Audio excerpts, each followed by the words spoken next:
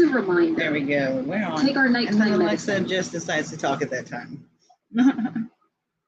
Hello, Cecil. I hope you get to make it. Hi, Roy. I think you guys are still in here. Let's see. Nope, nobody's in here yet. I know the auction's going on still.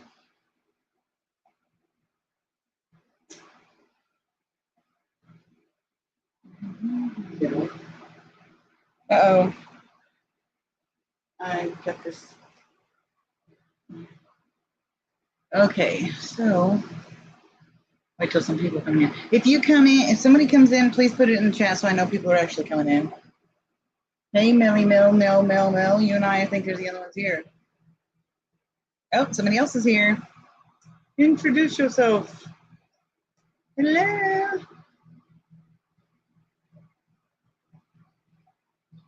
I think there's not going to be a lot of people here right away because the auction's still going on.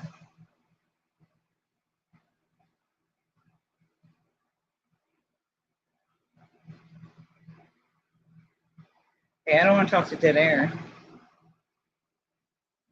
Okay, so Mel is in here. Is Roy or Cecil still here? Yeah, and you see, how do you see Roy? I saw his comment, but I don't. He hasn't commented again. So yeah, they commented, but I think they commented and left.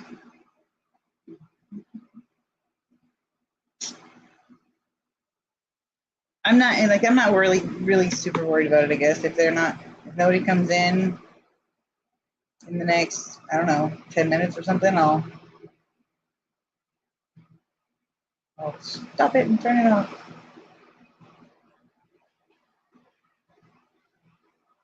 Thank you. I would tell you look cute too, Mel, but I can't see you because you got a headache, and headaches suck. Oh my God. I can't believe I've gotten rid of two of my axolotls. It's like killing me. Okay, somebody else is in here. Whoever just came in, just throw your name in. Let's see. I look like a sick dog. Well, yeah, I'm sure you're beautiful. I'm sure you're beautiful. So whoever just walked in, pop up there, say hello, so I can say hello back. Miss Mel has a headache tonight. She's really bad, so she's got a really bad headache. It's been bugging her for quite a while, so she's not going to be here. She'll be in the chat, though, I guess. That's okay. Oh, yay. I'm getting shouted out here. Oh, shit. Hey, Henry. Thank you for coming. There's not many people in here, just you and Mel and somebody else. But Mel's got a headache, so she won't be here. Henry is here. Time to party. Hell yeah.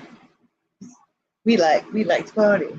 Okay, I don't know if I'm telling my age. You guys aren't probably old enough for this. Mel, I don't know. You may be. Over here. Do you remember the old Six Flags commercials where everybody gets off a big red bus and with Six Flag logo on the side, and they all come running out, and there's this old guy, and he's dancing. It's hilarious, and it says we like to party. It's cool. So I figured out. People come and go on.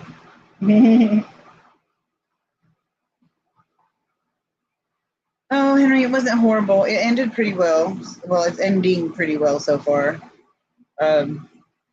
I rehomed two of my axolotls, and then I've got two more spoken for. I'm shipping them out Monday. I've got someone pending to pick up my black rams, which I'm not really happy about. I've had a few people ask about my Ivonicar bimaculata, but I guess they didn't like that I wasn't going to send them cheaply. Like I wasn't going to get rid of them cheaply. But I even told them in the ad that I was like, I'm not sure I want to get rid of these. This is just a maybe, a possibly, that if someone wants one and made me a big enough offer, I might part with, but I don't really want to part with them. Hey, June. Hello, Miss June. So how'd you guys make out at the auction? How'd you do, Miss June? I can't wait to see everybody's goodies. I was I was at the auction, but I fell asleep. So. Oh, I know that. I saw the Ivana car and the Atticota. Atticetta. I don't know why I said Atticota. Anyway, the zebra. I hear the zebra cars are really, really, really, really pain in the ass. Right? I saw the zebra cars too, and I was like, I could probably make that work. And I was like, no. I didn't even see how much they went for. Do you know how much they went for? Either the Bi Immaculata or the Atticetta. Either one. Do you know what either one went for? Like men sometimes, right? Quite often, actually. June says I can't get anything for a while. House repairs are coming. Oh God, I believe that. House repairs suck. I mean, there's total benefits to renting and there's total benefits to buying. So one of the benefits to renting is somebody else fixes your shit. So usually, and they don't always actually do it. So they don't actually do it. Hey, Mom, nice to see you. I'm glad you got to join us here. Oh, before I go, men are worth it if pretty means sometimes I'm in. Oh, yeah, okay. Sorry, I totally misread everything. Oh. I don't know. But I do want to tell you, if my camera disconnects or it looks like I've left, don't take off because I'm using my old janky computer that's all fucked up, and if I bump it or the tiniest bit, my camera goes off, and sometimes the computer goes off. So if I manage to get myself in that particular situation, don't take off on me because I will be back. You just might have to give me a little bit of time so I can get my computer started again. I don't really have a choice in the matter right now.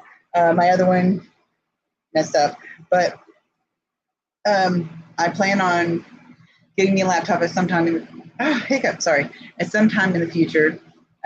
Hey, Fish Fan Link, in case it's the real guy. Henry says, Shirley, any updates on you be able to keep your tanks? No, actually, I talked to a mediator, and the process goes, I write out a proposal of what I'm willing to do, how I would comply, what else? What I wanted from them and the result that I wanted. So, like, one of the things I put in there is that he would honor my ESA letter and allow me to have, under 10 or under tanks. I don't know if that'll work or not.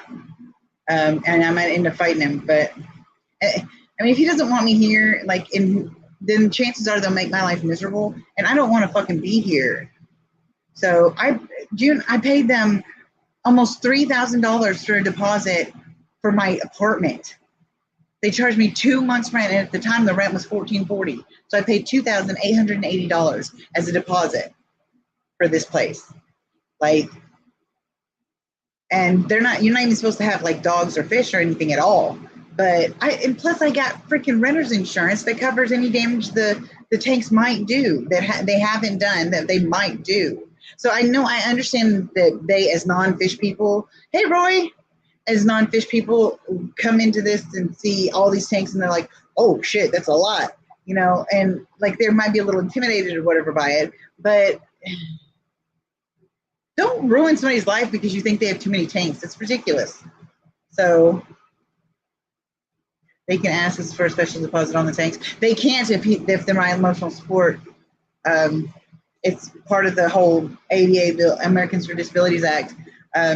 They can't charge me a pet rent or a deposit on any ESAs. Now, if I have any pets along with it that they're allowing, then yes, if they ask pet rent, then you have to pay it if they're pets. But how dare you be happy? Exactly. Roar eyeball. Sorry, I missed that. Expensive as part of the US. Oh my God, right? It's 75. 75. I don't know where the fuck 75 came from.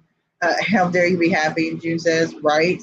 The funny thing is, somebody told me that they thought that I would have a case for like emotional damages and stuff.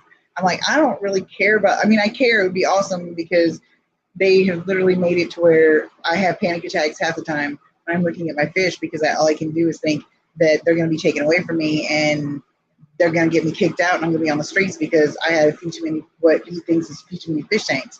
So, so basically they're threatening to take my emotional support animal away from me and at the same time causing me emotional distress. So June says, misery loves company, just bring everyone. Exactly. Like, I don't understand the people who are so miserable that they got to make everybody else miserable. I don't get that. It's like, it's stupid. So, but I know we don't have to have a topic and we can sit and chat stuff, and I'm okay with doing that sometimes, but I really like the idea of steering our conversation in a specific direction.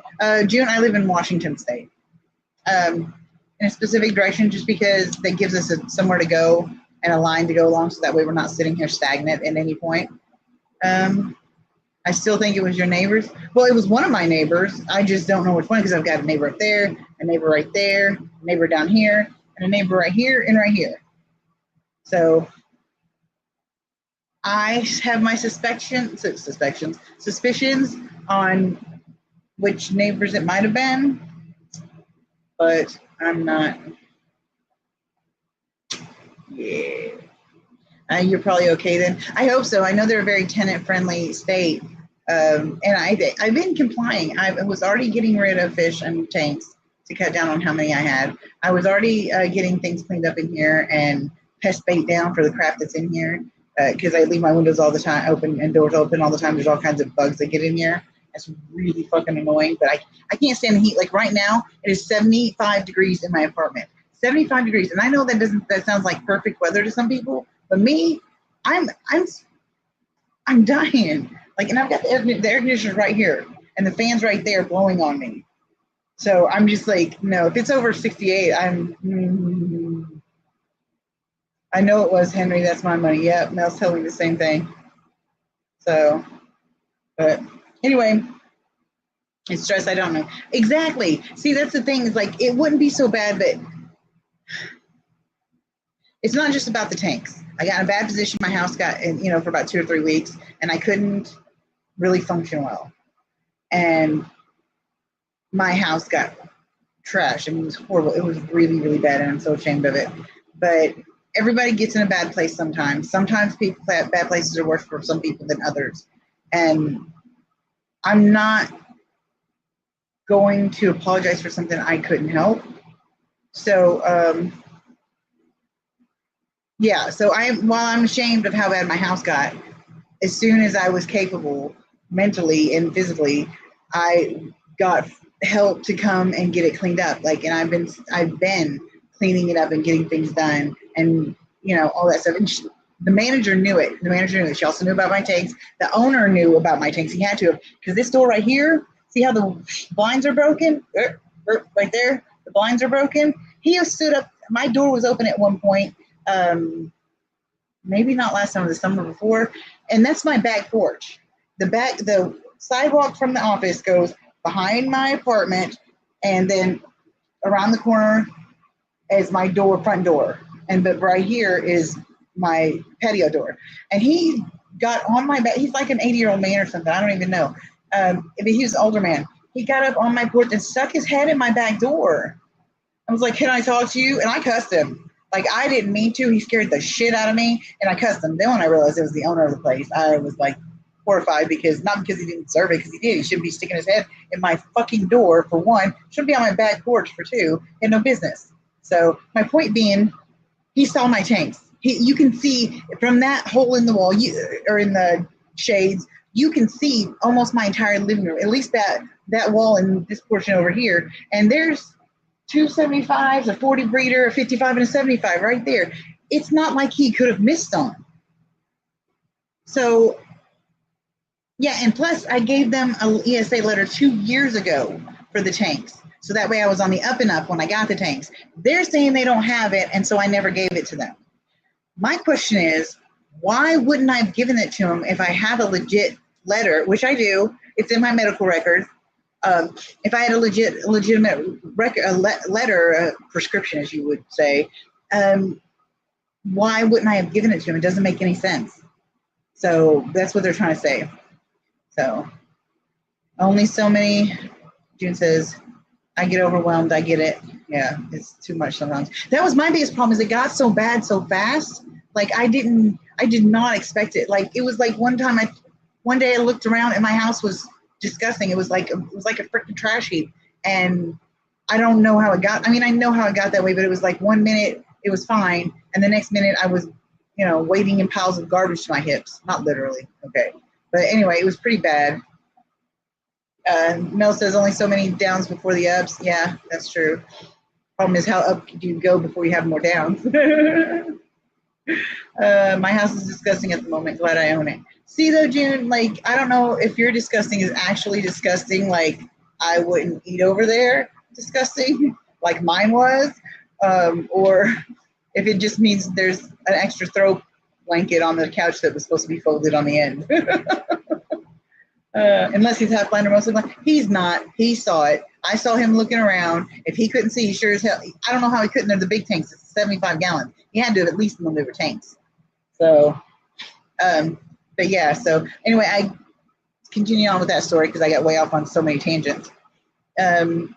I contacted a professional mediating group, and they said the first step was to write out the proposal. I wrote out the proposal, and we've given it to them. I also, he has rejected my ESA letter, told me basically he said he doesn't want me to have any tanks, and because I didn't get rid of them all within the 10 days he gave me, I rid of them all, have everything in here completely cleaned up, and every pest out of here. Like all the bugs and stuff that come in from the doors and the bugs that were a consequence of my house getting bad that are, they're getting taken care of now, but it got really bad. So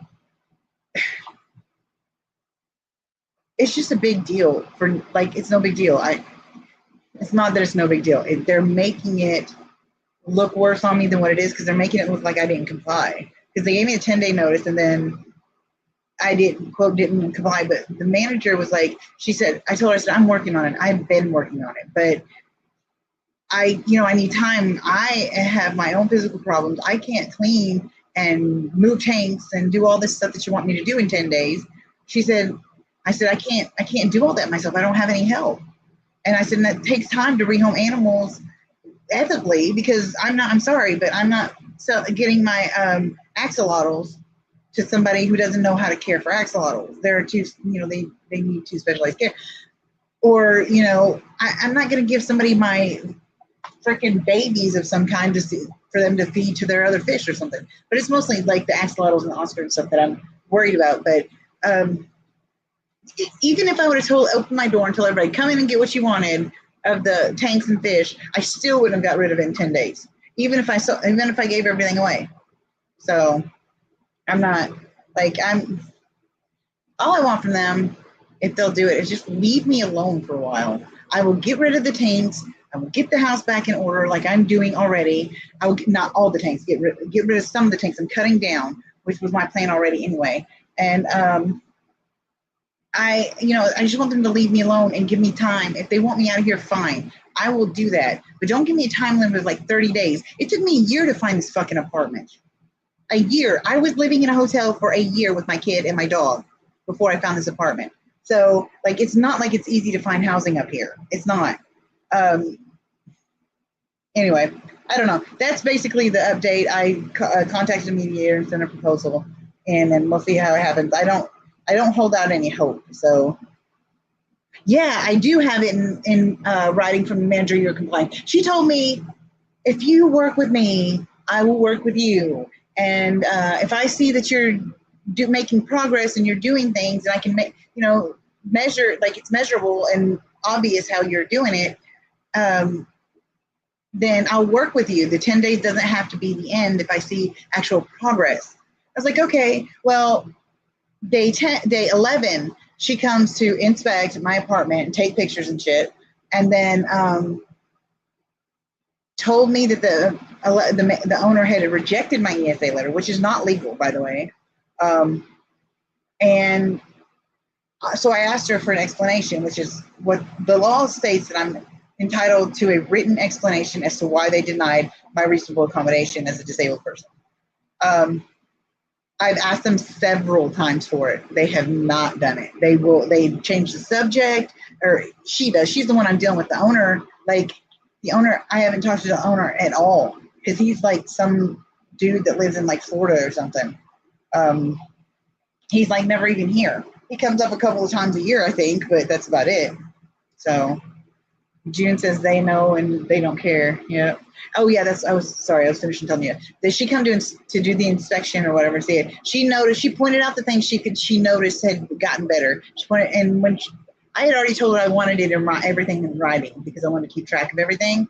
And so she sent me an email with a basic rundown of our conversation in which she included that all the things she listed that she thought that I had improved on. So I've got documentation in an email of her admitting that I had made significant progress and that I was complying. I just didn't have time at the time. So, I mean, I don't know. I don't want it to get like,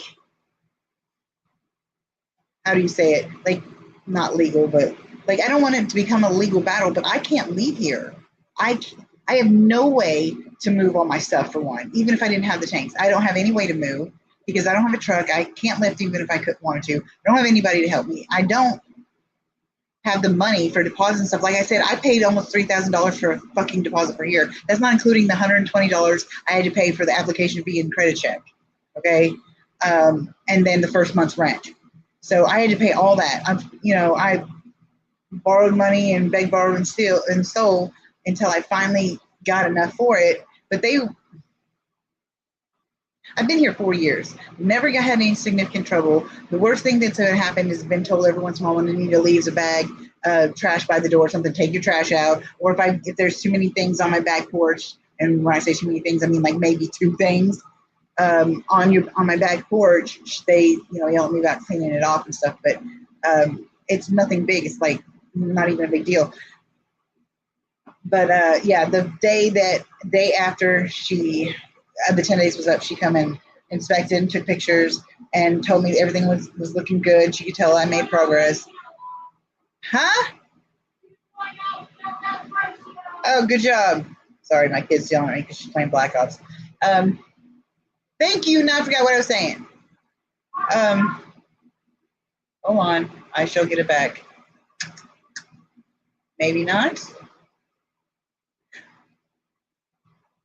Anyway, I don't know. I'll pick up where I left off with the conversation I can remember. She come in, took pictures. Anyway, she told me that he rejected my letter, and I asked her for the reason, written explanation from the owner as to why they can legally reject my letter, because legally they have to have a valid, lawful reason to reject my ESA letter. That's proof that they have to prove that my letter is either it's not legit. Basically, my documentation has to be not legit. The animal or animals have to cause significant damage to the property or to the rest of the tenants. Anyway, there's like 2 other things that none of them apply. So he should not be allowed to. I mean, he may be saying stuff like that there's a possibility that they could damage the floors or something if they've leaked, but they aren't leaking, so there's no damage that they've made to the floors.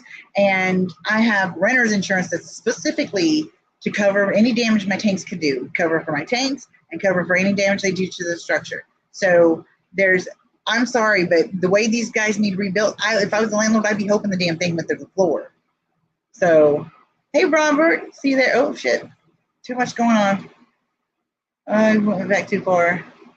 Are they knowing they don't care? And Mel says, I will have all the hope for you. Good, Mel, because right now I'm running out of hope. I'm running out of it. Their progress and yours will not be the same. Yeah, I know, but the thing is, it's not even like she come in and judged and said it wasn't good enough. She come in and listed all the things she saw that were improved. Like and even sent me an email that listed all the things and how she thought I'd made significant improvement. So, I don't know.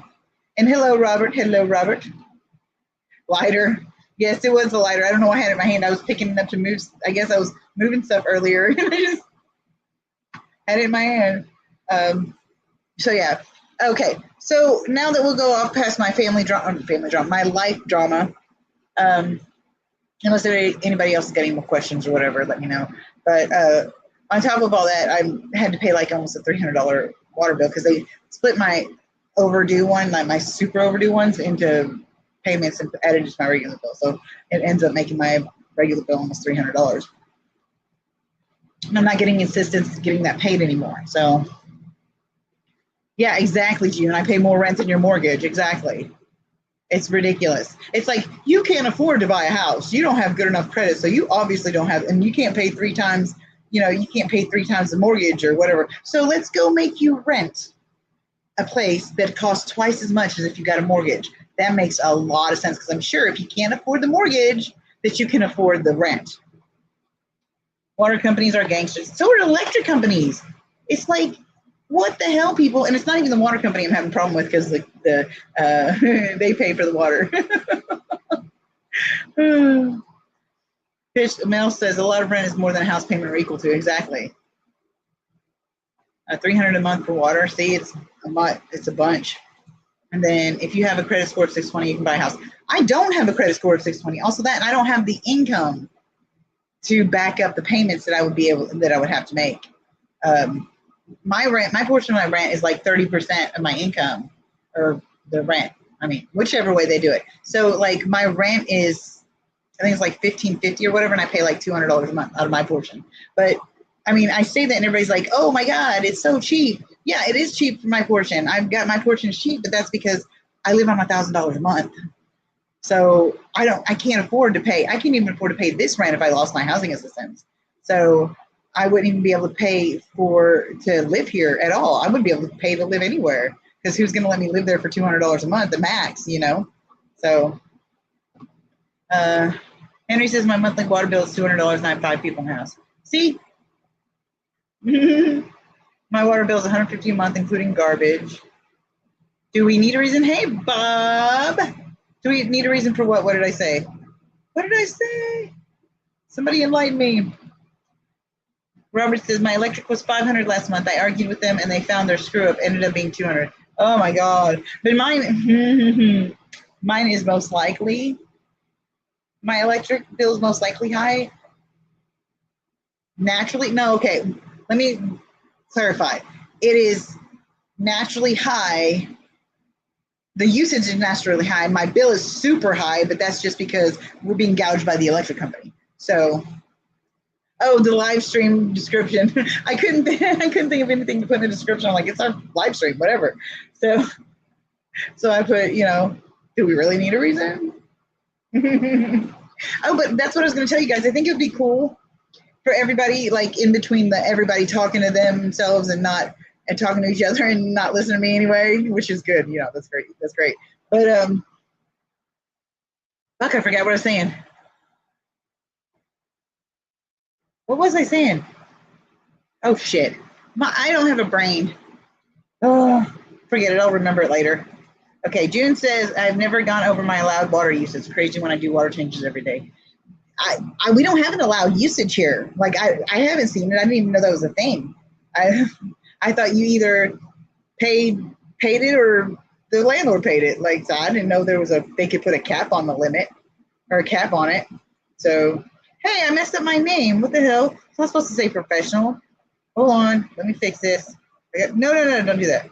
Nope. Here we go. Edit, name and headline. Okay. Professional, poor person.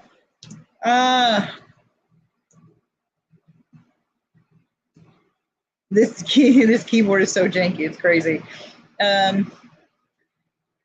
Robert says, I'm Callie that don't need to talk to me about being true to or Gavin Newsom. Gavin Newsom is a prick. I mean, like, you can tell he's just smarmy. I don't even know. Like, he does some good stuff. Like, I don't know, but I know he does some good stuff, or else he wouldn't be in office. So, or at least enough people think it's good stuff. But he seems like a big douche, like a really big douche. So, I don't know.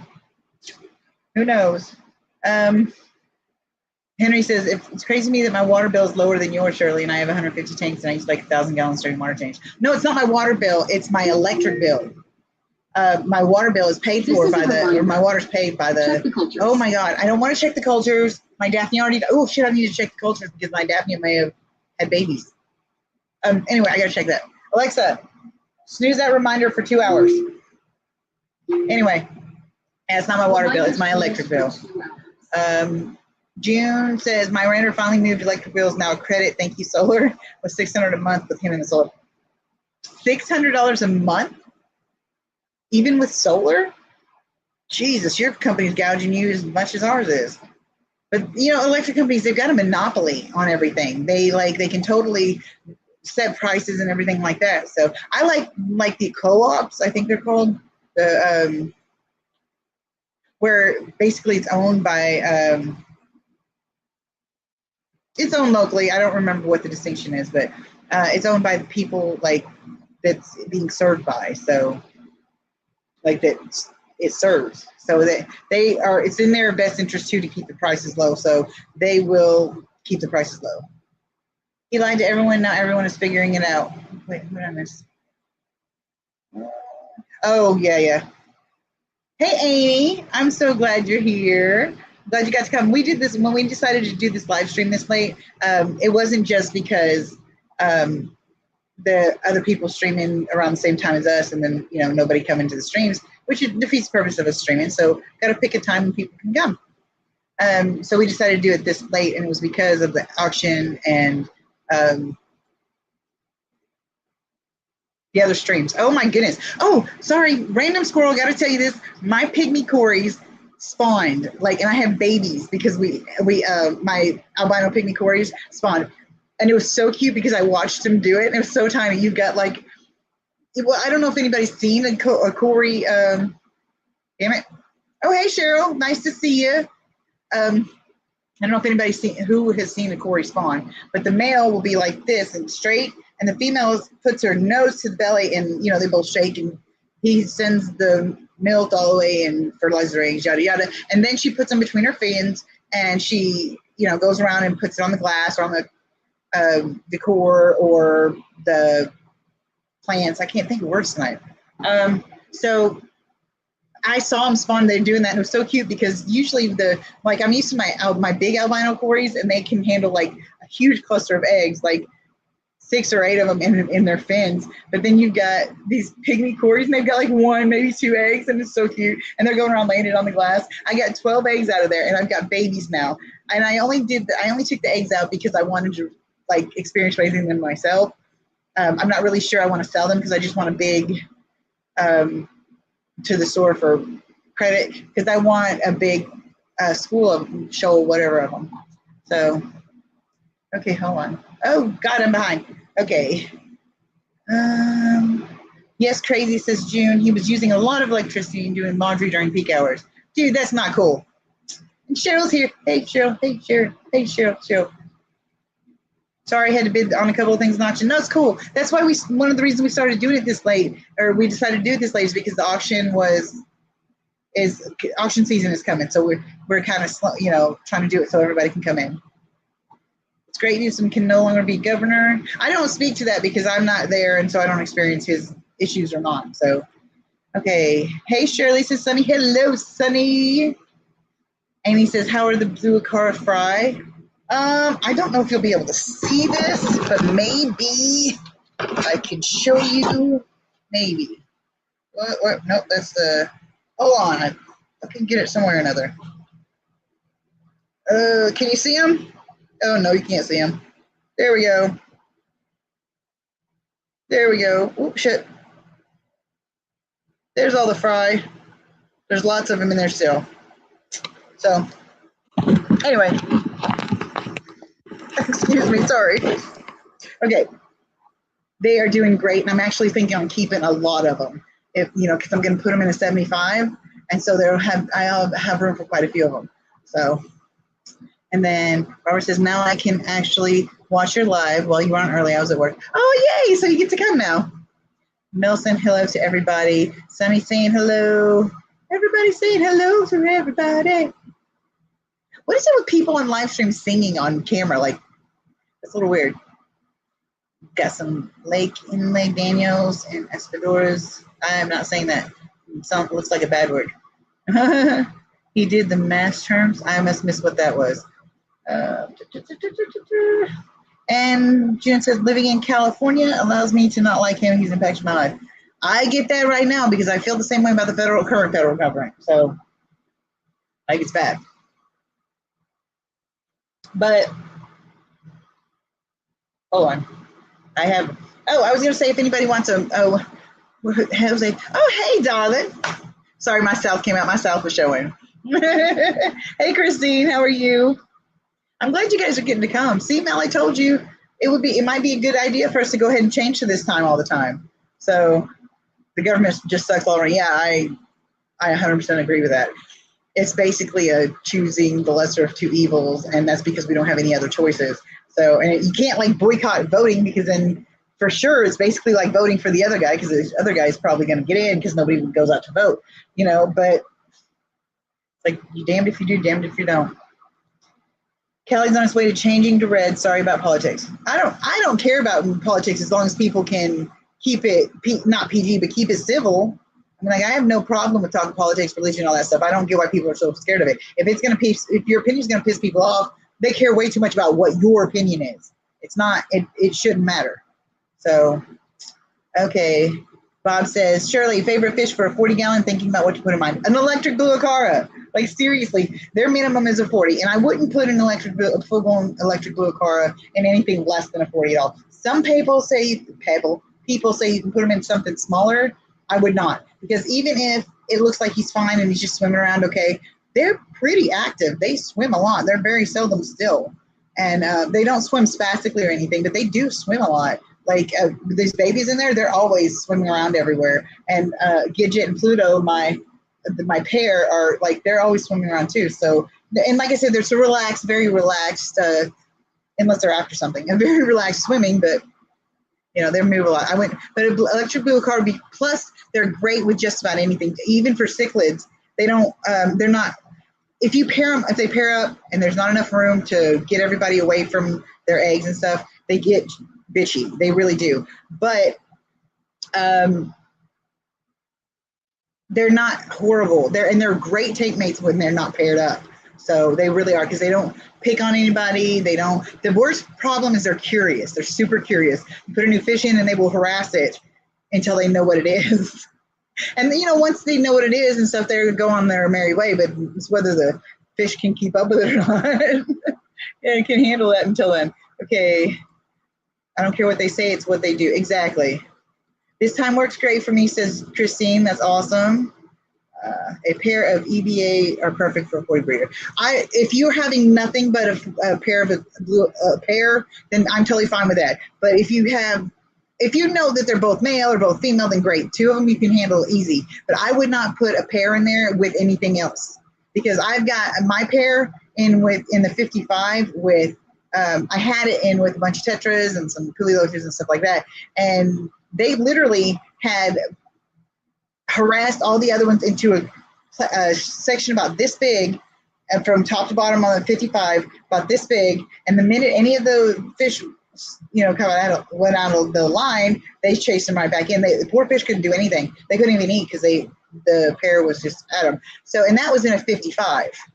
So I wouldn't put anything in with them if you're going to put a pair in there, only for the sake of the other fish if they were to pair up, only to keep them from pairing up. If you knew that there were two males, two females, you'd be fine with it.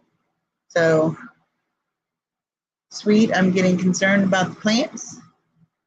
Annie says, I'll be putting my EVA into my 55 gallon soon. Yeah, honestly, if I have a choice about it, an EVA won't go in anything less than 55 if it's got anything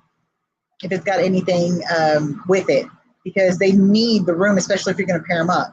I'm not an EVA, two EVAs. A single EVA, if I was going to put anything with it, would be no less than a 40 breeder. But for two, would be no less than 55. Preferably, I prefer the 75, honestly, obviously, because that's better floor space. But, which is cool, because my idea for talking tonight would be, what's your favorite size fish tank? Like, what do you think is the best? if you can't think of one that you think is the best overall for everybody, then think of one that's been the best overall for you. So I think that would be cool. So, see, oh shit. Okay. And Mel says, this time it is then, she said. Da, da, da, ha, ha, ha, ha. How big were my EBA when they bred? Actually, it's hard to know. I don't really know because what happened with them is I had them in separate tanks. I had a group of 4 that I had gotten. My first group was a group of 4. They all turned out to be boys. I had one boy left, and he was in the 55-gallon. And he was the smallest one out of the bunch. He was the smallest one of the bunch. And I named him Gidget because I was hoping he was a girl when he was a baby. And he grew up to be very much a male. And he was by himself in there with the tetras in the 55. And then I bought another group of 4 when I lost my other ones and just had Gidget left. I bought another group of 4, and I thought it had turned out where I had gotten in that group 1 girl and 3 boys because we had 1 pair up, but the other one didn't like pair up with anybody, and neither did the littlest one, which I named Pluto. Well, when I went ahead and sold the pair because I decided I didn't want any baby electric blue cars because they're not easy to get rid of, and I wasn't sure I'd have enough room if it took a while to get rid of them. Well, I took Pluto, who I thought was a boy because he hadn't tried to pair up with anybody or anything. So I assumed he was a boy, and I put her in with Gidget, and it was crazy. I don't know if you guys have heard it, but have you heard the love song thing that I made of the parody love song that I made and that I put up? It's about Pluto and Gidget. It's so funny. So, and it's like hardcore romantic and shit. It's funny. But anyway, that's how it'll tell you the whole story of how they got together, which is a really cute story actually, because I don't know if I know electric blue cars aren't supposed to mate for life or anything. They're not. I mean, they usually stay with it if they have other choices, but it's not been unusual for them to switch mates. So they're monogamous, so to speak, but they're not for life. You know, they get divorces. So. Okay, Robert says, do you think a Fluval 407 is big enough for a 55-gallon tank, or is it overkill? Robert, depends on what you have. I've got the electric blue cars, all those in there with a Fluval 407 and the 55-gallon, and it is keeping up like aces.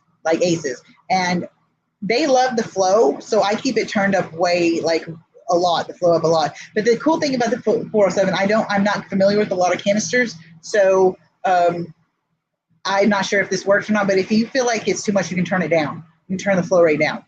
Now, it might be pretty typical in other canisters too, but I got, the Fluval 407, that's the only experience I've got with canisters. So the rest of mine I think I've got a hob or 2, and the rest of them are sponge filters. So, but no, I don't think it's overkill. I think it's a good size for it. I must have at least 200 EVA fry, about 2 weeks old. Oh yeah, I think you showed me the video of them or something. I don't remember. Says delayed. Oh, okay, that's to her plants thingy. Okay, yikes. Okay, they're talking about that. Thinking about the snails. And Mel says, my pair of angels at least let the smaller third wheel angel eat while he was in there. And now he has the king of the angel tank for now. Yes, he is. I'm so glad. Sunny says, yeah, EBAs are protective of the eggs. Yes, they are. The cool thing is, though, as cichlids, a lot of cichlids, from what I understand, don't quote me on it because I'm not experienced with all cichlids, but some cichlids will, whenever, like rams I know will do it, and EBAs will do it, is when they have one clutch and then they spawn again, then they'll either eat the eggs of the spawn or they'll eat the fry from the first spawn to make way for the next spawn. So, either they'll eat the eggs in the first place to I guess, nourish themselves or whatever and get them ready for, I don't know. But they either eat the eggs or they eat the fry to make way for the other another spawn. So they have spawned 3 times since these babies were born. And I was really worried that they would let them grow up. But no, even as big as these guys have gotten, these babies have gotten, they still are not allowing their eggs to hatch. I'm so thankful they like birth control. Yay, Cecil made it. Hey, Cecil. Oh, yeah, you guys definitely have to go look at the songs I put up there. I did one with Mel called Puff, the Unsung Hero of Snowmageddon and the Snowmageddon songs. They're awesome. So they're in my, if you want to see them, I won't subject you guys. I probably could show one if you guys wanted to see one, but I've got a playlist of them. So if you guys want to see them, you can just let me know. Jose says they need the room and like most parents protective of their young. Exactly.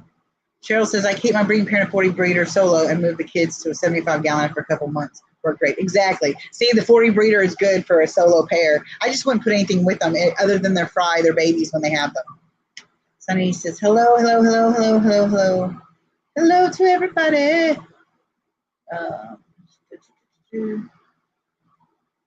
Mel says, I think my headache and general horribleness is finally subsiding, thank goodness. I'm still partial to our puffer song we made and still a little bummed you trashed the music solo through it.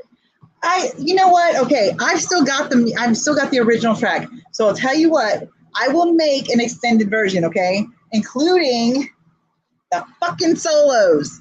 I will do it. There's 3 fucking solos in that though. It's like, come on, how much do you think you're good at it? Amy says, Shirley, are you having God's weather down in Washington this weekend? It's 25 degrees here today. Alexa, what's the temperature in Celsius? She takes forever. Degrees right now. It's 22 degrees here right now.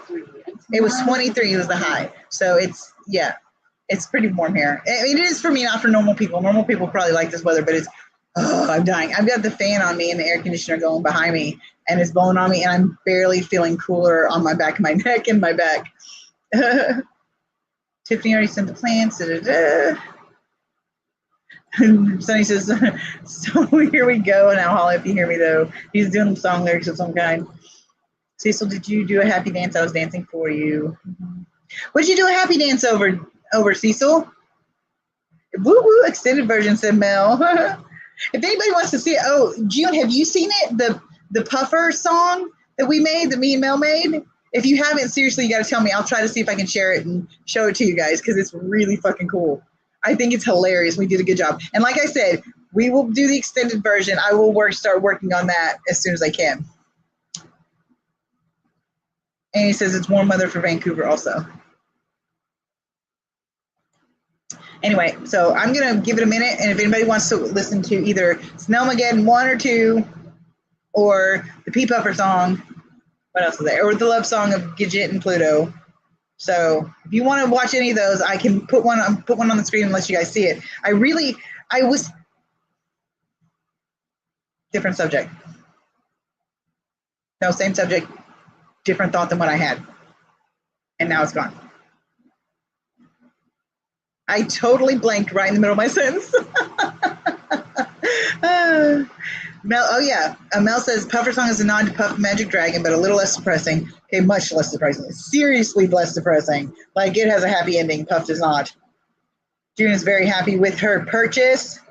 So, okay, everybody vote. Do you want to listen to any of the songs or no?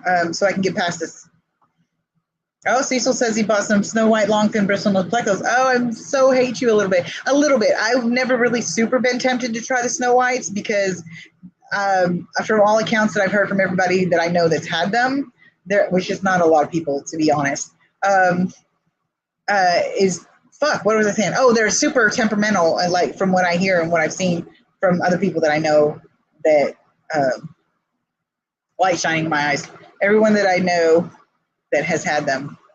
June says, play the song. Mel says, play the song. It's her favorite. And Annie says, hello, Mel. How are your tanks doing? Okay, let me see if I can do that. And Mel's not biased at all, of course. No, I want to share my screen, but I don't want to do that yet. I want to go to YouTube. I really think it would be cool for us to just like sit and listen to some of the songs I've got, the 1, 2, 3, 4 of them now, not including my China Tragedy, which is a not fish related thing. Oh shit, I hope it didn't knock me out. You're still there, right? Okay. YouTube. Da-di-da-di-da. Ow, I bit my lip. What the hell? This is not what I wanted. I didn't want to log into this one. Can I log out? Delete. No, apparently not. Not that way. What? I don't like this. Okay, let's see if we can do this. Okay, switch account. Thank you. I'm sorry, this is taking a lot more time than I wanted it to. Okay, let's go to. Am I still really? This is making me mad. Okay, try this again. Switch accounts. Okay, there we go. And we want the Puffer song, which is right here. That is not the right one. What the hell, people?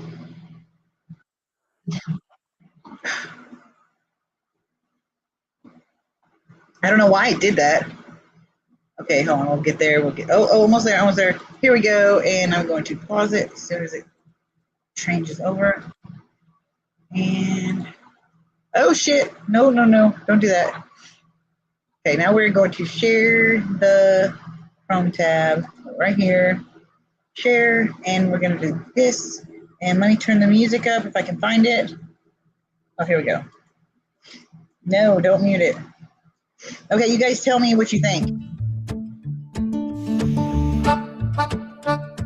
Oh shit, can you guys hear this? Let me know. Okay. Okay. Oh, Christy's going to okay, everybody's saying play song. So good, I'm glad.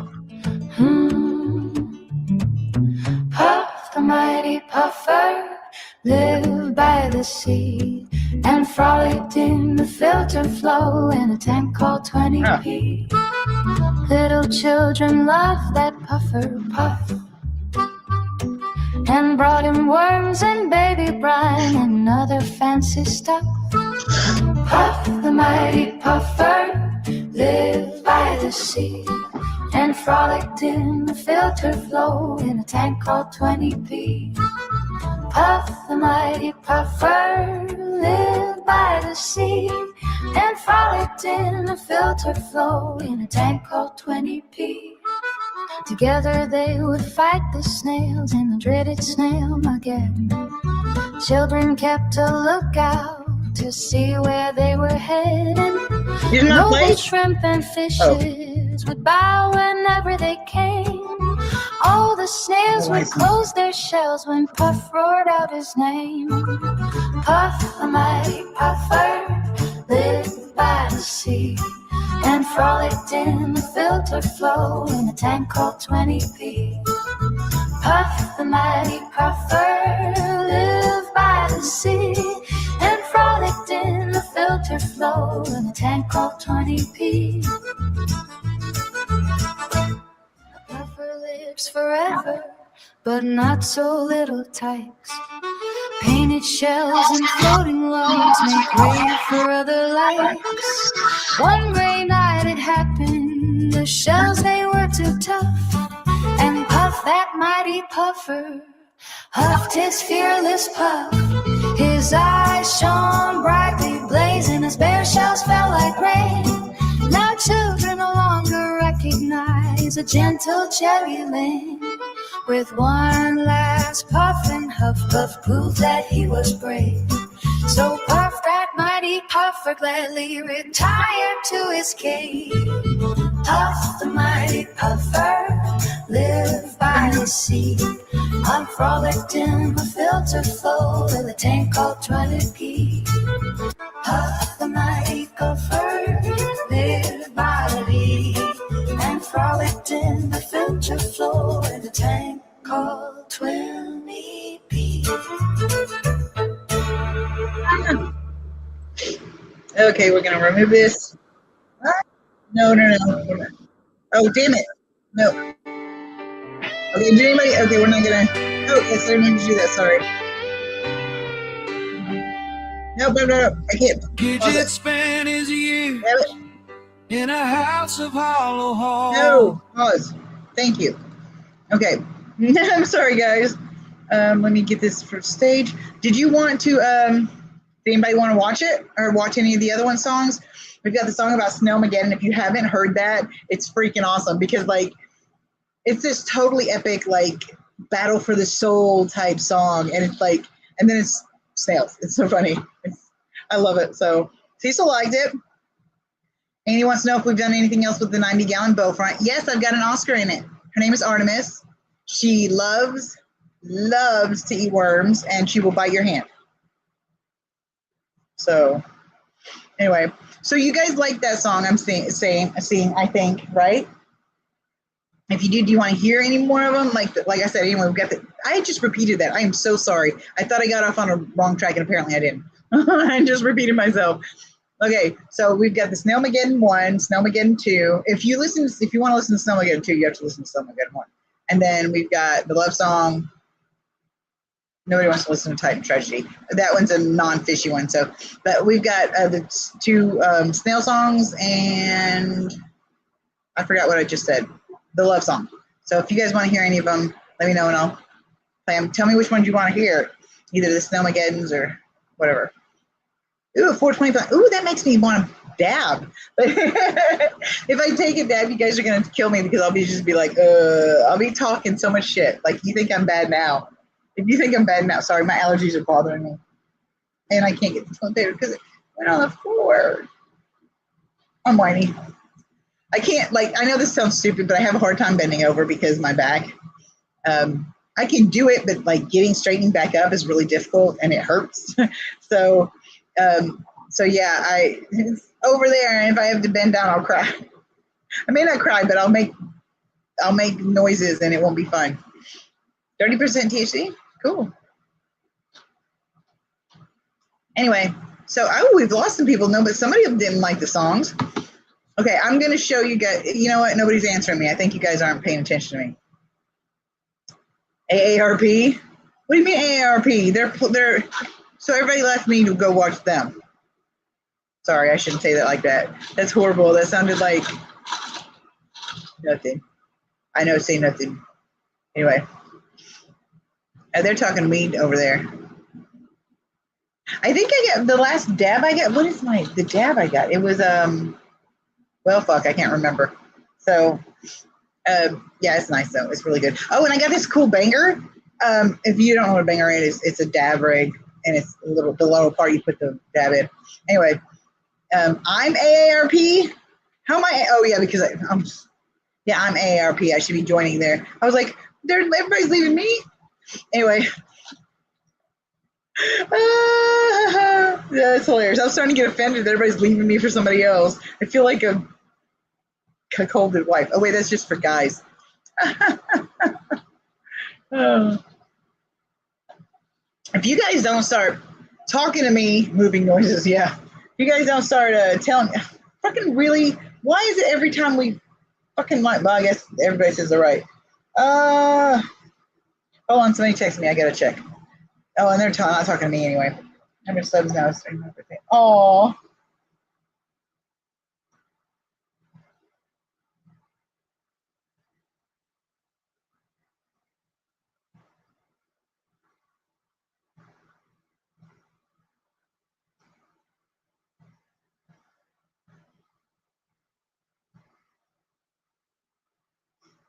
Oh my God, this stupid, I swear, this predictive text really likes to piss me off.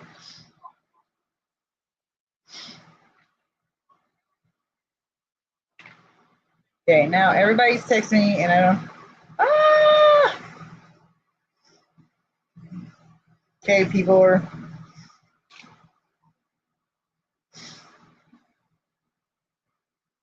okay, this is, what is with this? People aren't wanting my tanks and even want to give it to them. This is ridiculous. I'm trying to cut down on tanks and stuff. So, look who's ignoring now. Yeah, I always ignore you, Mel. You're a pain in my ass. I'm just kidding. I love you. Okay, see what else we say. Okay. It's okay. I make moving noises too. Yeah, that's sad because I start saying I'm old and you're not. But that's not true. You're old too. No, it wasn't an Axie text. It wasn't, but we've got confirmation. I'm just waiting on payment, and then the last 2 will have a home.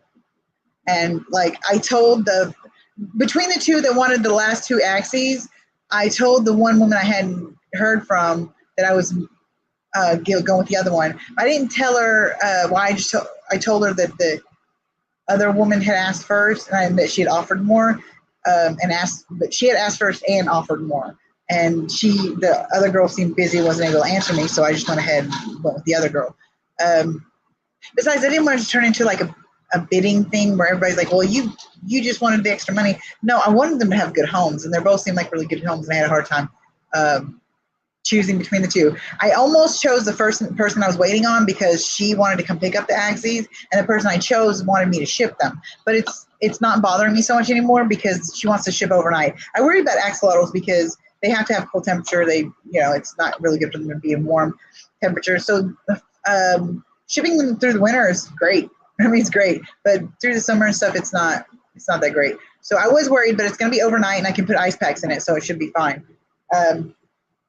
And they've all agreed to let me know how they're doing and everything. So Sunny says I'm multitasking. Yay!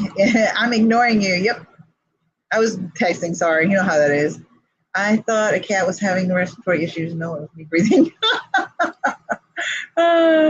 June's funny. Mel says it's melanoma to you. We got to think of some clever nickname to, not nickname, but you know what I mean. Okay, I'm going to have to find someone that wants this fucking 75 gallon and the 55. Because the person, that's what I'm talking about, I can't even give it away. I gave somebody the 75 gallon, and the first person I gave the 75 gallon, I was supposed to take my Axies to, and she kind of flaked and didn't show up. We drove 2 hours to meet her, and she didn't even tell us until we got to the place to meet her that she hadn't even left her area yet, was the other 2 hours away, and she wanted us to finish bringing him. So she wanted us to go 4 hours to her and 4 hours back. So that was not the deal, and that's not cool. But I don't have to deal with it because I'm selling them myself.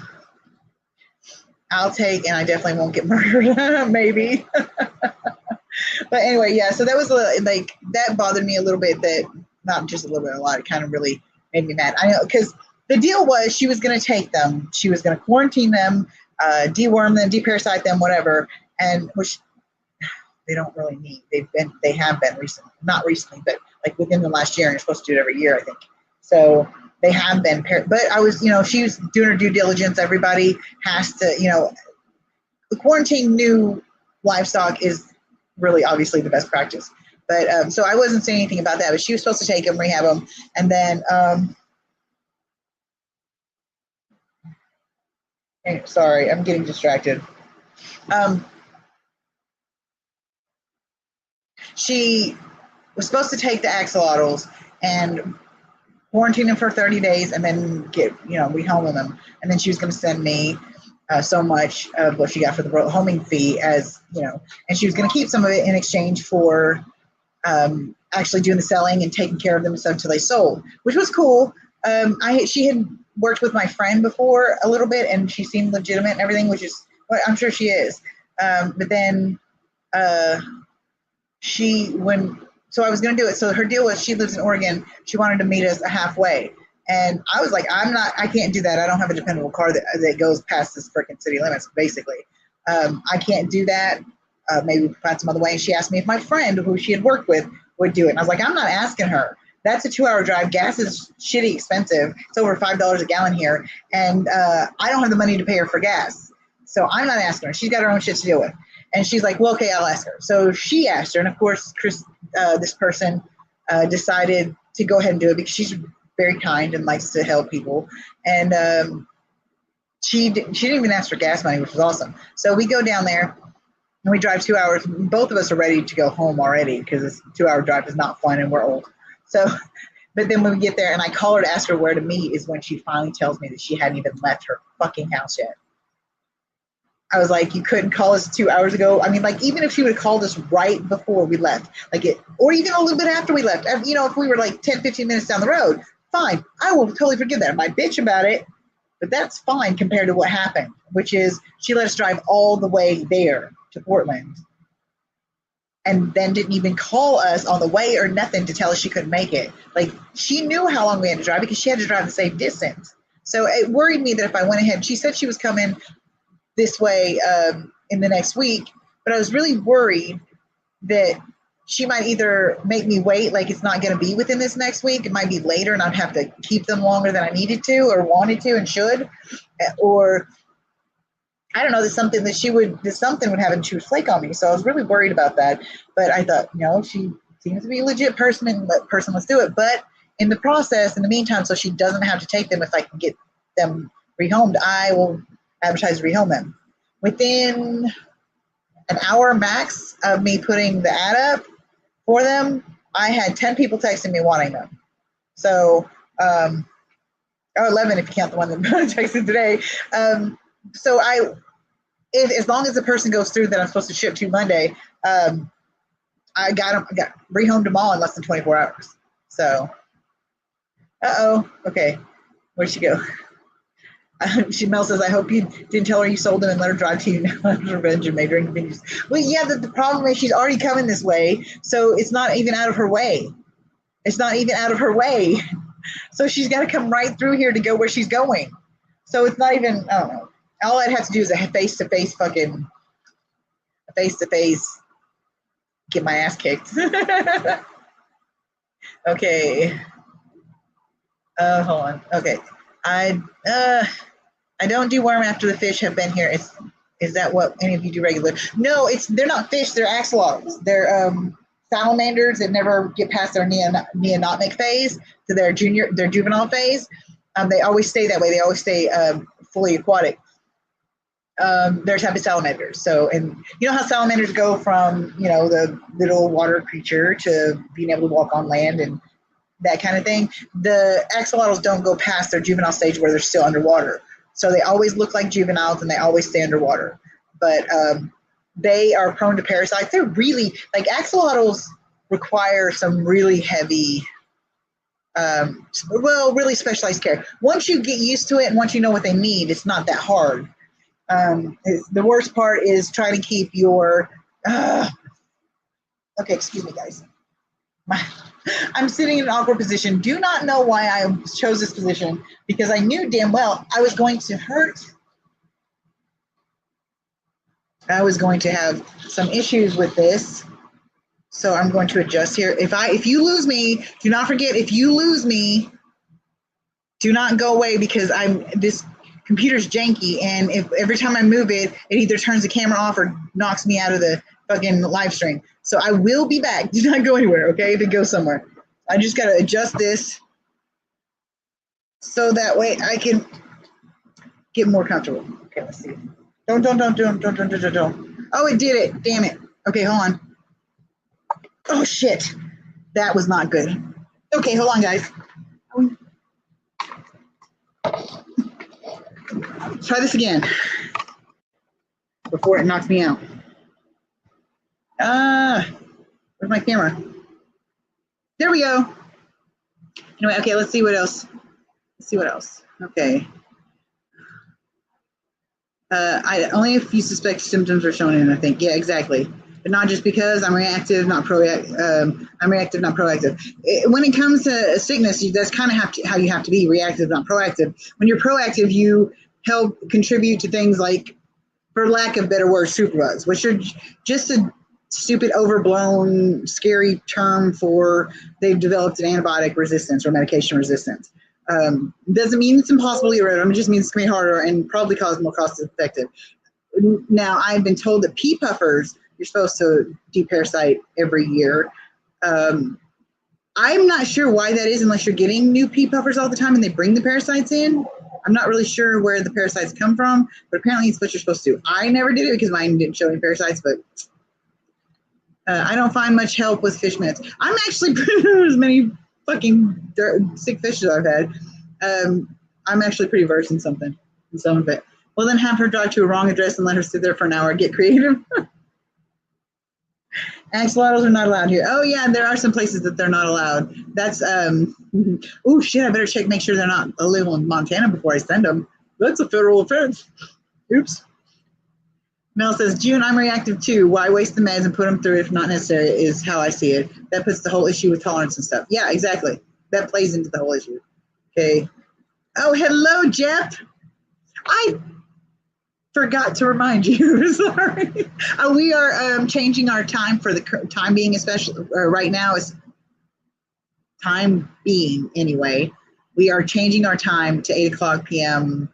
Pacific time, Jeff. So if you want to, it should be when everybody's winding down here, and then everybody, all the late owls in the East Coast are staying up. So, but yeah. So I personally don't believe in being proactive with certain medications like dewormers or antibiotics, things that have a viral or even bacterial, well, not viral, bacterial or some other component like fungus or something that it has to fight something. I don't even know how to explain it. My words are not working. Anyway, I don't do things like antibiotics and dewormers, things like that. I don't use proactively unless I suspect that there might be something that could be going on or they've been exposed to something, then I do. So, and that's just because it's better to do it and not your fish not get sick than it is for you to, especially in some cases, if you let them get sick first and something may be going on and you let the bacterial infection or whatever grow to a certain point before you start medicating, it might be a problem. But as soon as you see symptoms of something and you think it might be something serious, then go ahead and medicate. It's generally, most of the time, not a problem. I do not medicate in quarantine. I do not medicate until I see something because, like I said, it contributes to antibiotic and medication resistance. So I think that's a really big problem. It's one of the reasons why other places aren't. It's banned. Certain medications are banned just because allowing them to medicate their own fish or whatever has contributed to a rise in superbugs or whatever you want to call it. So anyway, so we'll talk about, everybody seems to be dying down on the conversation right now. So we'll go back to the whole conversation that I was thinking about having if we needed somewhere to go. Yeah, exactly, June. I'm a wait and see person. When it comes to medications, I am too. There's certain things I'm not. When it comes to medications, I mean, you could put some salt in quarantine if you so feel like it. Yeah, a little bit of salt, something like botanicals, stuff like that, the natural remedies that, they're bacteria and stuff doesn't grow a resistance generally to natural remedies that actually help it. I don't know what the deal is, but apparently it's still beneficial. It won't heal your sick fish if they've got a major bacterial infection. Botanicals are not going to heal the fish. It's just not going to happen. The fish will die before any botanical can be potent enough to get rid of it. But it will help and all that. Plus, fish like botanicals. So that can't hurt. That kind of thing can hurt. I inspect my fish daily and have meds on hand. Exactly. If you are proactive in certain not activities, habits, things like that. I can't think of the word. If you're proactive in certain things like that, like preventative measures, it helps. Like it really will prevent a lot. So if I was looking for something proactive, I'd do the salt and botanicals. Yeah, exactly. And clean water, like as pristine as you can get with the sick fish, is the best thing you can do. When I've got sick fish, if I'm not following specific medication instructions, I will do like a 50% water change, like the minute anything like ammonia or nitrates or nitrites or even higher nitrates. I subscribe to the view that, well, not view. There have been studies that have done that, and I read some of them, which were pretty legit. That, fuck, what did I forget? What was I saying? Damn it, I lost it. I'm sorry. Studies. Mel, help me out. What did I say last? Besides their studies. I know it's something about the water. Anyway, I do frequent water changes if anything shows up. The studies of the nitrates, that's what I was talking about. Studies have shown that it takes seriously high nitrates to start showing any negative effects on fish, like nitrate poisoning or whatever. Even in some cases up past 300-400 ppm. So ARP, there's your help. You're such an asshole. Water changes make me feel good. Yep. So, but yeah, they're serious. Like for fry and some sensitive species are more susceptible to them. But like, I think they said they tested goldfish on one of them. I know they did a beta on one, and they were surprisingly not resistant, but tolerant of higher nitrates. Not that I'm saying to do it. I'm just saying if you miss okay, thanks for telling me, Henry. We'll wait for you. Mostly, maybe not. I forgot again. I got squirreled. I'll just go to the comments. Okay, I love you. You know I love you, Mel. New fish, I will do more water changes. Exactly. Jeff says salt's okay, maybe a bit of cleansing like tea tree if your quarantine is dark. You got to be careful with tea tree oil. Tea tree can coat gills and shit. And especially in bettas, you don't want them because it will coat their labyrinth organ. So you want to be careful with that kind of stuff. At least that's what I've read and stuff. So I haven't dealt with it. I think there's tea tree oil in like Melafix or Pimfix or something. And I used that once, and a couple of my fish died, and I just took it as the illness. But now, looking back on it, I think they may have been over medicated. So if you're new to fish, it's hard to read your fish, which at this point, or that point, may be a med trio. But if you start with it, you're kind of fighting yourself. Exactly. Mel likes squirrels. Have you ever had an issue with EVA and gill fluke? Is it common? I have never had gill flukes on any of my fish. I don't remember where they come from, but I don't believe my fish have ever been exposed.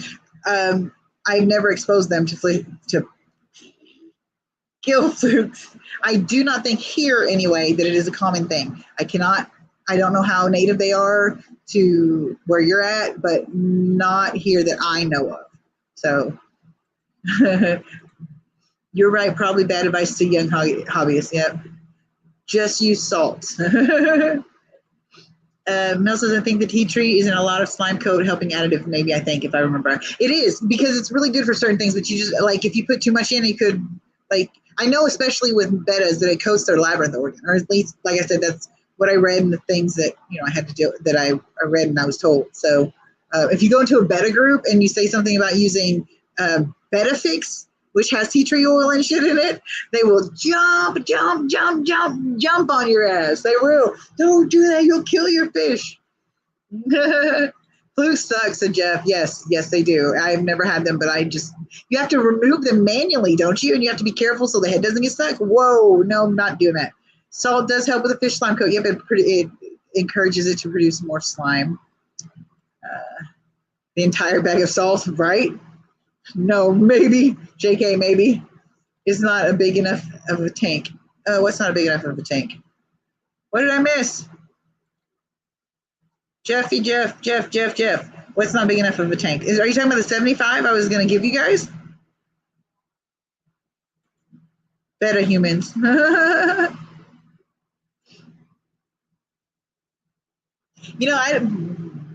I've had fish off and on. Oh, it did it again. God.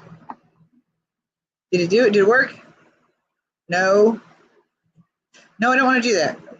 Damn it. There we, nope, that's not it either. This stupid thing.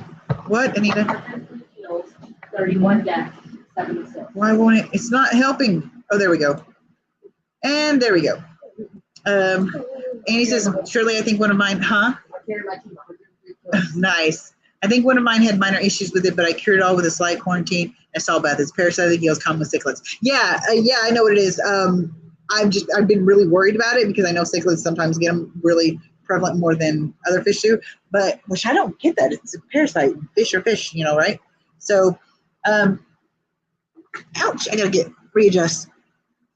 So I look for them all the time, but I still think you have to kind of introduce them. So like with something like a sick fish or whatever contaminates it. So I've never seen gill flukes on any of my cichlids, even the wild caught were clean. Yeah, I don't know. I don't know really if they're prevalent or not, but that's what I've read. But then again, you can only pick so much information out of Google and stuff without it being, fake. Jeff says, if I had to pick a disease, that's the worst? It's koi herpes. It takes the cake. Do you guys do slime coat scrapes? No, I wouldn't say that. I would say columnaris is the worst because like it literally ripped through my tank and my fish died so fast they weren't able to exhibit symptoms except for 2 different fish. I had a ruby tetra, and that thing was covered. Like it had the whole saddleback, had mouthful of fungus, had spots all over it, like fungus spots all over it. And it lived past what most of my fish that died in there lived. And yeah, it was crazy. So I would say columnaris because it's harder to get rid of. It takes basically a nuclear bomb of antibiotics to do it. So cichlids are extra delicious. June says, I've seen it on my goldfish. Yeah, I think goldfish are one that really get it too a lot. The gill flukes. Yeah, I think they are too. So, but yeah, with the fort. Okay, I was going back. This is the second time I've done this today. I start to tell somebody a story or something that I wanted to tell them, and then I'll get partway through, forget where I was at, and then remember back to the conversation part that I remembered, and I'd go all the way back and start all over and tell them all the same thing again. Like I just rewinded myself, started to do it again. So anyway, just as I wrote an article on how to cure columnaris in 2010 in Seattle aquarium. Oh, what did you do? I did a huge double dose of nitrofurazone. Okay, the reason I nuclear bombed them like that and double dose the nitrofurazone, which you can dose up to 3 times before it's problematic, although it will kill your shrimp, your plants, possibly your snails. But the reason I did that is because my friend had columnaris ripped through her tank, and no matter what she did, the ones that were living, she could not cure them. The columnaris would not go away. Nothing was spreading. It spread to her axolotls. It spread to almost every tank she had. It was ridiculous. Well, not almost every tank in that room was exposed to it before she knew that the fish were sick. After, of course, she did solid quarantine and all that, or solid. I guess it's quarantine, same thing, where you basically don't use that stuff for any other tank, like the water change hose and stuff. You don't use all that stuff for the other tank, whatever that word is that I can't think of. That's really embarrassing. So she ended up, it wouldn't go away, but at the same time, it wasn't healing. It wasn't healing at all. Wouldn't go away. It wasn't healing. It wasn't really getting super, super, super worse, but it just wasn't letting go. And it was, they were dying, but they were dying slow. We ended up having to put the whole 40 breeder of fish down because they were suffering so bad and we just couldn't get rid of it. So as soon as, Jeff is leaving. Okay. See you, Jeff. Thank you for coming. Okay. It sounds good. That sounds good. I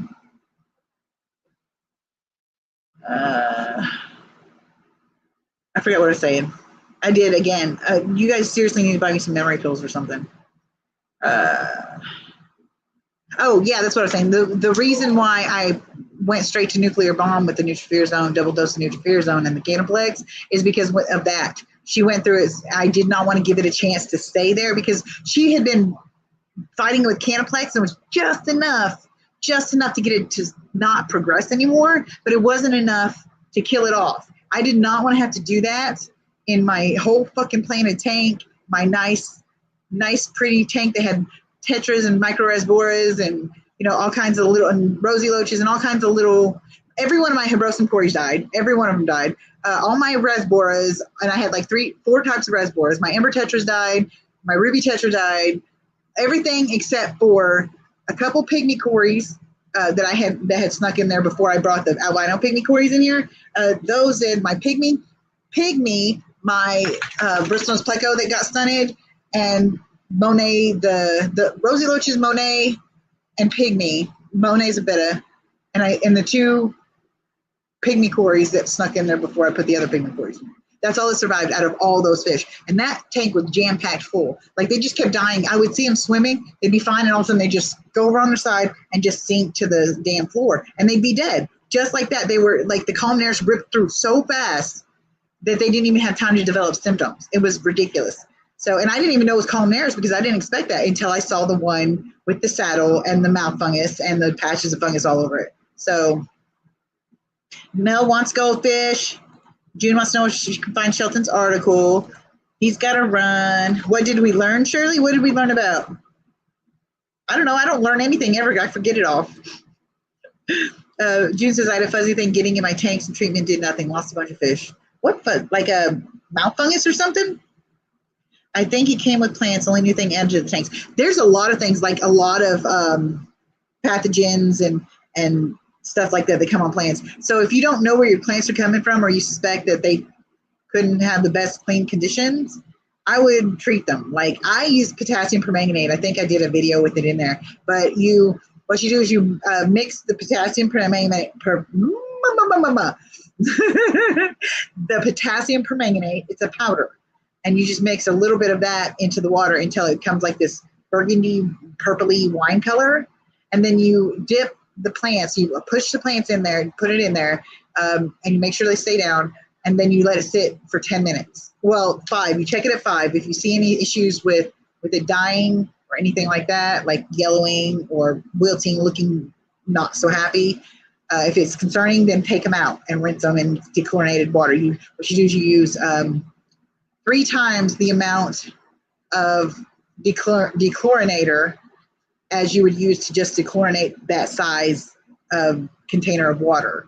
If you use 1 drop, then you use 3 drops to dechlorinate and to cause that potassium permanganate to be inactive. The thing is, it kills all biological material, everything. Depending on how, what it is, that potassium permanganate needs more for this one and that less for that one, or longer time in it for this one, and yada, yada. So whatever the dose is equivalent to kill, it will kill in that tank.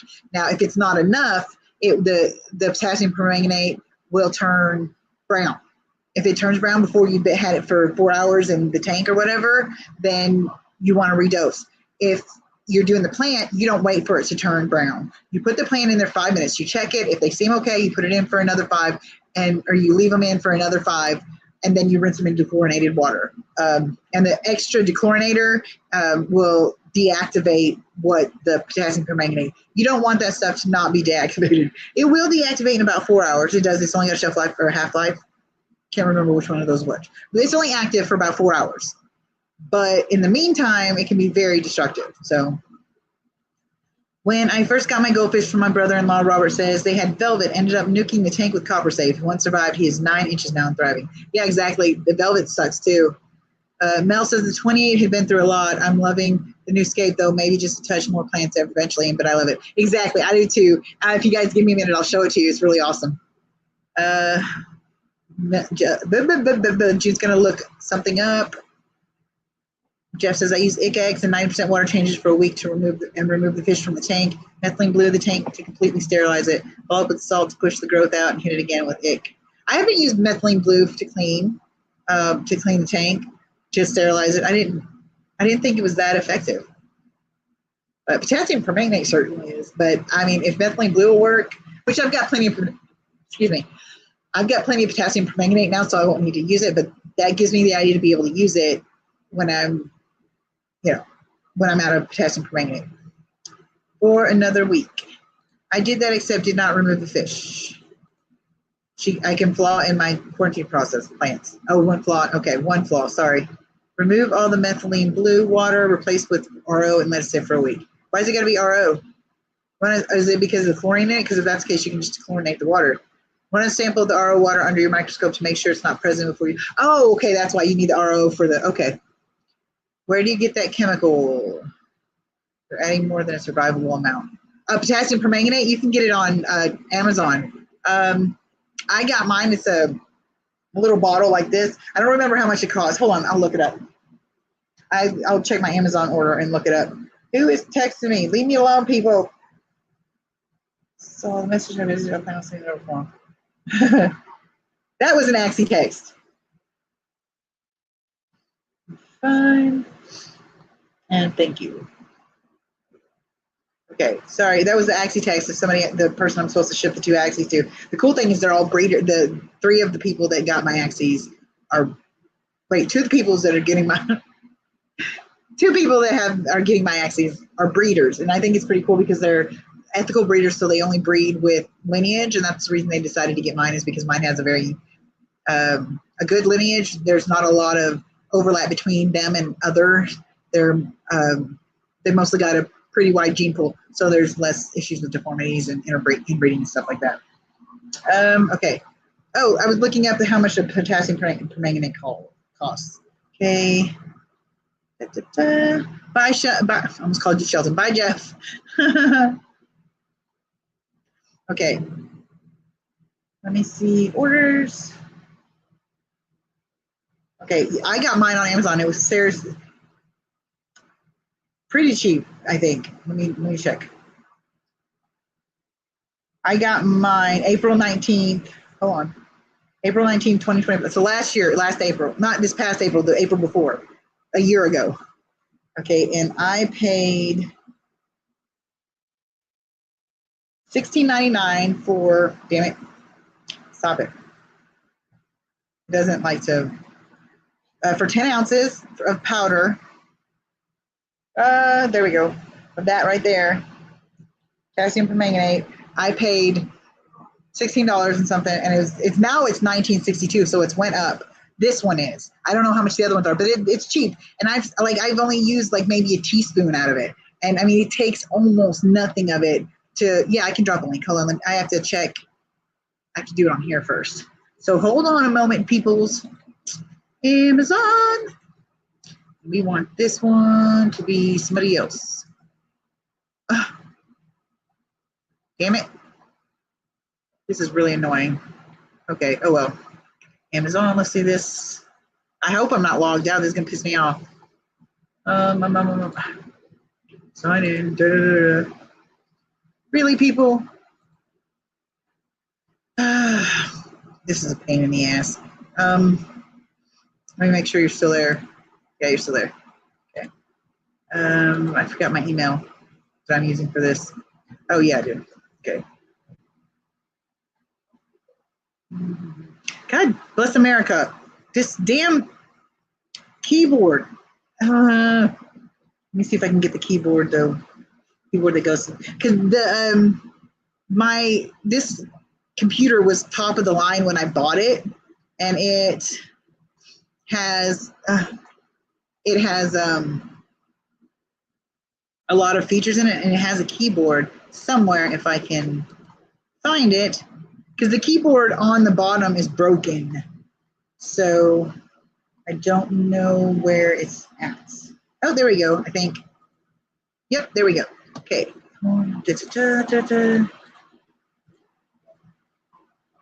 I gotta log in, sorry.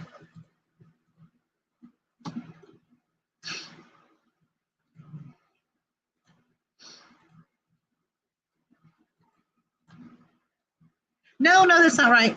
Damn it. Damn it. Back up, let's try that again. Stupid thingy. Okay, now let's try it. I don't remember my password.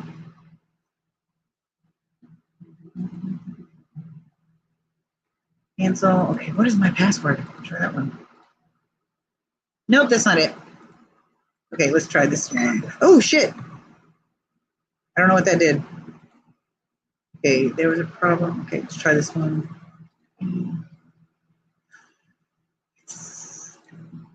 No.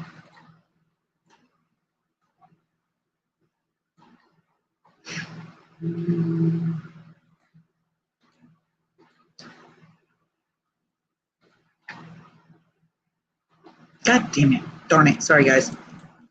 Oh, this is not going like I wanted to. You know what? I got a better idea than this. This is stupid. I'm not doing this anymore.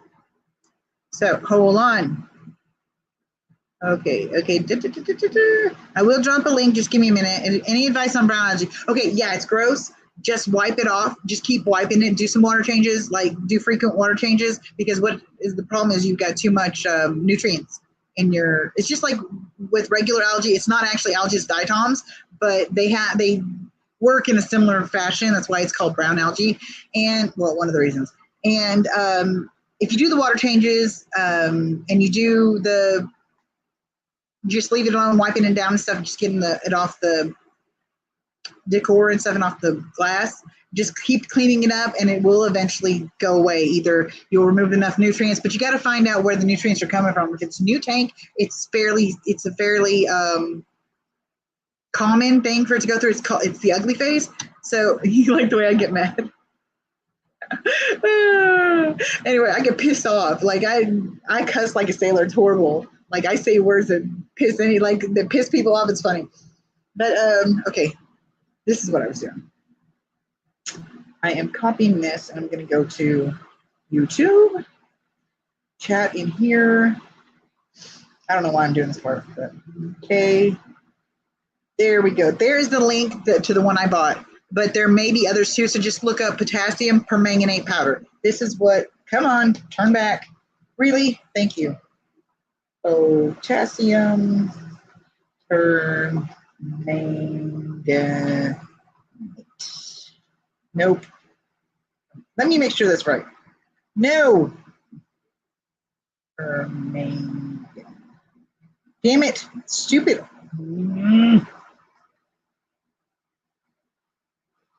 Maybe no.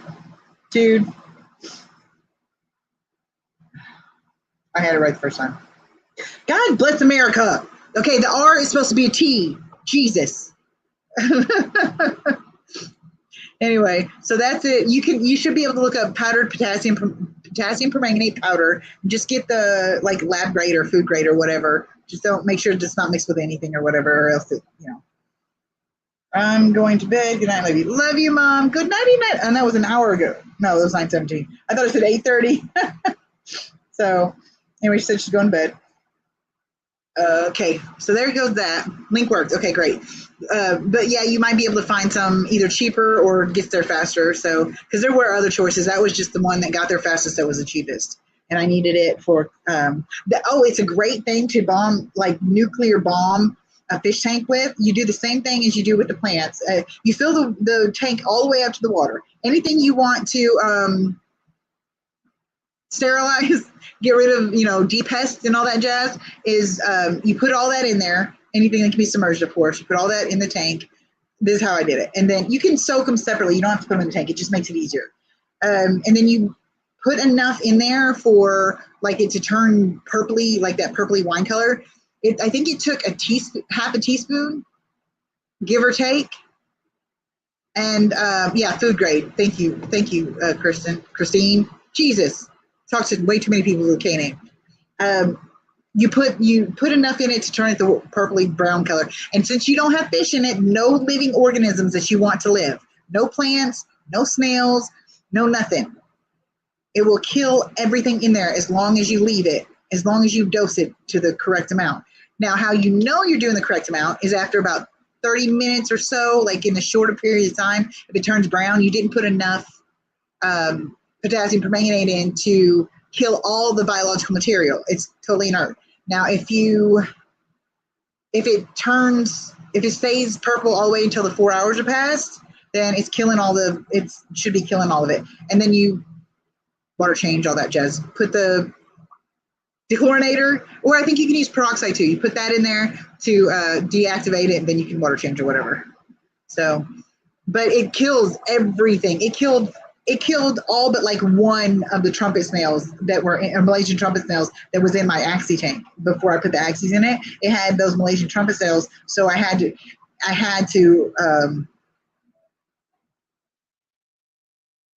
de-pest it, whatever you want to call it. I had to kill all those because, of course, snails are bad for Axies because they can choke on them and impaction and stuff. But and plus, I think I don't know how true this is, but because Axies are fast, they're not very fast. They're very lackadaisical for the most part.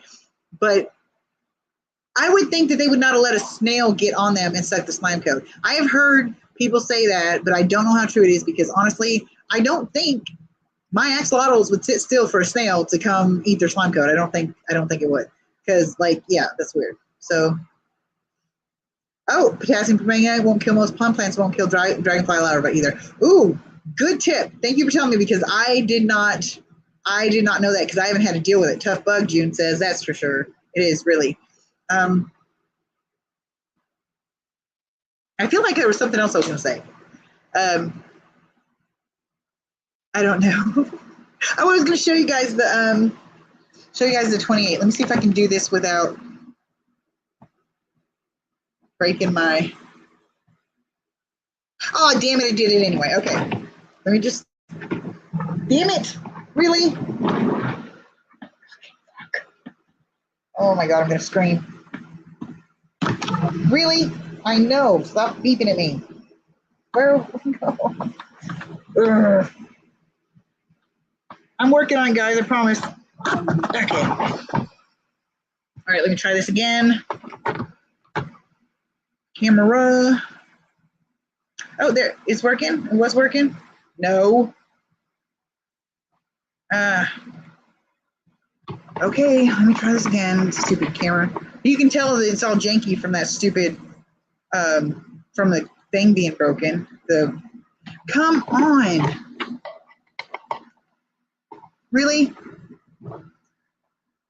Really?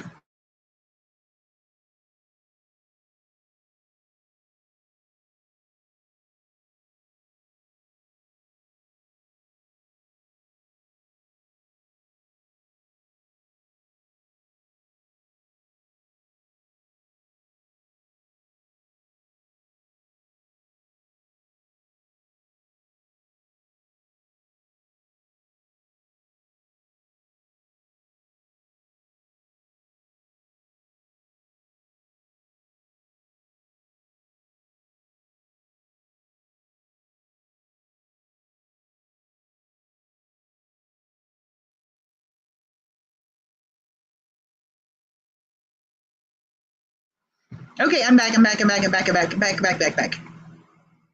Are we doing this? Okay. Okay. My computer decided to turn off. Okay. Yeah. And now it's being stupid again. No. I'm going to get pissed off in a minute, like really seriously pissed off. Okay. So you can hear me? Okay. Yay. Welcome back to my stream, right? So, okay, I'm going to show you guys the 28.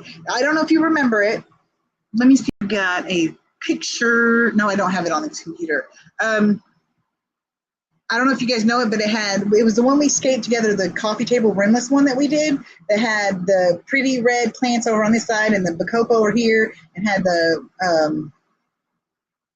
I don't remember what else they had in it, but it had some crypts dotted around, and it was brown sand. I don't know if you remember that, but this is what it looks like. Damn it. Nope. Now, really? It's going to do it again, guys. Just brace yourself. Okay, let me see if that'll work. I'm holding this by my head. Damn it. There we go. That's the best I got, guys. I'm sorry, my hands are shaking. Anyway, sorry, that's what it looks like right now. Because when I did the nitrofurazone treatment, it killed every plant in there except for the little crypt right. Where am I freaking? Oops. Right there. Right there. There's a little crypt that managed to survive. And then one right there over here. Can't do this. Forget it. You've seen enough. You've seen enough. If you don't, you've seen enough. That's all I'm saying. You have seen enough. So, anyway, so yeah, that's what it looks like now. And I will try to get a little video of it and stick it up so everybody can see it. But it looks good considering it looked like trash. Monet, the betta, he's probably the funniest betta I have ever seen. I don't know if you guys know the story. That's the next song I'm gonna make is about the immortal Monet. And to give you some backgrounds for when you do listen to it, it's gonna be cool, I think. Whenever I went to the local fish store, I was walking around just looking. I wasn't expecting to do that. Now, I'd back up for a second to say I don't usually buy long, thin bettas. Anything with fins that long, or they have some sort of something that inhibits their growth or their movement, or it causes them difficulty for some reason, I don't support it. I don't buy it. I don't breed them. I don't do that, because now if it's just a long fin and doesn't inhibit their movement, all that, then I'm fine with it. But things like the goldfish with the things over their eyes, or the balloon rams or whatever, those things that are actually detrimental to their health, I don't support. So when I walked into the fish place, I was walking around and I look and I see this beautiful blue betta with like a, what color would I say that is? I can't even see him. He's falling, or he's hiding right now. Anyway, like a pinkish, dark pinkish color on him. He was blue with dark pinkish color on him, and he was really pretty. But he was sitting like sideways on some plants, and he did not look like he was doing good at all. Like he looked bad. Like it was. I was so worried about him. I went and I thought he was dead. Honestly, went and told one of the workers there that she was a new person. I asked her. I said, "Yeah, I love long fish too, but not like bettas and stuff where their fins are so long that they inhibit the movement. That's where the thing is." And see, Chris agrees with me. But I saw him. He was long fin, and he would have never caught my attention. Other than the fact that he looked like he was dead or dying. So I went and told her, and she's like, "Yeah, that's he's a betta that we've got that we got in, and he's an old guy, so we're just letting him live out his days." And she said, "We're not trying to sell him or anything." I was like, "No, he is not living out his days in a damn pet store. It's not going to happen. Not going to happen." I was like, she said, "He may not." I said, "He doesn't even look like he's going to make it through the night." She said, "He may not." So we scoop him up. He acts like a fool when we try to catch him. He just jumps up and runs around. Should have been my first indication. Well, we get him home. We put him in my pretty planted 28-gallon. First we put him in, I think I moved Oubliette when she was in a 10-gallon over here. I think I moved her out, put him in it. No, it wasn't Oubliette. I took Dream, when I had Dream, the yellow Hellboy, the orange Hellboy. I took him out and put him in a different tank so that way Monet could enjoy his planted tank. And I thought it was only going to be a night to couple of nights. When we say the head thing, we're talking about in goldfish when that big mask thing covers their face and they have to trim it and stuff to keep it off their eyes or to make them not hurt them. So that's a deformity. I'm not into it. But fuck, I forgot what I was saying. This is not working out what I wanted. Monet. Okay, so we get him home. I put him in the planted tank, and he's doing great. Well, the next morning I get up, totally expecting him to see either dead or dying. I get in here, and he's laid over on the ground. And I'm like, oh God, he's dead. Okay, at least he got a good life at the end. And Well, I go in there to poke him to see if he's actually dead or not. He jumps up and starts running around the tank. Okay, so he does this to me a lot for a while. Days go by. Hold on.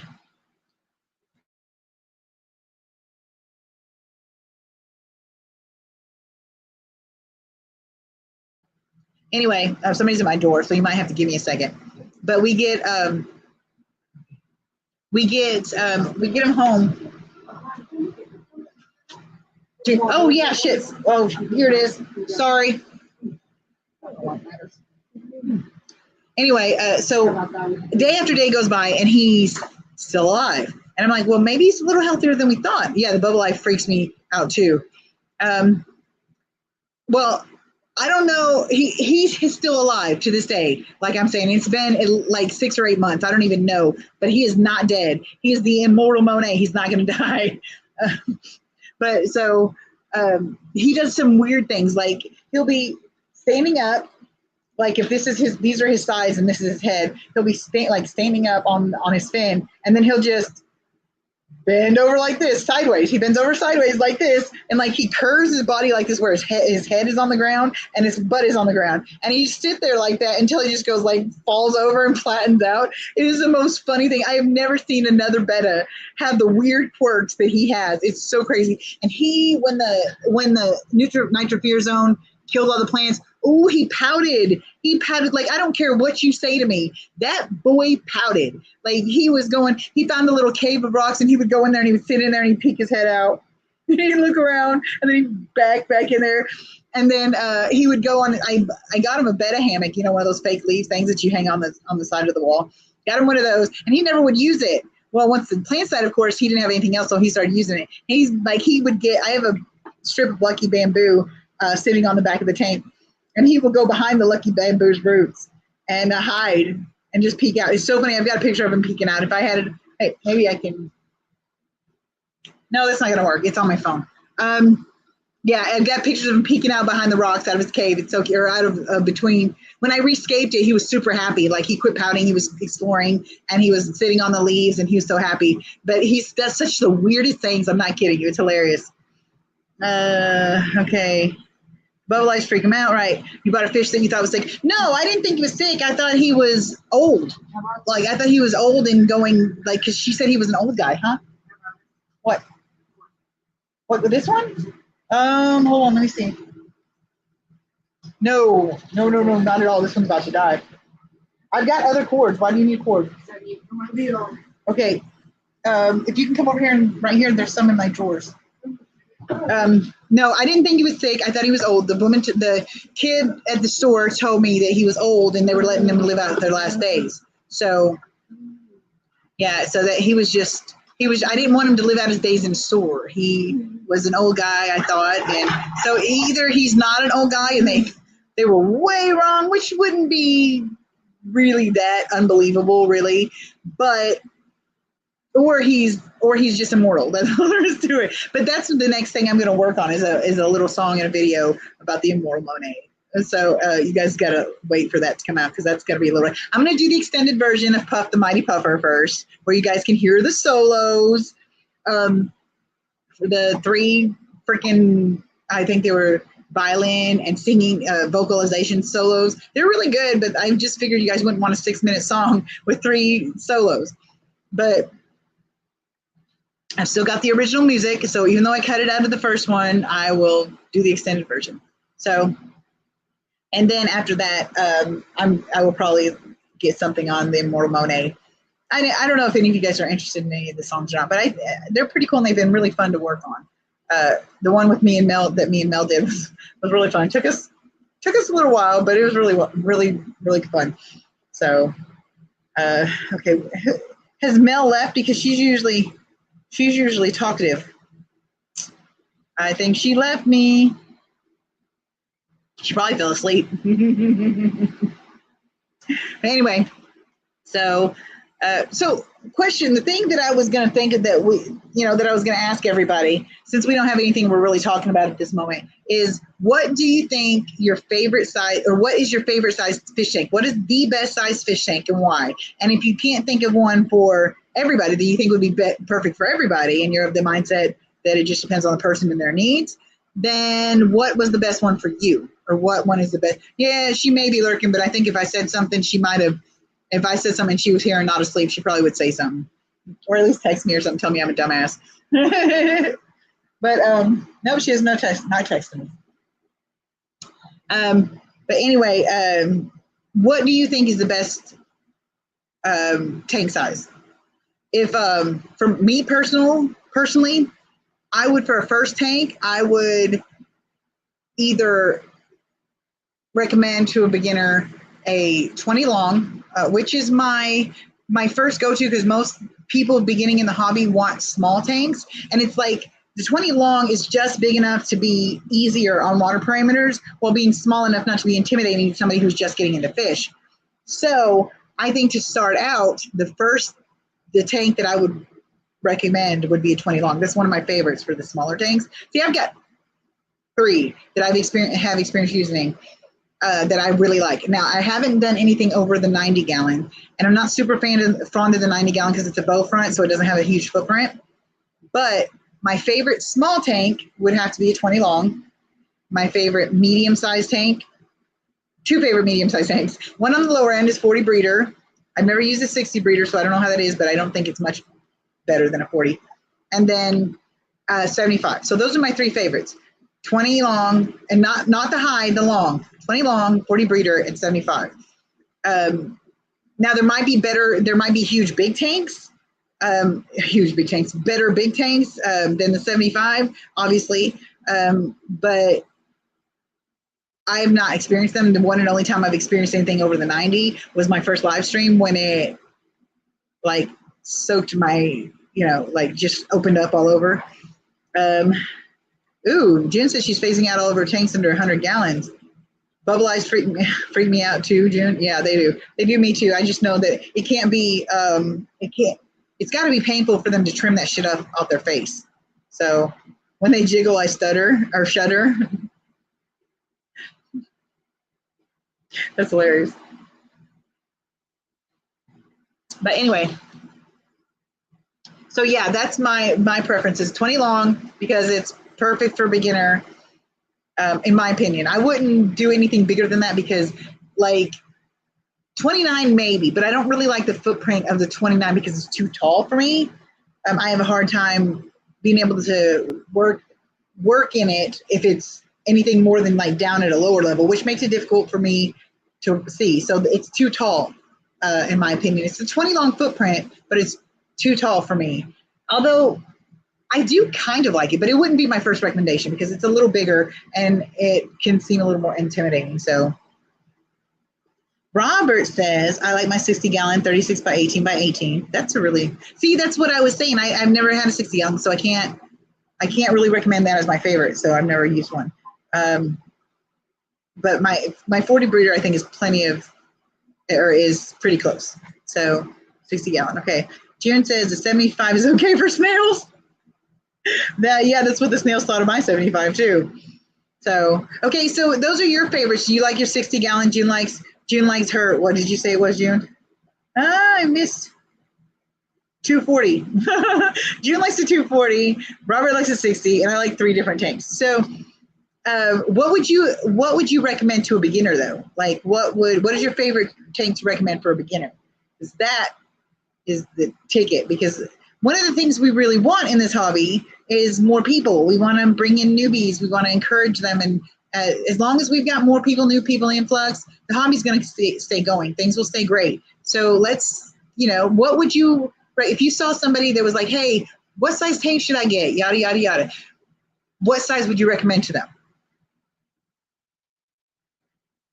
Christine says, I like 240, June, I'm like you, the bigger the better. Not a fan of small tanks under 100 gallons. I haven't got anything over the 90. I really love my 90 gallon and it's so stable. And the nitrates go up so slowly, but granted, I have an Oscar in it. Now, when I had a shit ton of white clouds and Danios and rosy red minnows and hill streams, when I had all that stuff in there, it was really cool.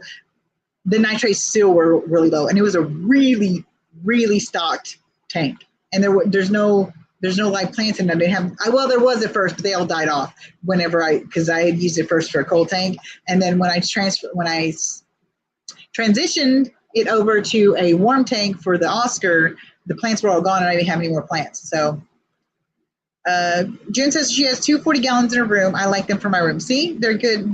Yeah, I do too much maintenance on the smaller tanks. See, that's funny thing is because I've got the 2 smaller tanks. Out of the 2 smaller tanks that I have, besides the 10s for breeding and stuff that I'm getting rid of, the smaller tanks that I have, like the betta tanks and stuff that are planted, they're not highly planted, but they're well planted. They're stable. But I think it's key. The key is that they're low stock. So they're betta tanks. So there's like 1 fish in there, and some snails, or 1 fish and some dither fish, or things like that. It's small. Now my 28, which was super stocked, even still now, even though it's not super stocked, the nitrates got high because all the plants died. But before the plants died, and now that I've planted again, the nitrates are staying lower, but there's a lot less fish now in this tank. But before, when they had it was jam packed to the gills with fish, and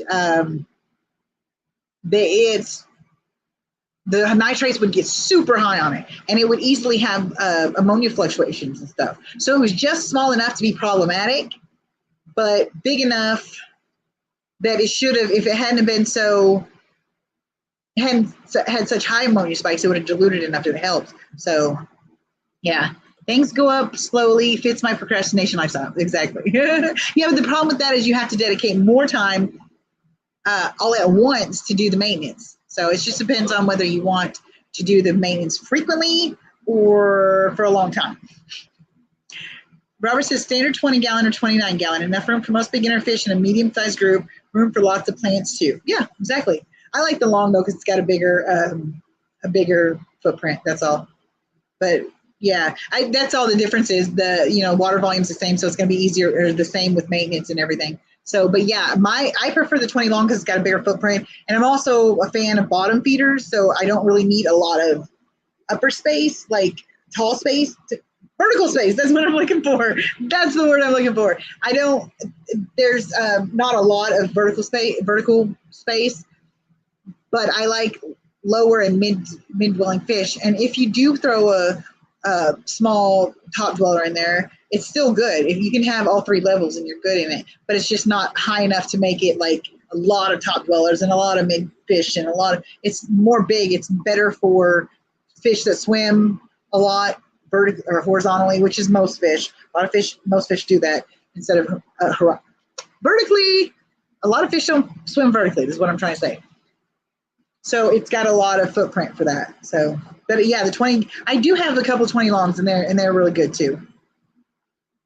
And June says 2 tanks a day unless an issue is seen. Exactly. But I've now, the funny thing is now that I'm having to get rid of so many of my tanks and stuff, I've actually gotten down after like however many years I've been doing this, and with as many tanks as I've got, I've actually gotten down a schedule. Last week, I did all my tanks in a matter of 4 days, only 6 tanks a day, or 7 and some on a day or two. But only that many. I test them and I water change them, the ones that need water change. And then I'm done for 3 days for the week. So I can just play with them and do what I want to with them.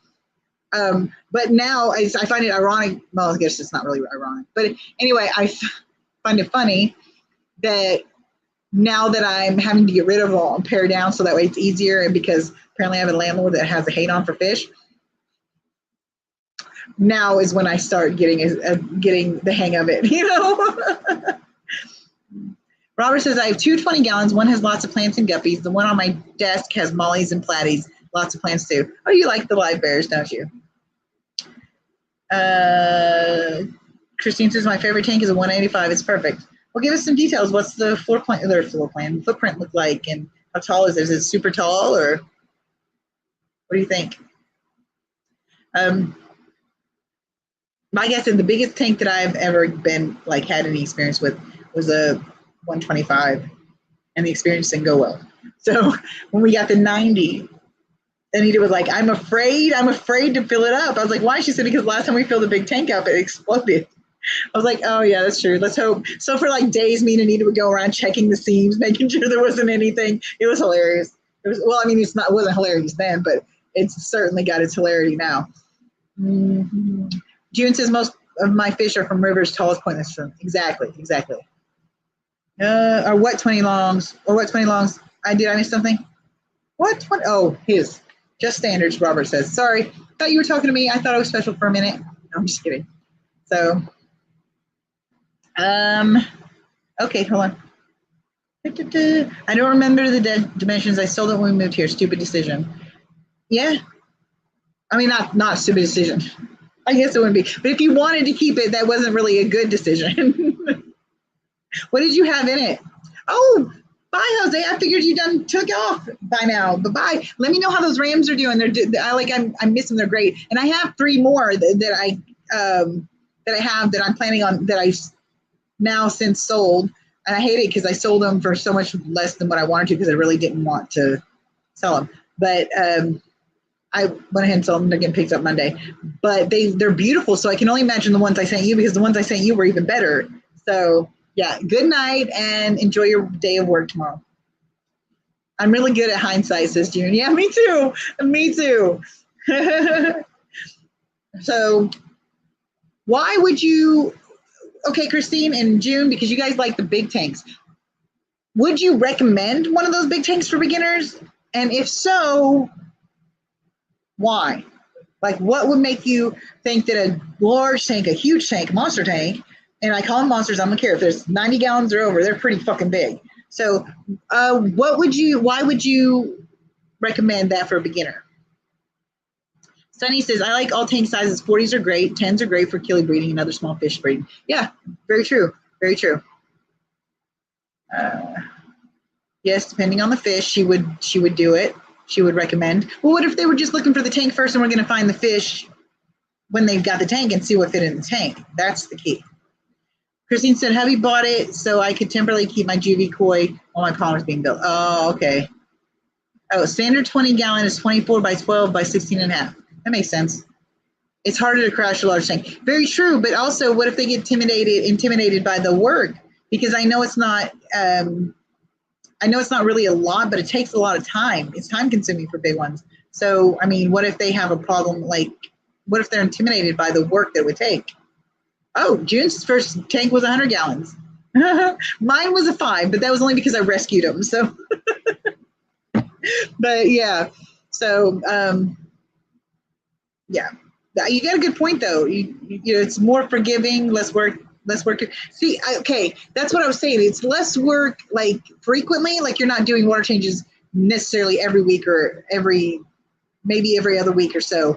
But the 110 is going to take you, way more than a 40 gallon, or so take you longer in one time frame, like from start to finish of water changes for one day. It's going to take you longer to do that maintenance on that day. So is it really less work, or is it just more spread out?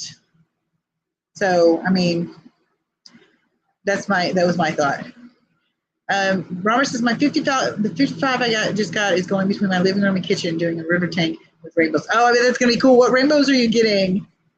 June says not more work except for filling the tank. That's what I mean. It's like not more work. It's pretty much like a similar amount than you would get like for a smaller tank you were doing maintenance more often on. It's not similar depending on the tank size or whatever. But I think the difference with how often versus how frequent, or how often versus how long you spend doing it, I think that kind of evens things out a little bit. Maybe not completely, but I think it, kind of even things out. I try to do water changes once a week, and Christine says I do water changes every 6 months. Dude, there is a few of my tanks that I didn't realize hadn't had water changes in a while. I went back yesterday or the day before to look for one of the tanks. I don't remember which one it was, to see when the last time it had been water changed was. I went through my records, and I went all the way back to like where I had stopped doing my records for the year or for last year. So when I started for this year, I went all the way back to that, and it hadn't had a water change then. So I don't know how long it had been without a water change. And it didn't have plants in it. It was just one of my breeding tanks. It was horrible, but it was so stable. So stable. It was only 10 gallon too, or 20 gallon, that's what it was. Jen says I can bump up the filtration so not a lot of time doing cleaning. Good point. Oh, another good trick is for if you don't have a water pump, which I don't know why you wouldn't if you had a big tank. But if you do have a big tank with a canister on it, you can take the hosing from like a Python or another siphon, a big siphon that you want a really long hose for, or you can just buy, I think it's 1/2 inch PVC tubing. Anyway, it's one of those sizes, I think 1/2 inch or outer diameter is what it is. Anyway, and you pop it on or inside that the outflow or the intake of the canister. No, I was right the first time. The outflow, the outflow of the canister. You attach that, and the canister will suck in the water through the intake and shove it out by its pump, however fast it goes. And you can turn it all the way up when you're pumping out water like that. Anyway, it goes through the filter, pulls it out, and pushes it out to, gets rid of it. So, okay. Robert says Bosemani, Pracox, and yellow forktail. Oh, that's cool. I like the yellow forktails. I like Bosemani and Pracox too. It's just, my favorite is Kalitawa. Hobbs are not very good filters. They're not great. I mean, if I'm going to get one of those, I prefer, honestly, a sponge filter. Python connects directly to regular hoses. Yes, but it uses your water pressure. If you have low water pressure and stuff, it doesn't work. You should have tried it. It works, but it's so slow, so slow. So if you don't have good great water pressure, it's gonna take longer. So because it uses the water pressure to do it. So just suck it out to cause a vacuum and shit. So it's in some cases. Plus, if you've got faucets that don't really connect to it easily, you don't have. It saves you from having to buy whatever. You know what I mean? So. It's just an easy thing to do if you're in a crunch and you need to do a water change. Just connect it to the outflow of your canister filter and leave it going. It'll pump that shit out. So, okay, let's see. And then Christine said, in the 75, low stock is key. Heavily planted and substrate is clean and levels are stable. I agree. But I'm sorry. Everybody's like low stock, which is great. But I don't low stock most of mine, my like community things, because I'm way too much of a hoarder. So I stock it just like the max you can that it can handle. Sometimes it's a learning process for each tank because if you put too many in there, of course, you're going to have ammonia spikes and stuff like that because your filtration, your bacteria can't keep up with it. So you kind of got to make sure that you have a backup or whatever so you can do something with the extra fish if you put too many in. Yeah. So that's how you figure it out, though, if you want to pack it full to the gills. You just got to make sure and do it in a way that your filtration can handle.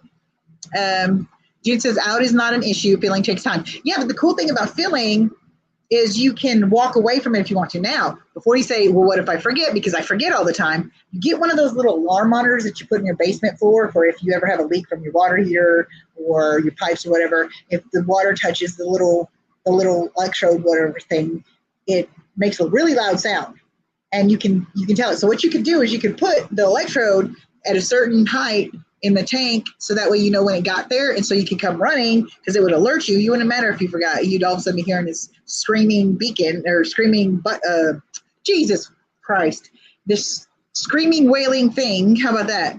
And you won't be able to miss it, and you'll get there in time. So that's the cool thing about that. You can just use an alarm. Robert says, I haven't changed my water in my 60 in about a year and a half. Just top it off in high filtration. I clean my filters about every 6 months. I don't know if I'd be okay with doing it every 6 months. But then again, like I said, there's some tanks. But if I wasn't like overdone with the tanks, I don't know if I'd be able to go a year and a half without doing a water change. I mean, I don't have any problem with the people who do if they make it work, but I'm not. I don't think I could. I don't want to say OCD because it's a mental illness, and it really is not funny to diminish that, but yeah, similar. June says it won't increase the pressure filling the tank. No, it won't. But you can do something. If you've got a faucet that has better water pressure, like my bathtub has way better water pressure, obviously, then it has a lot more volume coming out. You can put a bucket underneath that faucet, pop the water pump that you just used to pump the water out of the tank, pop it in that bucket, keep your water running, and use the tubing. Just reverse the process in a bucket underneath this heavy flowing faucet. That helps immensely, especially if you've got a really high powered pump. So the only thing I will recommend is be very careful since you're not using the pump all the time, the hose is not going to stay attached to it usually. So just make sure that the hose fits tightly and that it's either clamped or it's tight enough that when the water pressure starts, when it starts pumping, it doesn't blow off the hose. Because I've had that happen a time or two. And guys are straight in the middle of my living room. Yeah, so the 40-gallon tank needs a water changes every other week. It's a pain in the butt. Yeah. Yep. June says takes about an hour to fill my 240, 2 hours for the 450. Yeah, I can imagine. I've overflowed a tank while watching. I'm bad. Oh my God. I did that too. I was sitting right here in the 75 that's like right over here. I was sitting here and I was talking to my friend, and he just like, Mom, watch this. I'm going in the other room, watch the tank. And all of a sudden I hear trickle, trickle, trickle, trickle. I was like, what the hell? Is there a leak? And I look over to the 75. I was like, oh shit, water's flowing out the side screen. Anita, come turn this off. Because I couldn't get around there fast enough. So she comes running in here and unplugs it. Luckily, it was only a little bit, so it didn't do much damage. So Sonny says, June, did you buy that huge tank from Robbie? Oh, okay. Christine says, sounds like me topping off my pond. June says, I've tried 2 hoses to fill. It's confusing. The hoses get tangled. Yeah, I would just use the one too. My family would kill me spending $100K on a tank. Jesus. Yeah, I can imagine. Like that can feed my family, clothe my family, house my family for a year. Jesus. I couldn't imagine spending that much money.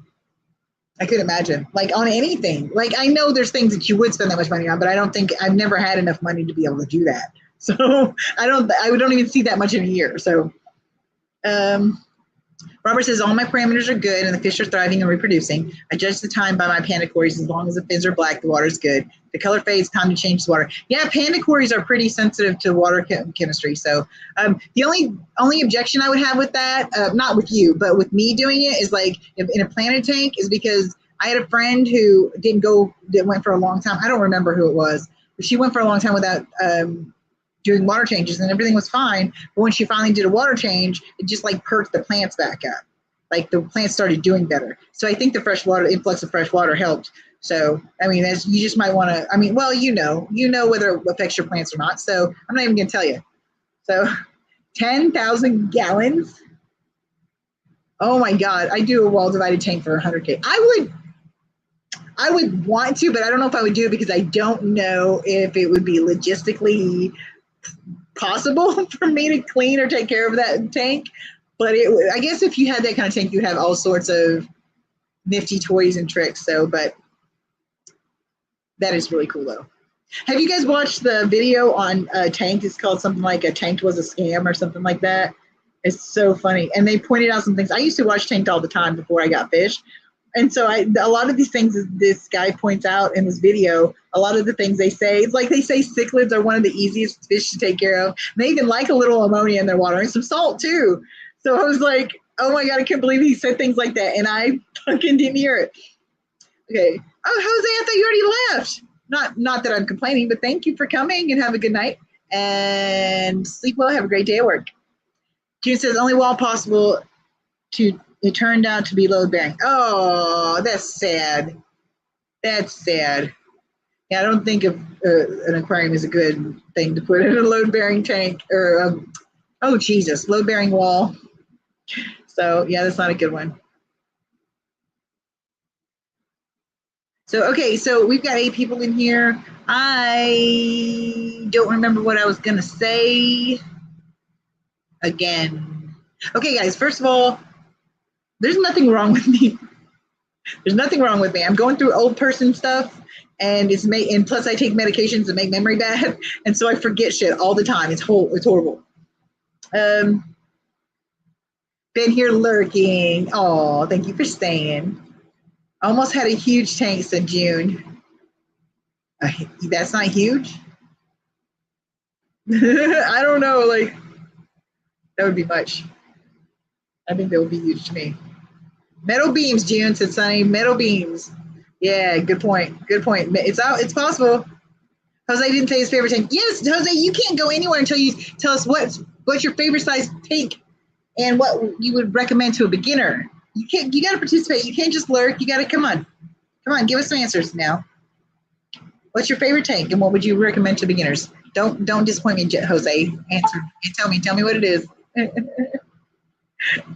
June, he's probably ready to kill you, June. She's like tattletale. oh, sorry. My carpal tunnel's acting up really bad in my right hand now, and I'm delaying going to get surgery on it because it's my dominant hand, and you have to go 6 weeks after your surgery without doing anything with your hand. You can't lift, you can't grab, you can like lightly hold on to something if you have to, but if it's got any weight to it, you can't touch it. Like you leave it alone. You don't touch it with the hand you just got surgery in. And I can't imagine 6 weeks without using my hand, but the pain is getting so bad that all it takes is my light pressure on it and it just sends shockwaves through me. So June says contractor suggests he just build me a house for the tank. Yeah, then that would be great. Come on, if you can, dude, that would totally be great. That would totally be great. Jose says, I love my 120, would love 180 or larger. Okay, so what would you recommend? What size tank would you recommend to a beginner though? So you like your 180, but did it take you time to work up to that? Do you think smaller tanks are better, or do you think it's better to start really big? Metal beam would have doubled the cost. That's not good. So,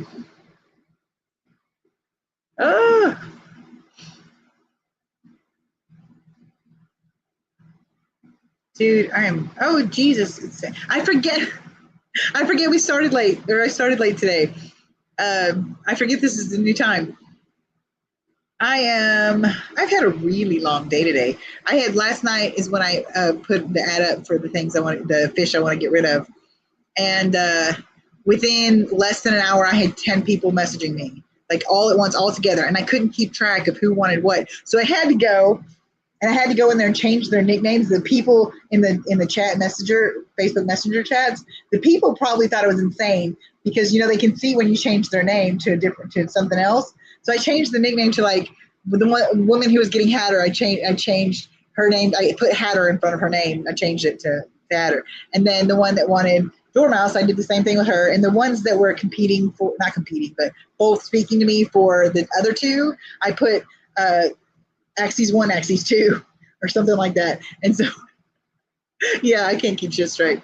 But then this morning, I had 2 people come get axes, but they were at different times. So I went through bagging, catching, bagging, packing the axolotls again. Considering yesterday I just packed them up, all 4 of them up, and took them 2 hours down the road and 2 hours back for no fucking reason. I kind of felt bad for them because I'm sure they were not happy being bagged again. But luckily they were local, so they didn't have to go very far. Christine said our dealers would get carpal tunnel surgery all the time and go right back to work. Laparoscopic is the way to go. Yeah, that's what I had on mine too, but the doctors told me that if you do that, you have a higher chance of risking the return of the carpal tunnel because they do something with your tendon right here, and they move it. Some like I think over here to this part because that's where they inject it or cut, whatever. They moved it from like here to around here, or maybe it was to here. I don't remember, but they move it. And if you use your hand during that healing time, you run the risk of it popping back where it was causing you pain. So I don't want to go through surgery again, so I'm not doing that. Okay. 200K, I could buy a new house with a wall tank divider. Yeah, on a few acres in a different state.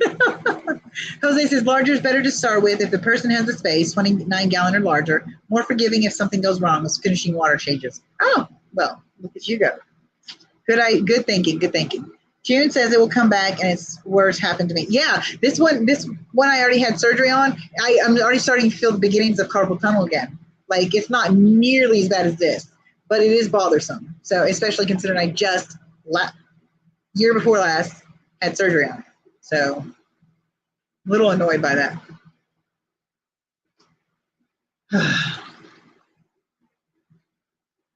It is still 76 degrees in my house. I'm getting pissed off. Alexa, what's the temperature outside?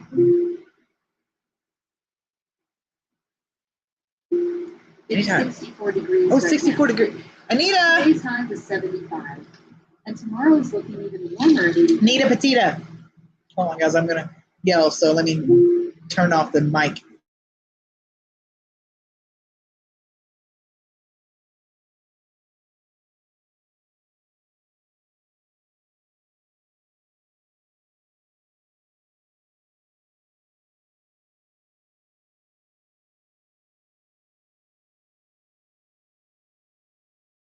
In here, it's horrible. It's 76 fucking degrees.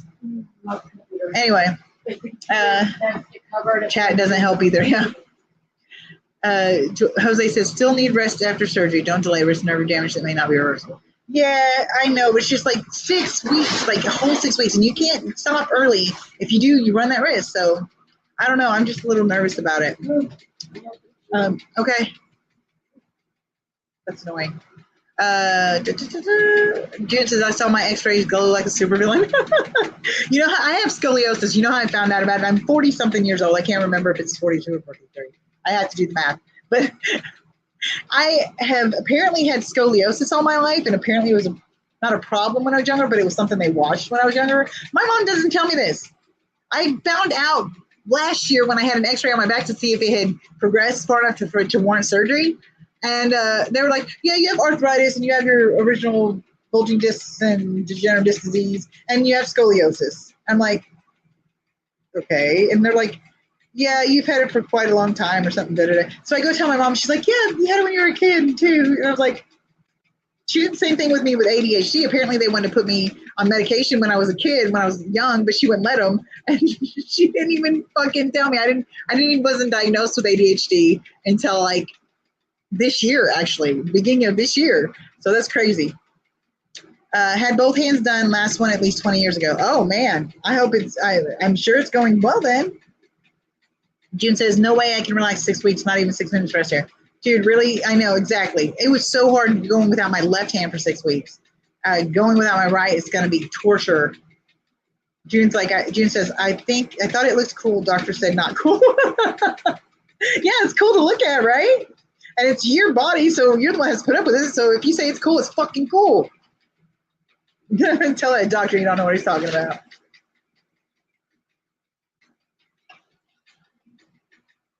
But anyway, yeah. So lit up like a Christmas tree, huh, June? But yeah, so I'm really like not embarrassed, but like I really am unhappy with the amount of mobility issues and stuff that I have. They get pretty bad sometimes where I have a hard time even walking and I lose my balance a lot. But then there are times when I can just walk normal and it's fine. I get a little out of breath, but it's usually just fine. So, and before any of you start talking about how it's probably because of my weight and da-da-da-da, it's not. I have issues that have nothing to do with my weight. So, whatever. If you want to think it is, then whatever, it's not your body and you don't have to deal with it, so go fucking judge somebody else.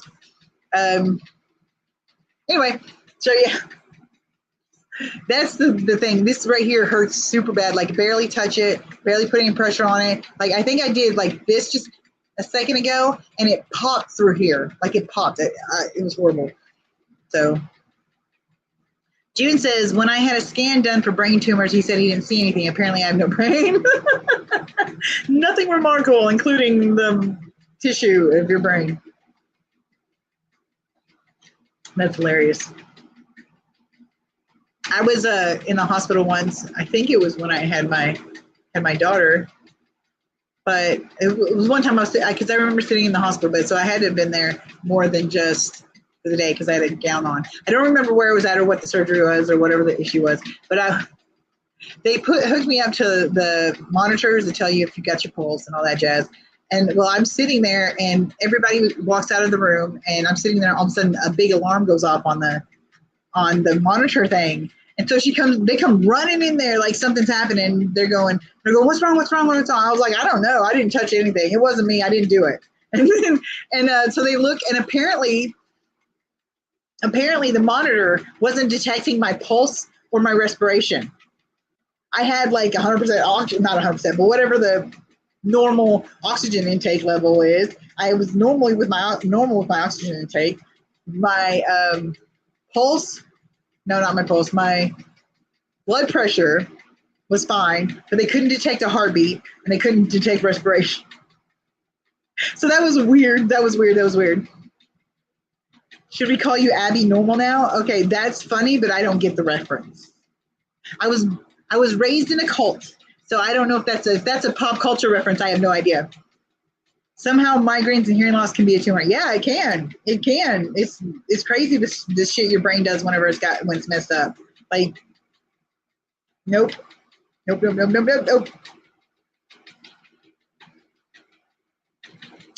Jose says, no issues since when I had my left hand done, non-dominant side. I went from my surgery center right to do a tiling job for a friend. Someone mixed the cement.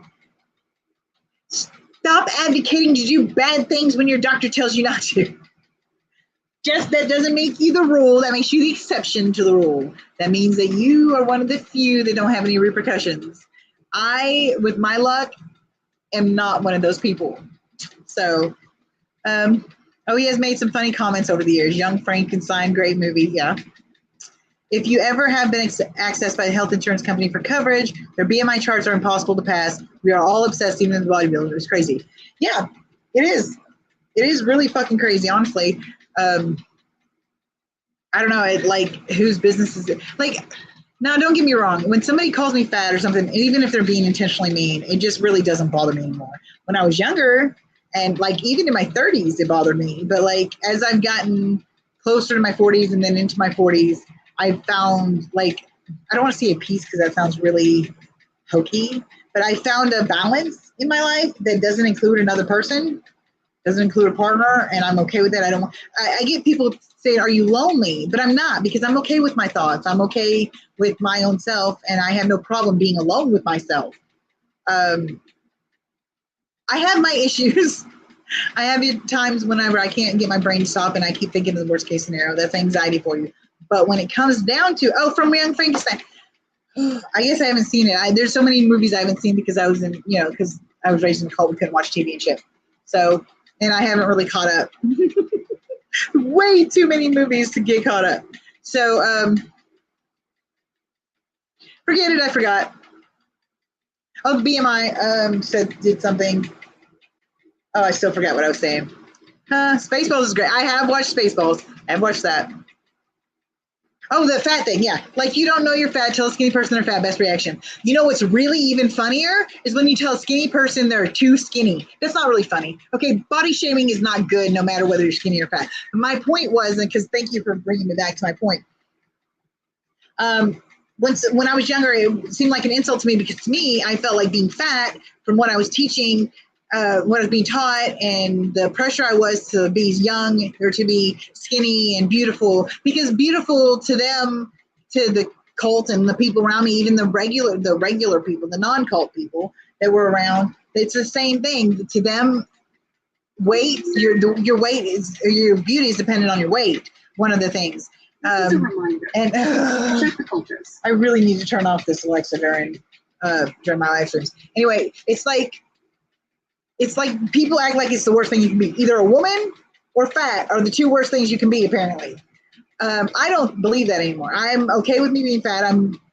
Other than a few issues that have nothing to do with my weight, I'm fine. My entire family almost is diabetic or pre-diabetic. I have not a spot of that, not a little hint of it. High blood pressure, same thing. Like a lot of diseases that happens in connection with being overweight, I don't have. The things that I have an issue with have nothing to do with my weight. So when people see me struggling and stuff, they automatically assume it's because of my weight. Again, I don't find fat an insult. To me, it's like telling me my hair is brown. It's like, yeah, so what? It's not an insult because there's a lot of things worse than being fat. Like, seriously, it's stupid to call somebody fat and think that that's enough of an insult. Like, if you're going to insult somebody, do it right.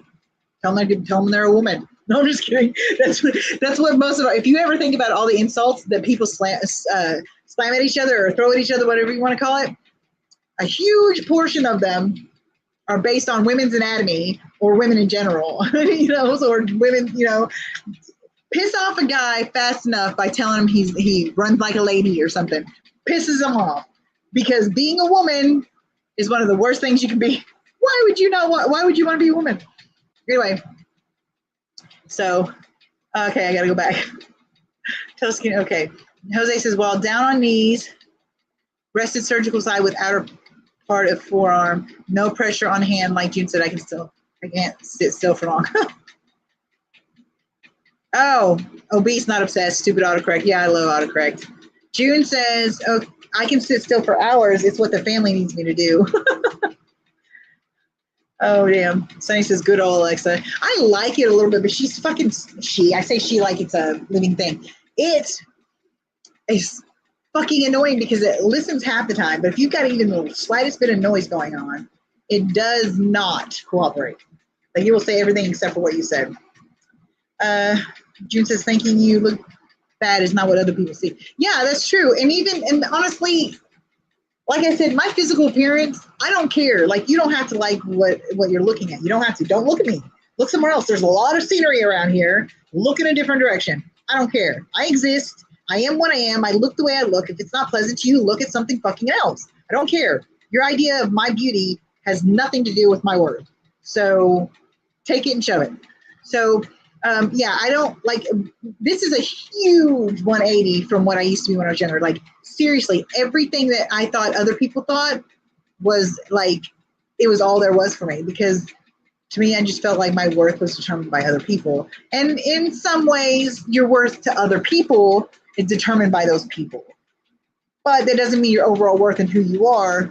It's like saying you don't like big tanks, but you got a big tank, okay? That big tank is not worth much to you because you don't like big tanks.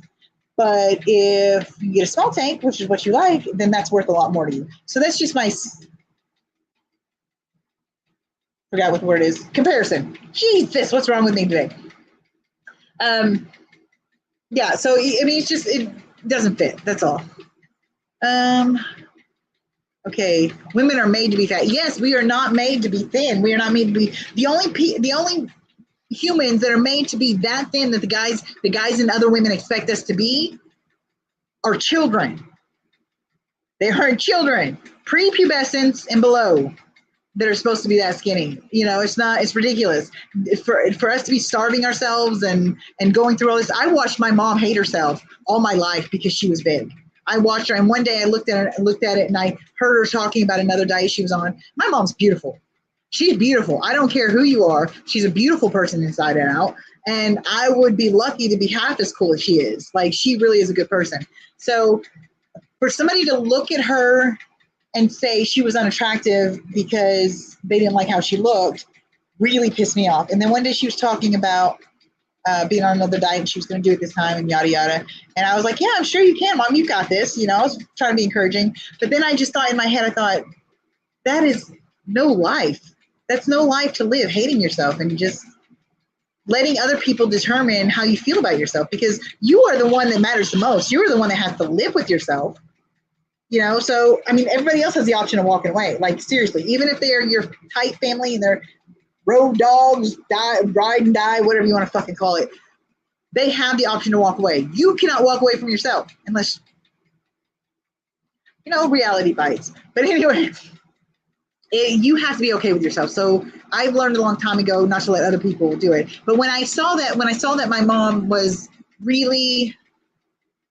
hating the skin she was in because she was fat, I thought right then and there, I'm not doing that. I can't live my whole life hating who I am.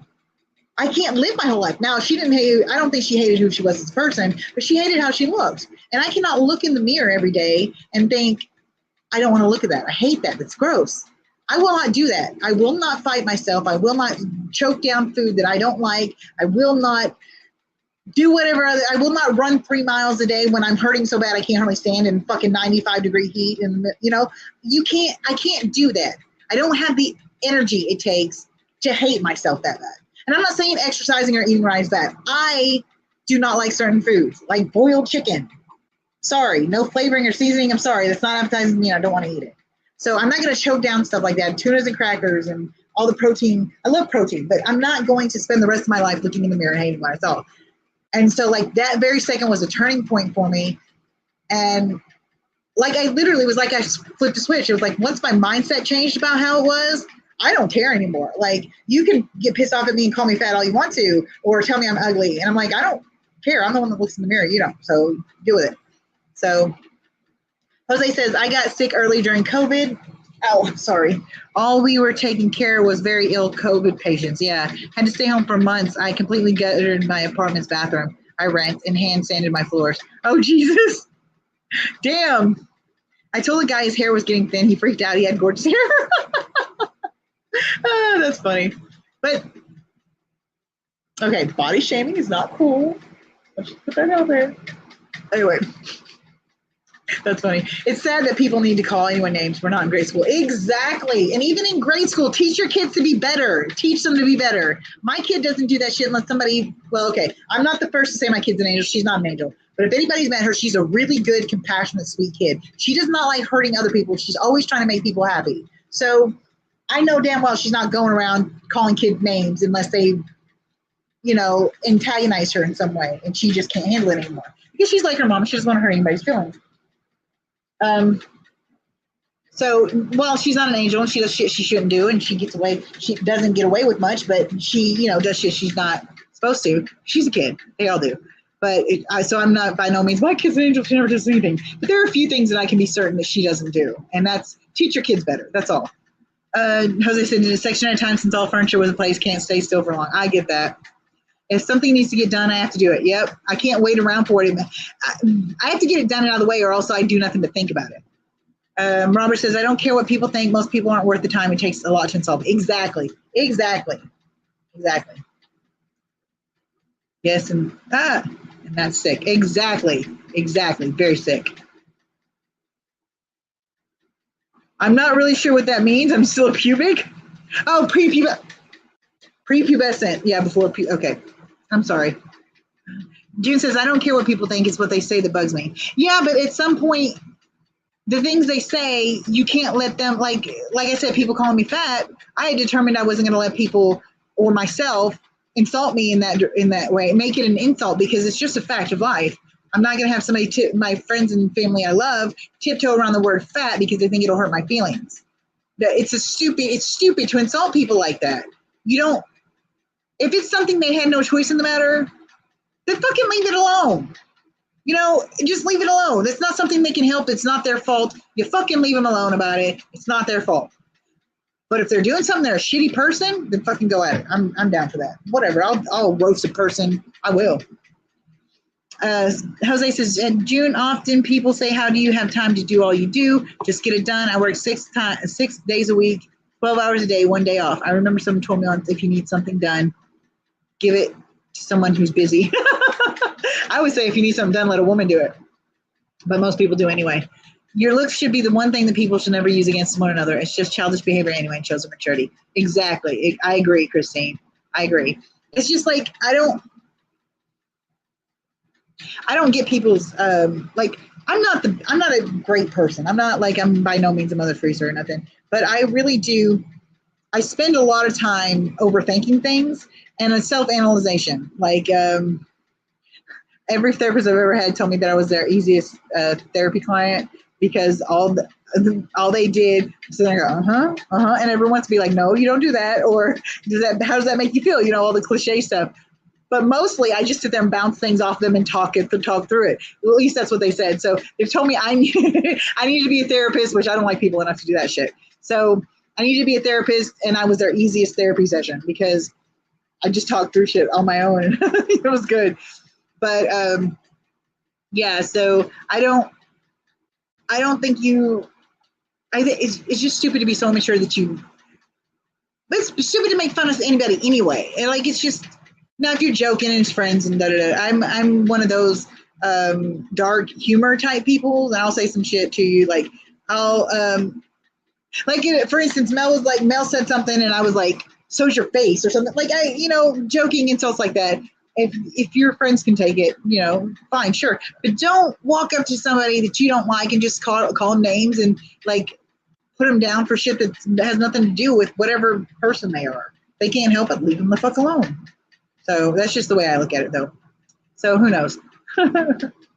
I keep forgetting we started late. I saw that it was 10:41 on my clock. And I was like, wow, that time went fast. And I looked up at the thing on the timer on the top, and it said 2 hours and 41 minutes, 59 seconds. And I was like, that doesn't equate because I'm used to starting at 5 now. So my time, which is 8 Eastern time. And so I keep looking at the clock and seeing it get later and later, which is, of course, fine right now. But I forgot I started later. So I was like, Jesus, how many hours were we on here? And then I look at the timer and it's, yeah. We are too judgy. We need to stay in our lane. Exactly. Mel says, what about my face? I don't remember. You said something. You said like an insult or something. And I said, so's your face. I don't remember what it was. Oh, no, it wasn't to you. It was to the dude on on what's his name's live stream that was being a snobby jerk, and he said something about your tank lacked something like some foreground or something like that, and I was like, so does your face. Everybody thought that was funny, but it pissed me off. Don't be picking on somebody because you think you're better than them. And the tank that he had supplied in the first place was boring. It was a bunch of carpet plants and a flat piece of wood that kind of curved up. It was boring, and I said that before I knew whose it was. So, but yeah, it lacks foreground. That's what he said. So is your face. Anyway,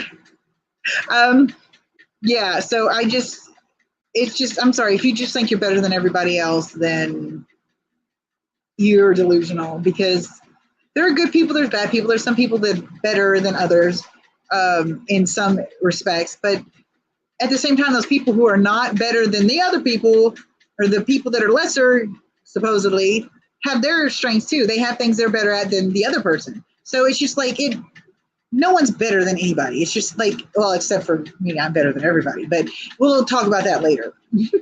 I'm just kidding. No, I mean, it's just like in the retrospect, anybody, like normal people, I'm not talking about like serial killers and stupid shit like that. Nobody's better than anybody unless they're doing like actively doing their best to be good. You know what I mean? Like, if somebody's just doing stuff because it's okay, it's easy, and it's just the choice they have, and they don't, you know what I mean? If they're not trying to do good. I don't know. Just forget it. I'm really bad about over explaining myself and then making it sound like gibberish. So I'm not even going to finish that thought because I have no idea where it was going to go, and it probably wouldn't have been funny or anything. So yeah, Mel said I told him he was just jealous I don't need to see who's going to grow plants. June said I admire fish keepers who can have 20-gallon tanks and keep everything alive. It's not in my ability. The 28 is doing pretty good, and the only reason it died is because the nitrofurazone stuck up a hole. What's that? Stuck up a hole? Fucking birds. Mel knows what I mean. Anyway, shit.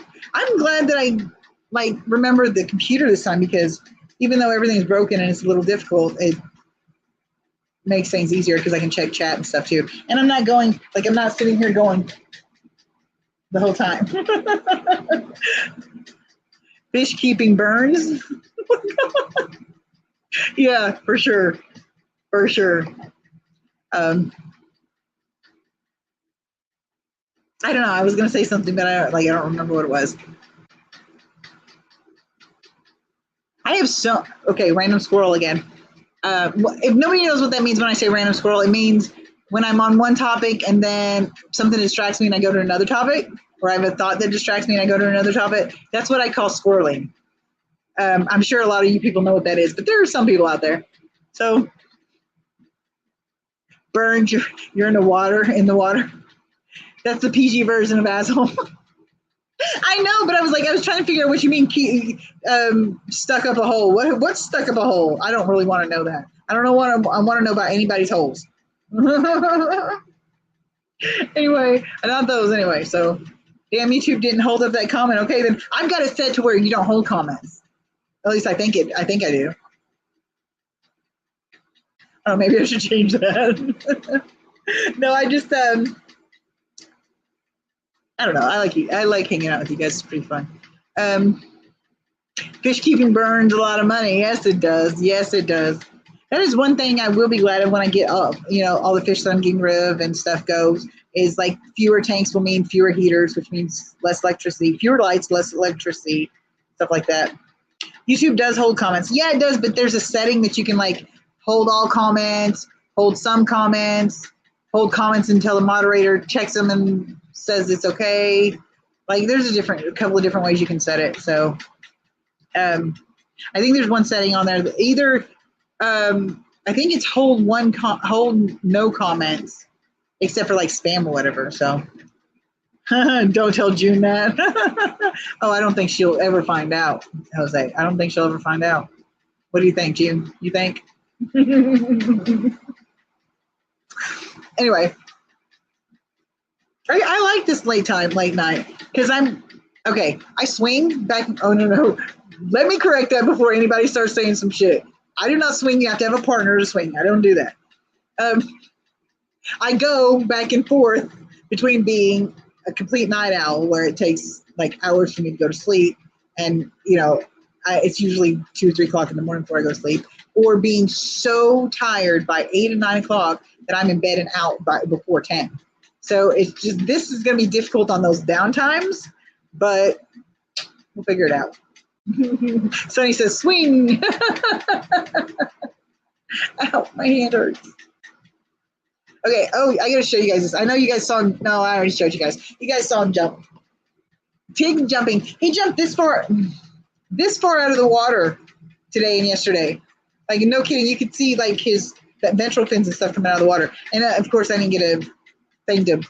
I didn't have a camera to record it, and I didn't think he was going to do that. But what happened is I put my finger over the rim of the rim of the tank, and I hadn't put it all the way down to the water yet. He saw it, and he jumped up to meet it, and so he ate the food, and he was really cool. So. June says, I found out today that tanks are super less money in other states. Another reason to hate California. Dude, I had a 55-gallon tank and sand set up for $100. I thought that was pretty good. I mean, that's if you do $1 per gallon, that's $55, at least $45 for the stand. So to me, I thought that was a pretty good deal, especially since the tank was only 2 years old. Nobody wanted it. Nobody. I ended up having to give it away. So, and that looks like this is what I'm going to have to do with the 75 and the other 55 I'm getting rid of. So, Jose says, I knew something funky about you, Swinger you. Hey, never mind. I'm not going to say that. Here's the real test. 24 inches, Funk's channel holds all measurements. All measurements are dirty. That is scary. Yes, it is. 24 inches, not what she said. Hey, it worked. I can say anything. Anyway, do you know why women are so bad at measuring things? Anybody know? Anybody know why women are so bad at measuring things? We've been offered 3 ways. Exchanges and other stuff blows my mind. I guess you just never know. Yeah. I mean, if it works for some people, go for it. I'm just not really into it. Okay, so the reason women have such a hard time with measurements, like guessing measurements, is because we've always been lied to about what 8 inches is.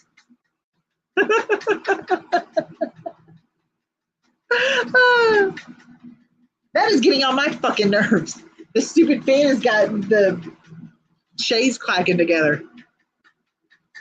Anyway, I can't believe it is. Is it starting to cool down? Oh, it's 74 degrees. It's cooled down by 2 degrees in here since we opened the windows. Oh, I can't do. The reason it got so hot is because we closed all the doors and windows because we knew it was going to get up to 75 today. And again, I can't handle that heat without getting really just like, no. So we had closed all the windows and we were going to turn the air conditioner on. We forgot to hit the air conditioner up and turn it on before we left. We come back and it was all stifling and hot in here. Didn't think we looked like the type, young or hip. I don't think there really is a type, honestly. I think I've seen more swingers and sexual deviants, older people than I have young people. I think of all the guys or girls that ever asked me to do anything like weird, and I say that loosely because some things are not weird, they're just whatever. They were all older, like significantly older than me. When I was in my 20s, of course. I don't like now they wouldn't be significantly older than me, or else I'd be following them to the grave. Yeah, so it's all been older people. Mel says I can go for a 3-way. It's a chili and cheese and spaghetti. Get your mind out of the gutter or leave it there. That's fun too. Not like I'm not against anyone's kinks, but seriously, keep it to yourself. Exactly, that's true. I agree with that. Keep it behind closed doors. Nobody wants to see that. Like, I don't mind seeing people kiss and show affection in public, but if you're making out and putting your hands on each other's pants in public, that's a little much. Come on, you can wait till you get home. You can wait till you get home. Anything past that doesn't need to be done in public, unless you like getting caught and having sex in public, in which case, okay, whatever floats your boat if you want to pay those fines. Mel says 4 ways are good too. Chili, cheese, spaghetti, and onions. Ew, gross. Chili, cheese, and spaghetti. Oh, yeah, that's funny. That's funny. Oh, that's another thing I gotta fucking get looked at is my shoulder. You want to know what the cool thing about being old is? You can fuck your body up with by doing nothing. Okay. Do you want to know how I hurt my shoulder and now like I can barely move it up here and I can't rotate it very well without hurting and it pops constantly when I use it and it hurts really bad. Guess how I fucked that up? Guess how I fucked it up? That'd be cool. See, Jose says, yep, keep it behind closed doors. Exactly. Guess how I fucked it up? I slept on it wrong. Slept on it wrong one night and like 6 or 7, 8 months later, it's still hurting. So laughing ended the conversation. Hubby said I ruined his chance. Yes, you know, Mel, you're not allowed to guess. Yeah. Yep. Sleeping on my shoulder. So, you know, what's really funny is I spent all this time fighting against the idea that I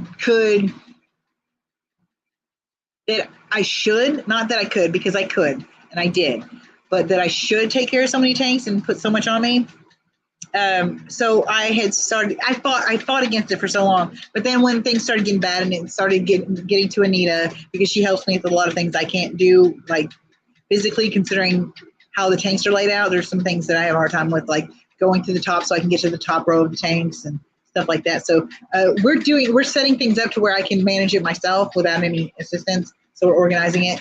But I spent so much time fighting against it because I was like, don't tell me I can't have that many tanks. Just because I have that many tanks doesn't mean I can't take care of them, which it didn't. I was taking care of them just fine, but I wasn't really realizing the impact it had on both me and my kid to be spending that much time on tanks. And, you know, she loved it too, but it was just a little hard. So we started, and it was a little much with my fucking electricity bill and stuff. That's, come on. And then you have to think about the fact that my air conditioner does not hold up. If it gets 75 in here or 70 degrees in here, this isn't going to cool it down. It will keep it where it's at, but it's not getting any cooler.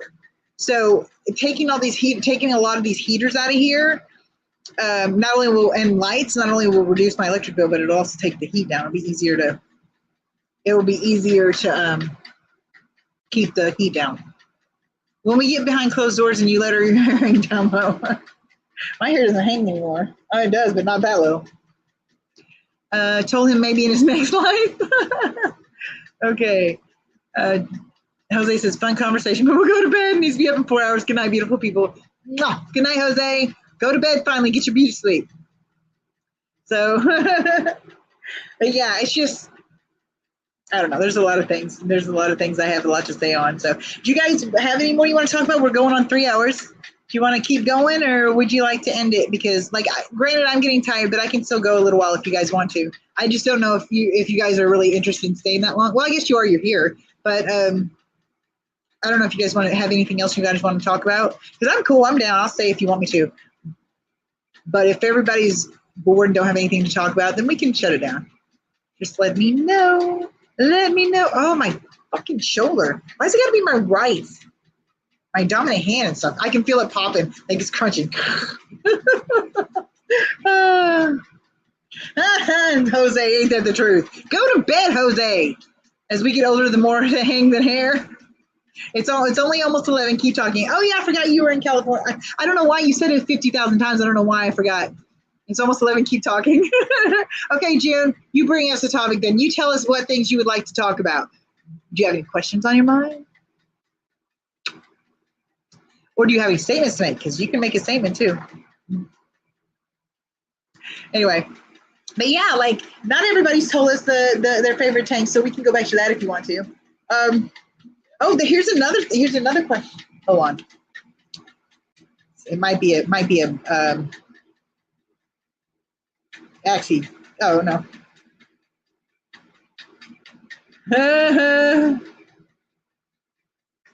Do you want to come join?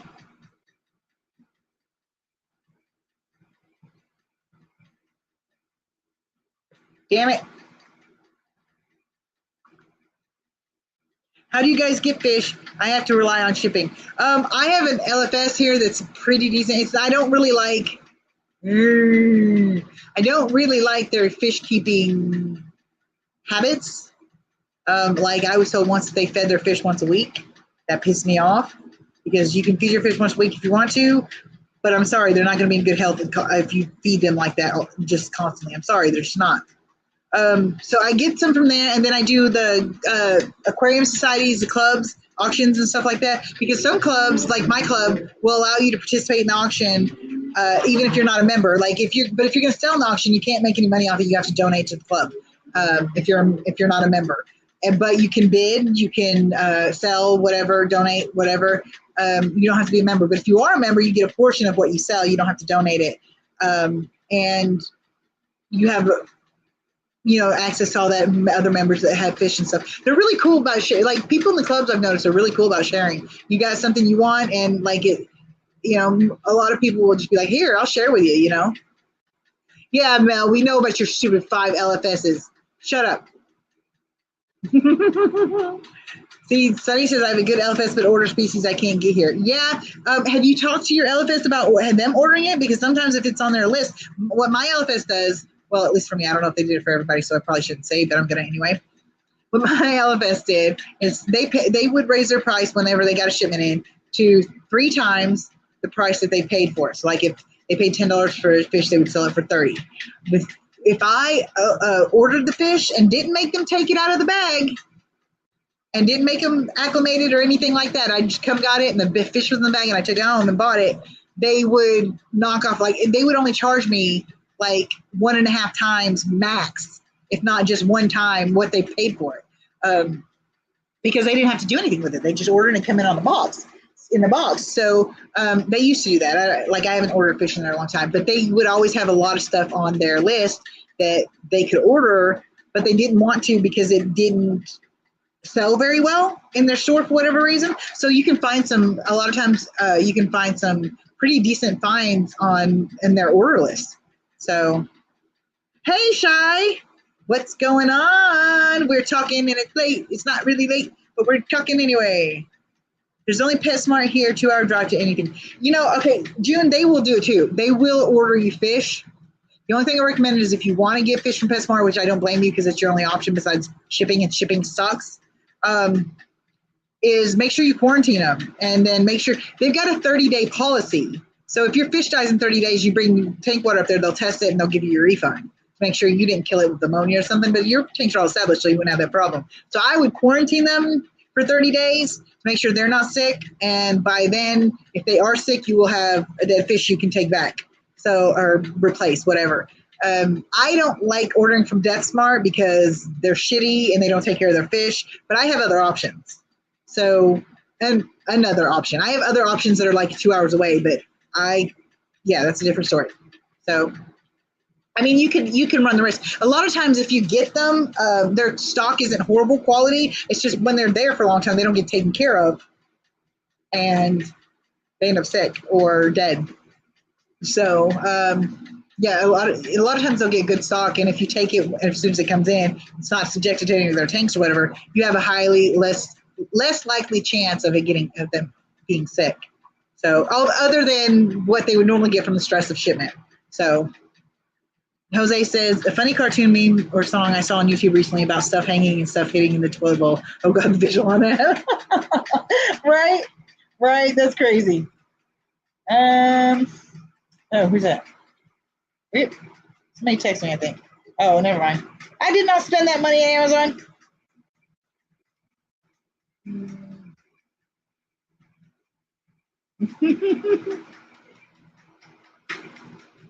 Sorry, anyway. Forgot what I was going to say. Man, they order for you, hate you, not really. Getting old does have its downside, yep. Droopy ears are nasty looking. Jose's going to be dreaming of stuff dangling now. Well, he's bald. I've asked myself, what? Maybe PetSmart. I know Petco does it. I don't know. But I don't know if PetSmart. I mean, I guess maybe. I don't really shop at PetSmart because years ago, and I think the policy is still the same because I check every once in a while. Last time I checked, it's been a while, I will say, they don't allow pit bull type dogs into their classes or into their daycare. So I don't, I'm sorry if you're going to discriminate against one of the cooler breeds of dogs just because you're ignorant and you don't know anything about dogs. I'm not going to support you. I'm not going to do it. I'm not going to pay you to discriminate against dogs. It's like dog racism. Come on. Jose says, seriously, I'm thinking about moving out of I forget where Annie is. And I forgot where you lived. I'm sorry. So expensive to buy a home and everything else. Funny that my choices are becoming fish-based, the type of house and moving far from this area. I get that. That's, one of my decisions. So they have that policy because they know how shaky the fish are after they're straight up and down. Exactly. Because I understand that it's not easy to find the right place. No, it's not. She also says, well, I guess I'm not sleeping tonight. Dog decided to have her pups about the time I decided to go to bed. Gonna be a long night. Oh my God. Congratulations, dog grandma. Didn't actually say no. She said, we're not a big city fish store. Yeah, okay, if you want to do that, don't talk to some peon. Talk to the person who runs it. I don't know. They may not actually do it at PetSmart. But I know Petco, when I went in Petco a couple months ago, I think it was, I went in there because I was looking for something specific and my LFS didn't have it. They were out. And I thought I'd risk it. Sorry, I didn't mean to flip you guys off. I thought I'd risk it, and it didn't work. Yeah, exactly. What types of pups, Cheryl? We all want to know. Pictures or it didn't happen. That's so cool. Babies are so cool. Oh, yeah, that's what I was going to tell you guys. I don't know if anybody noticed. Okay, I put my albino pygmy cories. Now, I've had them stuck in a 20-gallon on my rack in my bedroom for quite a while now. Cheryl, you know when I told you I was bragging about how I got my albino cories? I had them in that 20 in there, not paying attention to them for like 20 for since then in a 20 tall since then.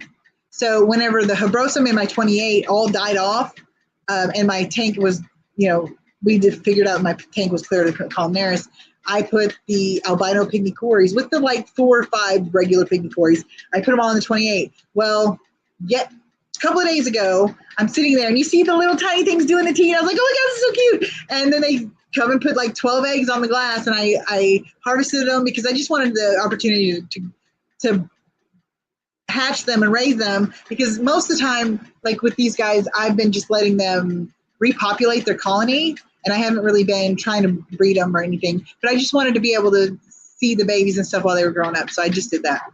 So damn. Okay. Oh, June gave up on them. I don't blame you. They're a really shitty place. The first puppy is a noisy little thing. The second is quiet and happy eating. Oh, they're German Shepherds. Oh, are they pure, or are they registered, or are they just mixes? I love a mutt. I love a good mutt.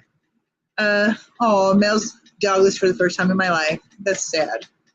There's some great lives, local fish stores in the tri-state, New York, New Jersey, and Connecticut. Really rethinking where to live. Every time I hear a lot of you say how far an LFS is from you. Yeah, that's a big thing. If this is your hobby, that is really important. Yeah. So, damn it.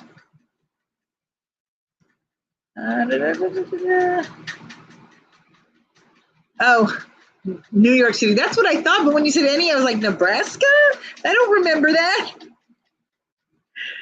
Ohio and Kentucky aren't horrible price-wise, plus you'd be closer to me. Don't do it. Don't do it, Jose. It's a trap. Jose, just get out before they pass that exit tax.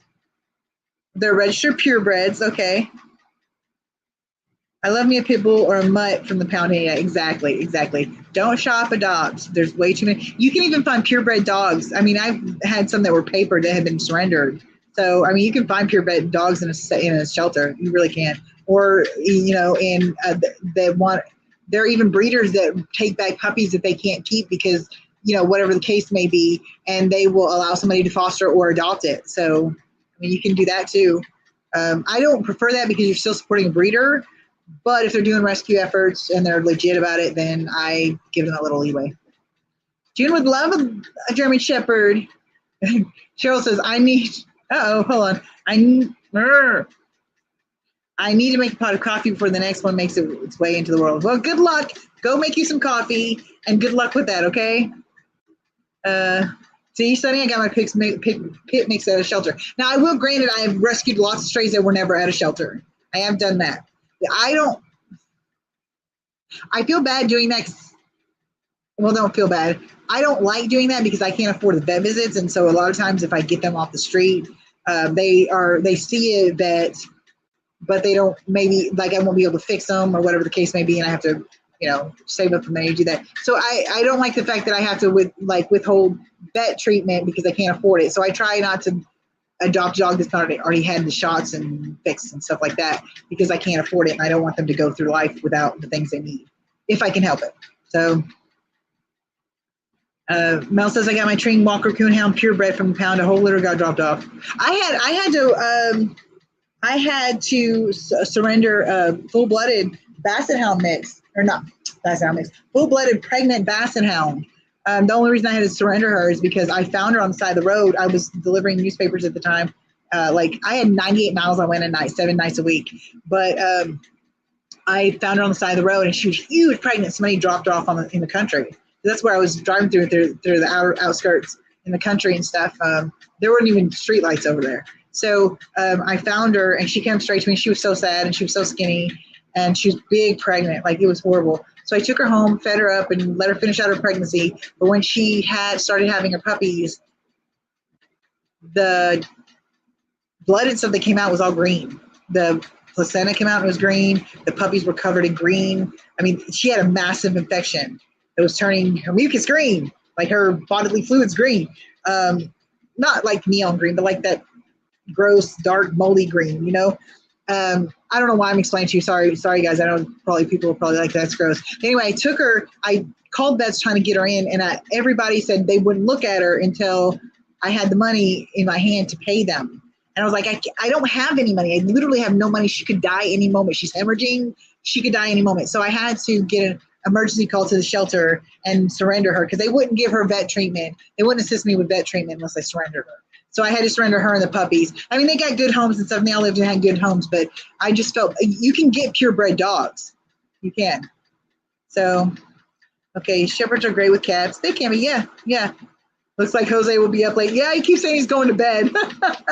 Mel, I don't know about Ohio. Thinking about the West Coast now, closer to Shirley. You know that swinger thing? I have to have a partner to be a swinger. It doesn't work that way.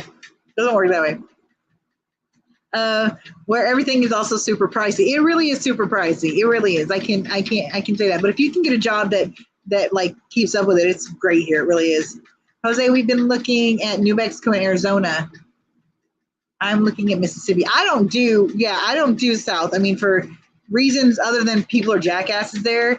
Other than all those mental things, the fucking weather is horrible. The mosquitoes are the size of birds, and it's just hot. Like, it's horribly hot. It's blows my mind how hot it is. Like, I never left. When you in Arkansas, in the height of the summer when everything's really hot, it's easily like 110, 117, like easy. And it usually doesn't go, over that too much, but it's pretty well, it doesn't take much to get that. It's that way a lot in the summer. And so you go from your air-conditioned house to your air-conditioned car, and you do not stay out any longer than you have to. They make the road workers either not work during those days or work early in the morning before it gets light, and early or late at night when it's dark. So they would work like through midnight and stuff because it was just too hot. Even at night, it's like 90 degrees. So it's ridiculous. I'm not down for that. Nope. Jose says, already up late as usual. It's usually Jeff P. and David that kept me up late. This is more fun. Jose has different equipment. Okay, Jose. Shepherds can be good with cats. My female loves cats. My male wants to eat them. Yeah, exactly. Yes, I do. Florida and Arizona, too hot for me. Yeah, but the good thing about Arizona versus Florida's got that.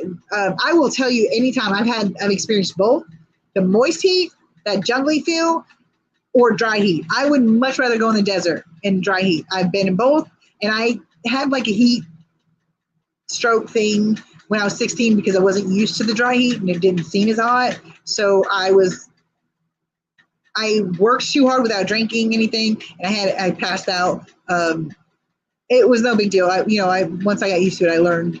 But yeah, it's not.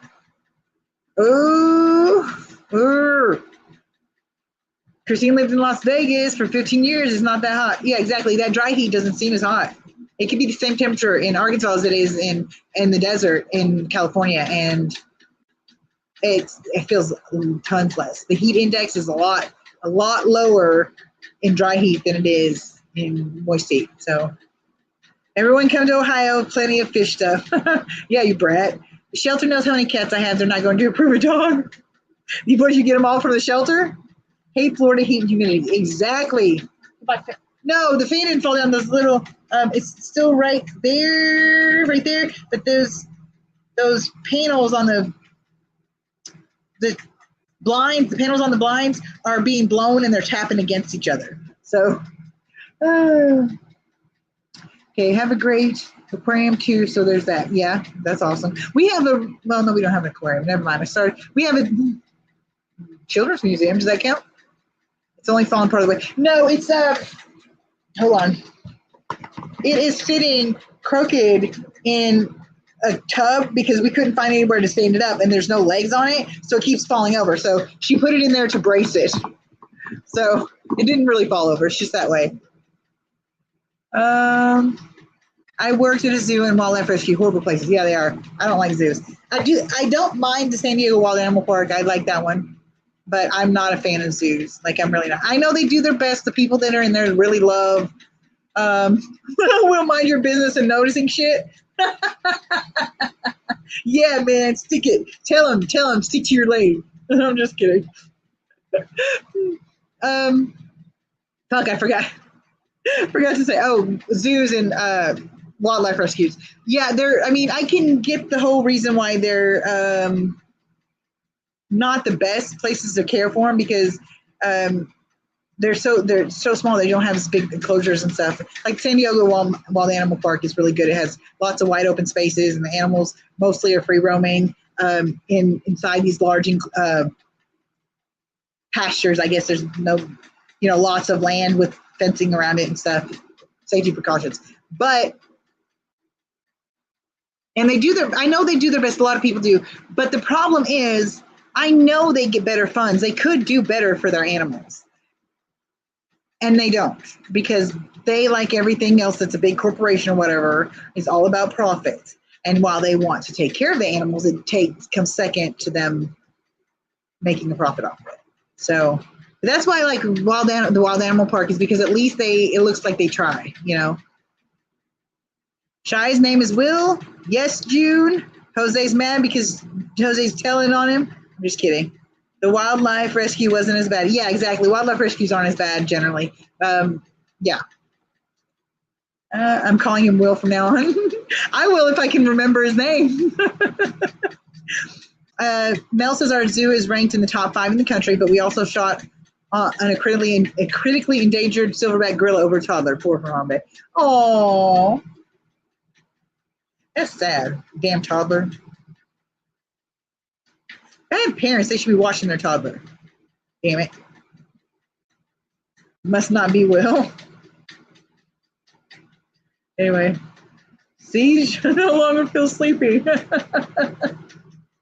Jose, what did you do now? There's no telling with Jose. There's really not. Jose's a psychopath. He really is. I'm just kidding, Jose. Toddler wasn't worth it, in my opinion. Exactly. We have plenty of those. Poor endangered silverback gorilla. They're going extinct and people are killing them over toddlers. Chill Will is a good way to remember his name. Is he chill? Are you chill? Are you chill, Will? Are you really? Somehow I doubt it. Okay, so anyway, so yeah, I'm not a big fan of zoos. I do respect the fact that they do a lot of conservation, and they do help with conservation, so I'm respectful of that, but there's so much more that can be done to improve the zoos that is not being done. So lots of toddlers, June says. Not keeping my name a secret. It was our secret. That's why I'm always like, I try not to call anybody's regular name out unless I ask them first. On these live streams. So it is Will. Yes, it is Will, apparently. It's supposed to be a secret. Yeah. I don't know why. We'd find out eventually. Oh, I got a scratchy right there. Okay, so anybody want to do something? Like, I don't know.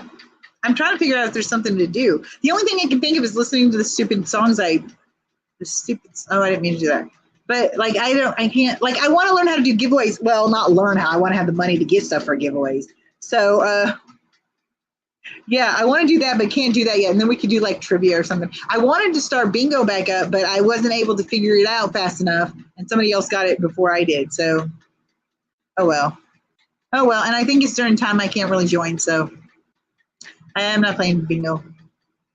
But they don't do conservative crap, really. Every animal, or conservation crap, really. Every animal born in captivity stays in captivity. Yeah, but conservation is not just about releasing them back into the wild. It's about expanding the population so at one point they can be released into the wild without depleting that said population. And if it does deplete the population, it doesn't decimate the whole population of the species. So although they don't do active release conservation, they do conservation in the fact that they breed them in captivity. Kind of like we did with the white cloud minnows. They're being depleted in captivity, but the hobby, we keep them in glass boxes and stuff, small glass boxes. If you're compassionate and you work and you not work, but you learn and you try to work, then you work to learn and try to do the best for your fish. You're not going to put them in something so small that they're miserable or whatever.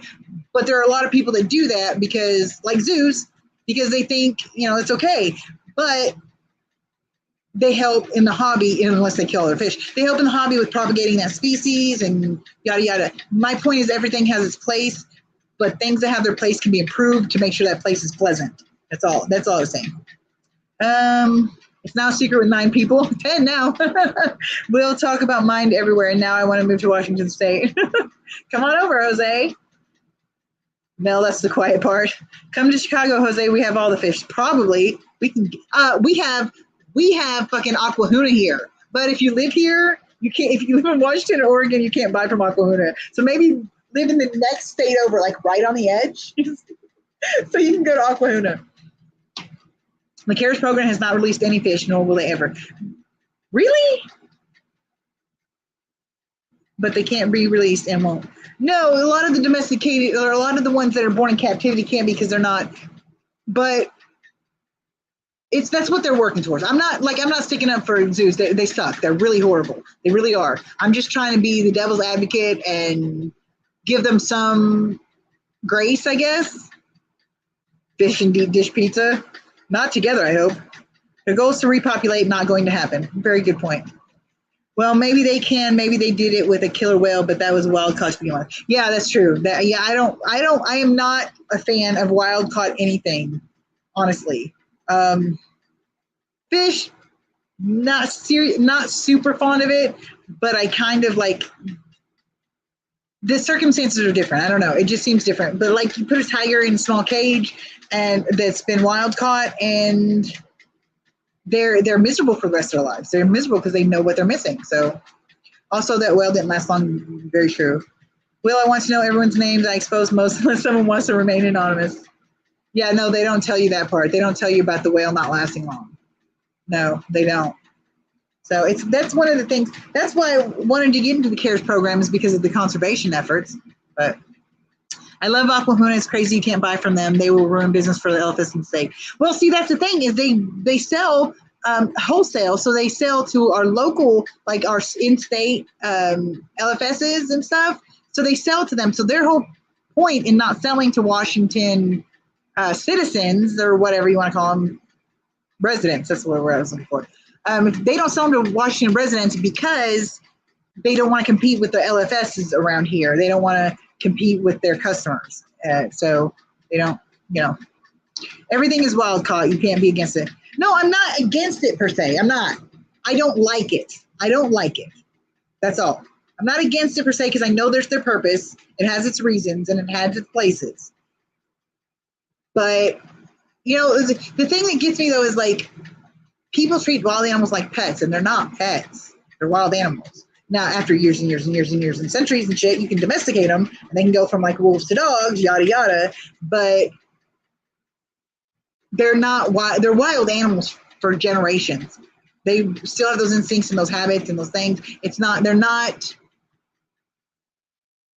domesticated. It's the only word I can think of. They're not domesticated until several generations after they start being kept as in human vicinity, I guess. Yeah, their prices are great. That's why I hate them. Fish are not exported because they are put in category food fish. Yeah. Jose, moved to Tennessee and get a monkey. You don't need. Oh God, don't do that. They'll eat your face. How many is not the issue. Zoos help conservation is a huge lie they use to justify keeping these things to show off for profit. I agree. Again, I was just trying to play devil's advocate. Shit. I'm trying to feel better about the fact that we got these fucking animal prisons around here, okay? Not necessarily here, but like around the United States and everywhere else. So I'm trying to feel better about the shit I can't change. So, I don't know. Oh, hold on, I gotta yell at Anita because it's already 11:30.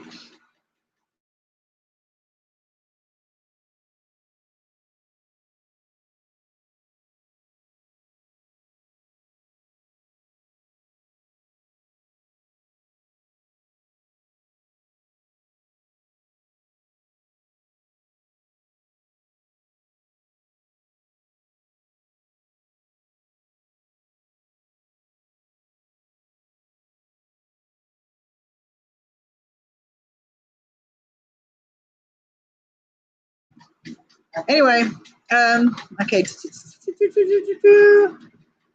Where'd he go? Okay, they're laughing. Only monkey in my house is me, says Jose. Domesticated is an odd word, not really what they are, but what's been done to them. Exactly. They're made to be that way. An argument that would never win. I agree, but you can't blame a girl for trying. Did you know people zoos are definitely a real thing? Yeah. We're in a people zoo. We live in a people zoo now. Yeah, right? Anyway, I am getting exhausted, and I realize I haven't eaten since like noon, and it's almost 12 hours, so I should probably eat something. Oh, Jose says, did not know that, Mel, but I guess those freak shows were. Yep. The rich own us. Yes, they do. I'm sorry, but I'm calling for pitchforks and torches and go storm the fucking gates and take back our shit. Because I'm sorry, that's supposed to be for everybody, not fucking people who can't spend it in 3 lifetimes. Fuck them people. People starving down the road, yet they're hoarding money and resources that could feed hundreds and hundreds of people, like at least. So they can kiss my ass. There's no good rich people. There's not. So anyway, so I think I'm gonna call it. If Mel will ever like come up and be on the live stream, God. Okay, this was not the freak show, Jose. It was in addition to. We'll never see the ones who rule. We never will see the ones who rule. Yeah, I don't know. I think eventually, in all civilizations though, aristocracy, it never goes away. It doesn't, because we all have this thing, we think we're better than everybody else. And the one with the most resources or the most whatever will always win out and end up being the one with the most resources. And we'll take, and the little guy will be abused and mistreated, neglected, yada, yada, yada. That's just the way the world works at this time. But the thing is, a lot of societies who had like super rich 1%ers like that have eventually like rose up and fought that shit. So, oh shit, don't get me on that one. It's not any government. What's not any government?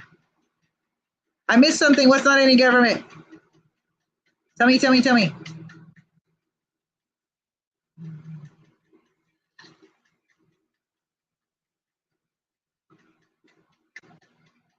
Surely we couldn't leave when we say so. You better watch it. The cops come, I'm running. Well, I'm not running because my fat ass ain't running nowhere. Let me tell you something. If you see me running, you better make sure your reality is correct, because I will slow walk to my death from a serial killer before I will run. If you see me running, check your reality and see how much, DMT or whatever you've been using. So no, don't even start running, because chances are you're hallucinating. This life can't end. I'm not sleeping. Okay, so how am I staying awake then? How am I going to stay awake? I'm dying here, people. I'm dying. You're going to, damn it, you're going to trip me and save yourself. Yeah, I am, damn it. Yes, very much. Gotta throw you under the bus. That's what partners in fish crime do. And then we go and stay up with each other while we do maintenance at ungodly hour of the night. Hey, Cam Jam. What's up, Cam? Glad to have you in. I'm trying to go to bed, but they won't let me. I'm just kidding. Apparently, I'm that charismatic. No, I'm just kidding. Yeah. So anyway, I don't know who all was here when we listened to the Mighty Puffer song, but I've got like in my folder, it says it's like TV shows / I don't remember what the thing is, but it says TV / music videos or something like that. I've got a couple of songs that I wrote and put up. Some of them are fish related, so they're kind of funny. There's one that's not fish related, but I think it's a good song. So yeah, so you guys should check those out. The crime is procrastination. Jesus. Names change, but the family does not change. Very true. Will, same here, no longer sleepy. Shirley has a 4-hour advantage on me. Three, only 3. So if we see you walking fast, we should be running. Yeah, but I can't promise you that even I'll be walking fast. Like, I do, especially if it's over 60 degrees outside. No, that shit, I am not sweating much of my death. I am not doing that. I'm not going down like that. And only seen one fish in this life. Okay, God, you guys are picky. What do you want to see, guys? You'll have to, do you want to see Tig again? I can show you Tig. And it's 1:30 here, it says Shy. It is 11:20. So you're 3 hours ahead. So I'm assuming you're in Chicago probably. Wait, didn't you say that earlier? Oh my God, I'm such a dick. Don't be first or last for the chance of survival. Yeah, you don't have to be faster than the bear or whatever's coming after you. You just have to be faster than the person behind you. Let them get eaten first. Make sure you're out of view by the time they're done with that snack. Mm-hmm. Cam's got a fish crime. I killed my rosy loaches yesterday accidentally. No, I love rosy loaches. I got some of those too in my 28. Why did you kill them? I mean, not why did you? How did you kill them? I know you didn't do it on purpose. Oh God. Jose says, Cammy, you missed a slightly older hanging freak show. Shirley wants to swing and went downhill from there. You have to have a partner to swing, and I'm not willing to share my remote or my bed. So, yeah, I wouldn't swing. I was just like, take the wife's place or girlfriend's place. I don't know. I'm just like, the girlfriend would have to know. It'd have to be approved because I can get my ass kicked because some idiot lied to me about being married or having a girlfriend. Yeah, that's sex cam how. Spot treated heralds you with peroxide. Oh, that's why I don't do that, because I've heard so many horror stories about people dying. Or not people dying. Oh, that wouldn't be too much of a horror story. Fish dying. Don't say that. That's not nice. Would you let somebody say something like that to your friend, somebody you really cared about? Would you let them say that to them? No, you would not. So stop saying that shit about yourself. Stop it. That's not funny. I don't like when people put themselves down. I don't like that. It's not funny. Carnies are a separate kind of humans, but they are fun to party with. I bet they are. Will, what state are you in? I'm assuming he's in Chicago. His name is Shy. So, I don't know. I could be wrong. Maybe he just likes Chicago. Or maybe he likes chai tea and he forgot the A. Who am I? They were so cute. I know they are. I've got my rosy loaches. I love my rosy loaches. They're so cute. And in a big group, they play so much. It's so funny. It really is. No more info, Jose. Shy is staying anonymous as possible. What are carnies? Carnival workers. They're crazy. They're different. And that scares people because people don't know what people don't like different. It scares them. And so they react badly. That's what I try to tell myself when somebody's a jackass. It's like it's different. They don't know what they're doing. They don't know how to handle that. They're just being jackasses because they can't handle shit. But that ain't my problem. Don't make it my problem that you can't handle your shit. Like my song says, you can't handle your shit, don't get mad at me. So that's in my Titan of Tragedy song. I'll come up when I haven't been sick all day long. Okay, next time I promise. Oh, okay. Jose, he just finished a deep dish pizza. You're right, went to a Cubs game. Jose says, I may be knocking at your door at 3 a.m. What the hell, Shirley's keeping me up? I would said so many things I could say to that. So many things that are not something I should be saying probably. Really don't give me that ammunition because I say things that I shouldn't say all the time and I have no problem doing it. I totally will face the consequences after, but I'm going to fucking say it. That's the way I usually am. But, oh shit, I snorted, sorry. State would be Illinois, Chicago is a city. Didn't I say that? I know Chicago is a city. What did I say? I don't know, who cares? I'm a brain idiot. Late night fish neighbors. Yep. We got to do this right. Who cares if our fish are sleeping? Turn that damn light on and get to escaping. Oh, man. Oh, it feels so much better in here with the doors open. What is the temperature now? It's 70 degrees. Yes, it's going down. I feel so much better. It's really annoying that it gets warm enough during the day that I want my air conditioner, but it's cold enough at night I just need my doors open, doors and windows. Don't call the fish police. Dude, this is a safe haven. There's no fish police here. We're just all fish hobbyists, all fish criminals. No cops here. Not in our inner sanctum. Geography is for quitters. Right? I should say that because I'm not good at geography. I'm pretty bad at it. I know simple stuff like they're like Louisiana is below Arkansas and shit like that. But I have a hard time now remembering if I'm in the bottom of Washington or the top of Washington, if Seattle's north of us or south of us. I can't do that. If I ask you directions and you tell me go west, go east, I'm be like, where the fuck is that? Tell me left or right at McDonald's. Just tell me that. That's all I need to know. Okay, it took me a bit to comment. Couldn't spell Illinois, LOL. Neither could spell Czech. Kim's got a warrant. No judge would sign off on that. I made sure of it. Got them in my pocket. I asked what are carnies. Is that what June is referring to? Yeah, I think so. Yeah, carnies like carnival workers. Mel says also my fish are used to random wake up disturbances at all hours of the night. Yes, they are. And as June says, yes, carnies people who work at circuses or arcades. Yep. So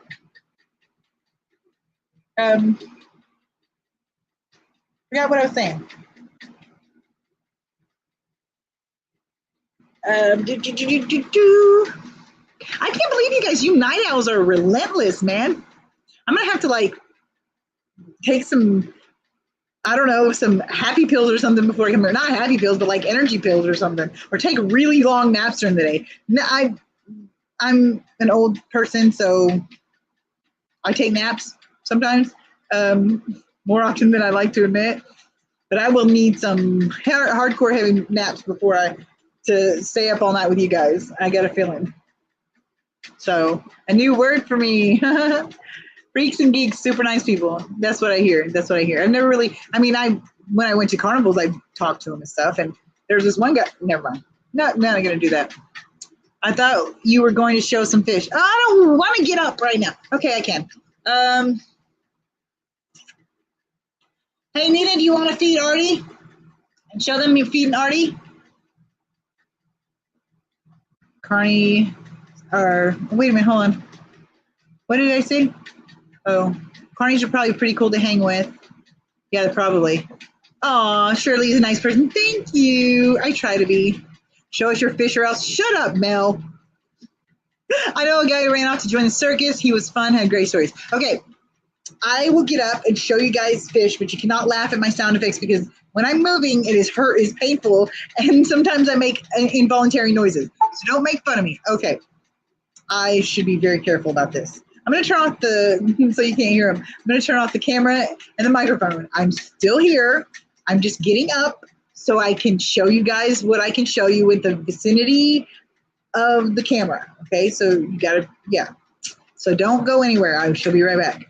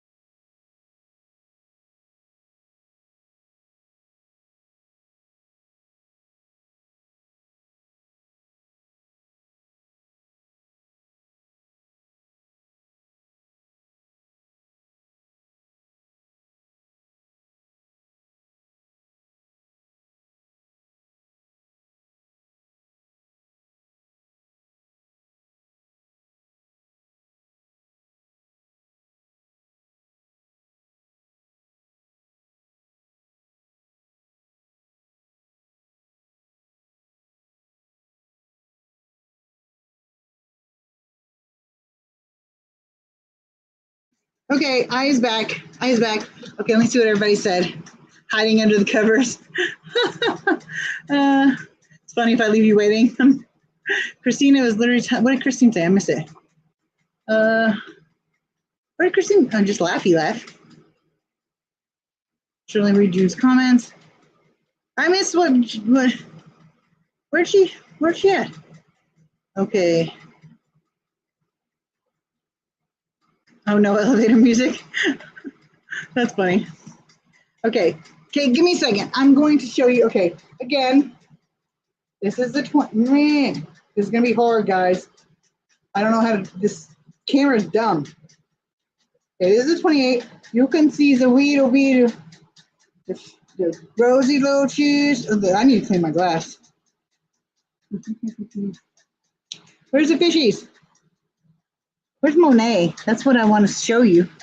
Show you guys. Monet is hiding again. I don't know. There's a rosy loach. There's rosy loaches over there. Okay, let's go next. Okay, I can't see chat right now, so don't ask me questions. Okay, here, I don't know if this is going right or not. See this? Shit, that's not as long as I wanted it to be. But, see this guy? See this, that guy. And then my bed is my unmarked notice. And this was supposed to be fucking on. What the hell, dude? Okay. And in here are my, oops, my bed and my hockey and stuff. Am I still on there? Shit, dude. You know what? Sorry, guys. Fucking computer. Jesus Christ. I know.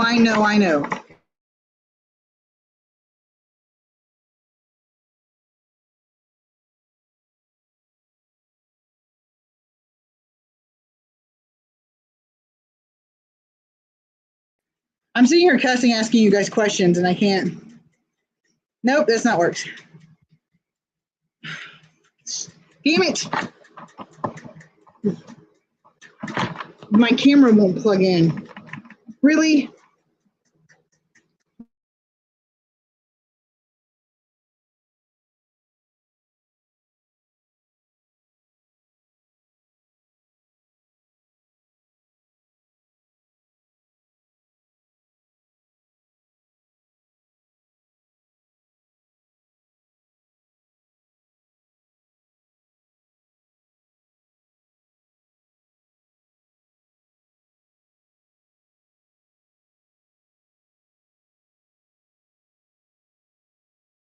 Okay, guys, I'm not. Let me try this again. Where the hell am I at? I'm on my phone now. This is ridiculous. This pissed me off. I don't know how to get myself back. Really, people? There we go. Okay, there we go. There we go. We're better now. Okay, turn it this way. Okay. I can't see the chat now. My computer decided it was just going to fucking turn off on me again. So I'm stuck doing this. I can't see chat. I don't know where my other phone is so I can see chat. Okay, I'm going to put it this way. This is going to be a pain in the ass. But I think I can see, if I look, I can see chat better that way, I think. If this stupid fucking advertisement doesn't get out of my way, I'm going to hit somebody. Hopes and dreams. Okay. This is happening to me. No, I'm not thinking about my kids. Deep breath. Deep breath. Ha! Okay. Okay, I'll show you some more fishies. Ow. Really? The damn light turned off again.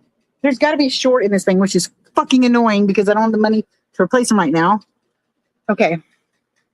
Turn this around. Really? You can't stay on for 5 seconds so I can fucking show this damn... Where's it at? Where's it plugged in? That's stupid. I'm really getting pissed off. Like, this is making me so mad right now. You guys have no idea. Damn it. Come on. Help me out here. Dick. Ow. Okay. There we go. Let's see if that works. Now I can't find it. Okay. See if that works. Hopefully that'll work. I don't know if you can see in here. There's a lot of Beta Mahachensis babies. Some right there. There's babies. Okay, and then here is, where'd he go? Oh, there he is. There's my spastic riot, the blue Glarus. Damn it, going the wrong way. There he is. This is Artie, my Oscar. She's getting excited because she thinks I'm going to give her a worm. But I'm not giving you a worm. Not doing it. You're getting pellets tonight. Okay, and then in there is my Beta Mahachensis. Don't make fun of my, what's it called? My fake plants. They were given to me, and I use them. Okay. And here are my electric blue cars, and they're fried. They're going nuts because they think that I'm going to feed them. You want to see something funny? I'm going to put my hand in here, and they will nibble and bite it, especially. Okay, look. Now they're not going to do it because I told you they were. Oh, don't bite me. That hurt. Okay, I'm getting my hand out because they hurt when they bite. They hurt when they bite. Okay, and oh shit. And then here's the other rams. They got blacker. Like they weren't this black whenever I kept them, but they've gotten blacker. And look at the blue spangles. They're just beautiful. And these are my Buenos Aires tetras. I love them. They swim constantly. Here's some more electric blue acaras. That one down there is the big one. That's, where'd it go? Where'd it go? That big one is Poseidon. Oh, no, that's the little one. That's something else. That's Poseidon. And then him, I forgot what she named that one. My big albino pygmy, or albino cories. That's all that's in here, basically. Oh, Tig, of course. Tig is in here somewhere. Tig. Okay, I'm not going back into the bedroom. I'm not doing that. I am going to fall if I don't be careful. Okay. Push shit out of my way.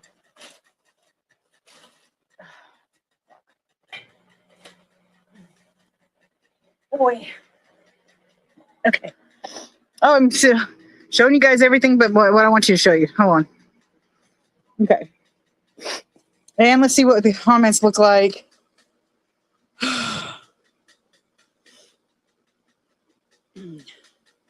No liquor tonight. Oh, of course there's liquor tonight.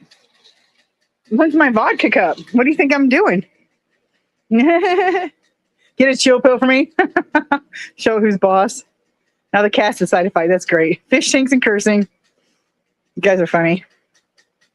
I swear she's cool when mad. I'm glad you like it, June. I talk like so much shit. Like I tell people all the time I talk so much. No. I tell people all the time that I talk so much shit. Am I still there? I got. Anyway, I was trying to say I talk so much shit for someone who doesn't do jack shit or can't do jack shit. I will get so big and bad in my little girl pants over here that I'll be like, I'll kick your ass, and I'll forget that I can't do that right anymore. I'm glad you like them, Mel. You guys are happy. It's moved into my room, the cat fight. And Shirley loses it and starts breaking everything in sight like the Hulk. Grade A entertainment. I'm glad you're happy. She's demanding a worm, not asking. Exactly, June. She does not think it's funny when I tell her no. Liquor everywhere. Oh, that sounded really bad. I probably shouldn't. Get a chill pill. Okay, I guess I'm back down. So you're a cat. I'm going to bed for real this time. 3 hours, blame Shirley and Will. Good night, Jose. Glad you stopped by. My vocabulary has an fucking for every sentence. Yeah, dude, okay.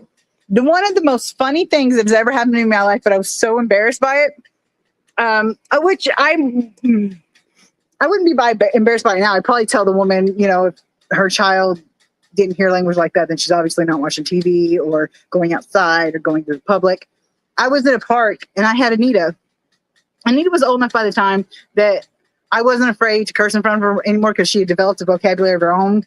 And she was old enough not to think it was funny because people laughed, just because people laughed. So I let my curse hair free. You know, I started cursing everywhere. And because I used to tell her when she was really little, she'd ask me if she could say curse words. And I would tell her, yeah, you can if you want to, but just keep in mind that there are appropriate times and places to say those words, and that people will think you don't have a vocabulary and you're not very smart if all you do is cuss.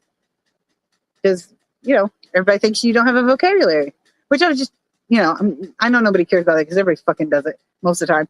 But when I started cussing in front of her, I remember about when it happened. I don't remember the first time I cussed in front of her again, or in front of her when she was younger. But I was playing Black Ops on my Xbox 360. And I sucked so bad. I was really bad at it. And I started cussing. Oh, I was saying everything under the sun. She wasn't supposed to be in the other room in the living room watching a movie or something. I was in the bedroom supposed to be doing my college homework, and I was skipping it. I was taking a break. So I was playing that, and I was cussing. Next thing I know, Anita comes walking around the corner. She might have been like 6. I mean, she's old enough to be in kindergarten. She was already reading. So she was about 6 because she started reading the night before kindergarten was the first time she read anything. But anyway, she comes around the corner and she goes, puts her hands on her hips. She says, Mom, you shouldn't say stuff like that in front of me. I'm a child. And then she said, besides, when you curse, people think you're stupid, and we know you're not stupid. I was like, I couldn't even argue with that. I was like, shut up, I'm a grown-up, I can say what I want.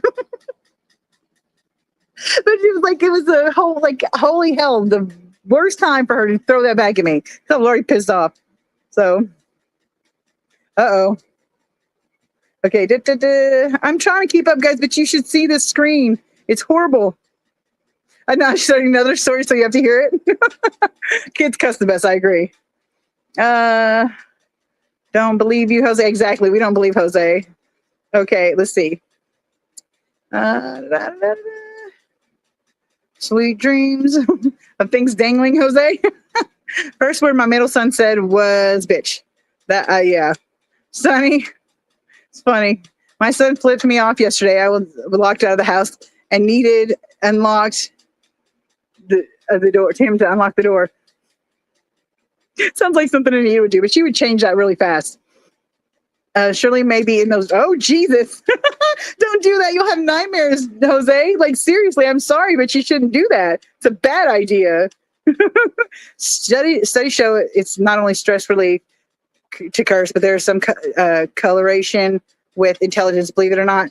Pretty sure I read that a while back. I know, but at the time, it was just really young, and I wanted him to develop a basic vocabulary before her. I'm sorry, I was thinking about my dad. He hasn't called me in a couple of days, and I called him the other day. Anyway, I didn't want her to curse until she had developed a decent vocabulary and got a baseline for her vocabulary as a kid. I didn't want her cursing the first word she says, you know, a curse word. And not because just because it's not, it doesn't need to be, if you allow that to be a big deal, like laughing at it or getting on to them or whatever, and not explaining that it's not it's just a word, but there are appropriate times and contexts to use those words, then all they're going to do is curse. They're going to think it's funny, and they're going to do it every time somebody laughs, or anytime you tell them not to. It's just they want to do the things they're not supposed to do because they think it's funny. So I do not use bitch as my go-to word. Fuck, I can't see. Something with she. I'm with she. Will fuck works. Will fucks work for me and the situation. Exactly. I love fuck. I also love the C word, but it pisses women off mostly. Men don't usually care because they join in, but Cam, that wouldn't end well. Yeah. Bitch is my go-to, June. People get offended. You think that's offensive? They get offended at that. Say the C word, man. Yeah. After I get done laughing about it. Yeah. Night, Shirley in chat. Thanks for the great stream. Thank you for coming, Christine. Glad to have you. Okay. Night, night. Da-da-da. Love you all, not Will. Bye, Jose. His timing was not good. Yeah. Good night, Christine and Jose. Curse words are just like seasonings of vocabulary. Right, but you don't start with the seasoning. You start with the basics. You start with the vegetables and the meats, and you get all that together, and then you add the seasoning, and then you cook it. But you got to have a basic. You have to have a foundation first.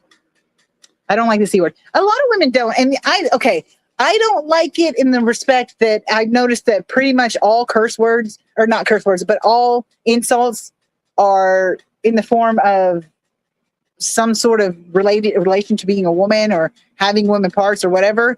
And so I think it's funny that people are so outraged by the C word, because it's like, all it is a derogatory word for a woman's body part. And like, that's the worst thing you can say is the name for a woman's body part, then our standards are really fucking low. Like, really. To me, I'm sorry, that word is nothing. It isn't. And I know people get offended by it, and I get it. There's things that offend you. But to me, it's ridiculous to get offended by it. And I think it's kind of insulting so many people are offended by things that have to do with being female. Bitch. No, what's that?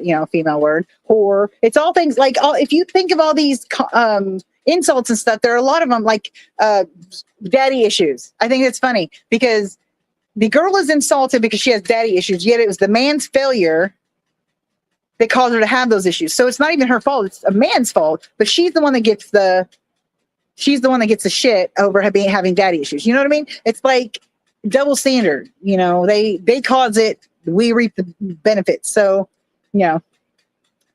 okay. When someone tells you it's cold outside, you say nothing. It's fucking cold. Me too. Cam Jones says, I like all the words. A lot of women, when I live in call us a bitch, I'm a bitch. I like it. Yeah, exactly. I do that too. Where did you are fucking right, June? Jose says, tell him to grow a pair and get over it. Exactly. That's funny. I do that, but I'm like of ovaries. Because I'm sorry, but balls are tender. They're wimpy. They can't take shit. Can't take it. Can't handle it. But women can handle a lot of shit. Get another thing I can blame Dad. Tell him to grow a pair and get over it. Exactly.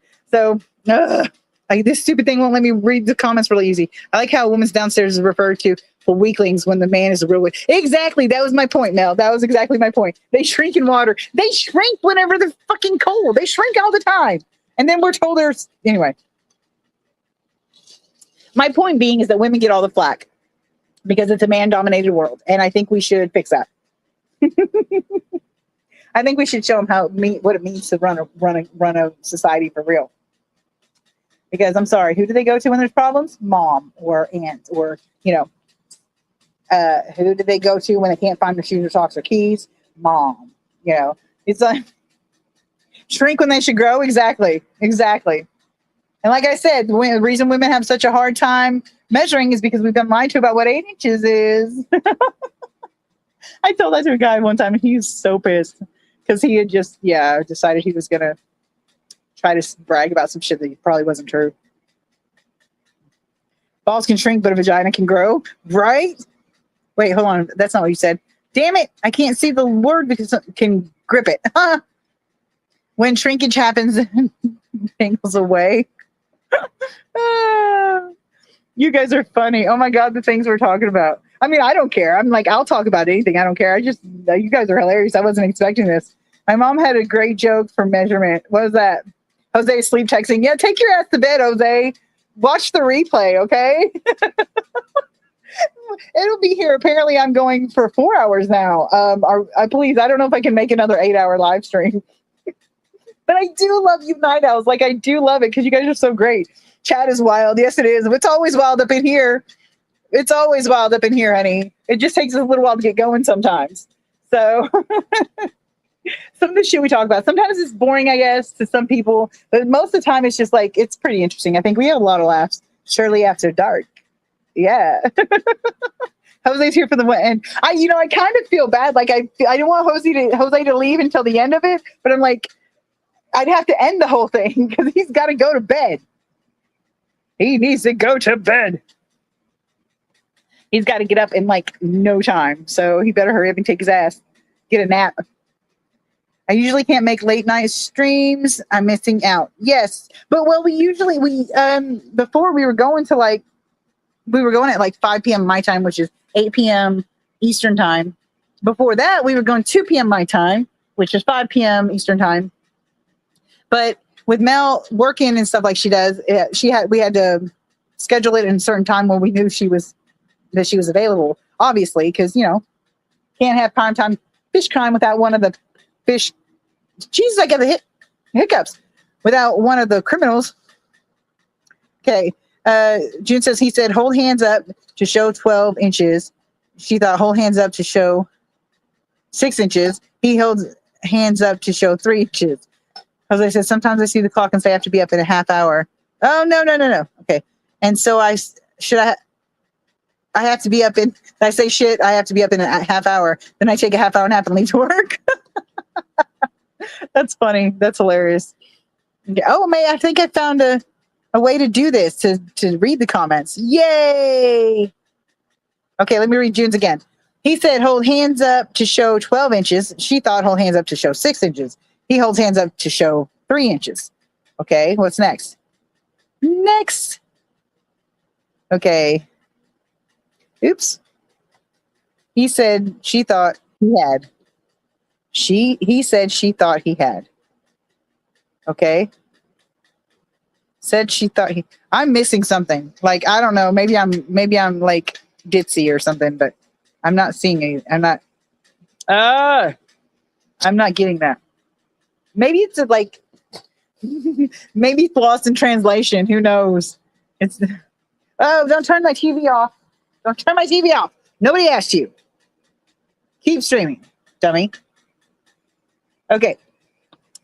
Okay, let's see.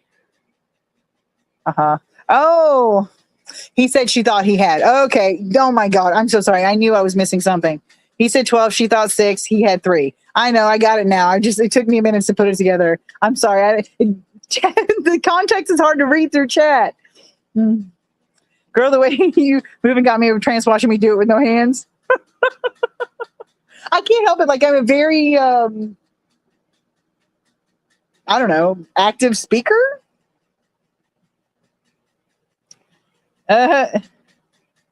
Is it her or me? Okay. Damn it. It was me. Like, I just didn't get it. It wasn't you. It took me a minute to get it. That's all. My brain's tired. I've had very little sleep the last couple of days because Mel keeps me up all night and she's needy. And no, I'm just kidding. I love you, Mel. Anyway, it's my mom's favorite joke. I don't blame you, or I don't blame her. It's a really good joke once I get it. I don't know about anybody else, but it took me a minute. So it's hard to see though too with this damn, like, my chat box is like this big. If you make more than 2 lines of chat, I have to scroll up as I'm reading it, and it barely lets me do that. I asked a little ago if anyone was dizzy with Tank showing. Oh yeah, no, I'm sorry, I couldn't do that. It's because the camera I had. She was so coy saying it. That's funny. My mom's the same way. She's like, anything she says that's even slightly dirty or slightly naughty, she's like, it's so funny. It's like watching a kid. It's hilarious. I love it. It makes me feel so happy when my mom does those things. It's funny. Mel has a gorgeous angel tank. It takes maintenance. Yeah, I'm jealous of her angel tank, even though I helped give her ideas on where to push it.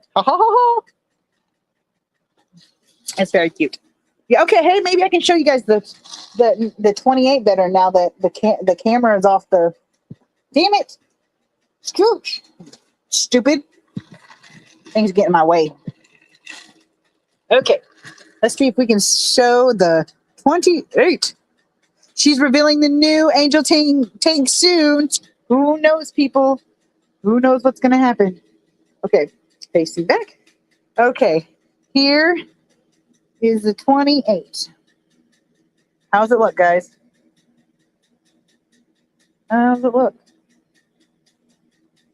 You like that? You like that, huh? You like that? You like that? That was creepy. Okay. I am going. Yes, Newscape, I helped. Yes, you did. Yes, you did. Mel is my partner in fish crime. She sure is. So I like it. What do you guys think? I know it needs more plants. But like I said, all the plants got decimated. It's horrible.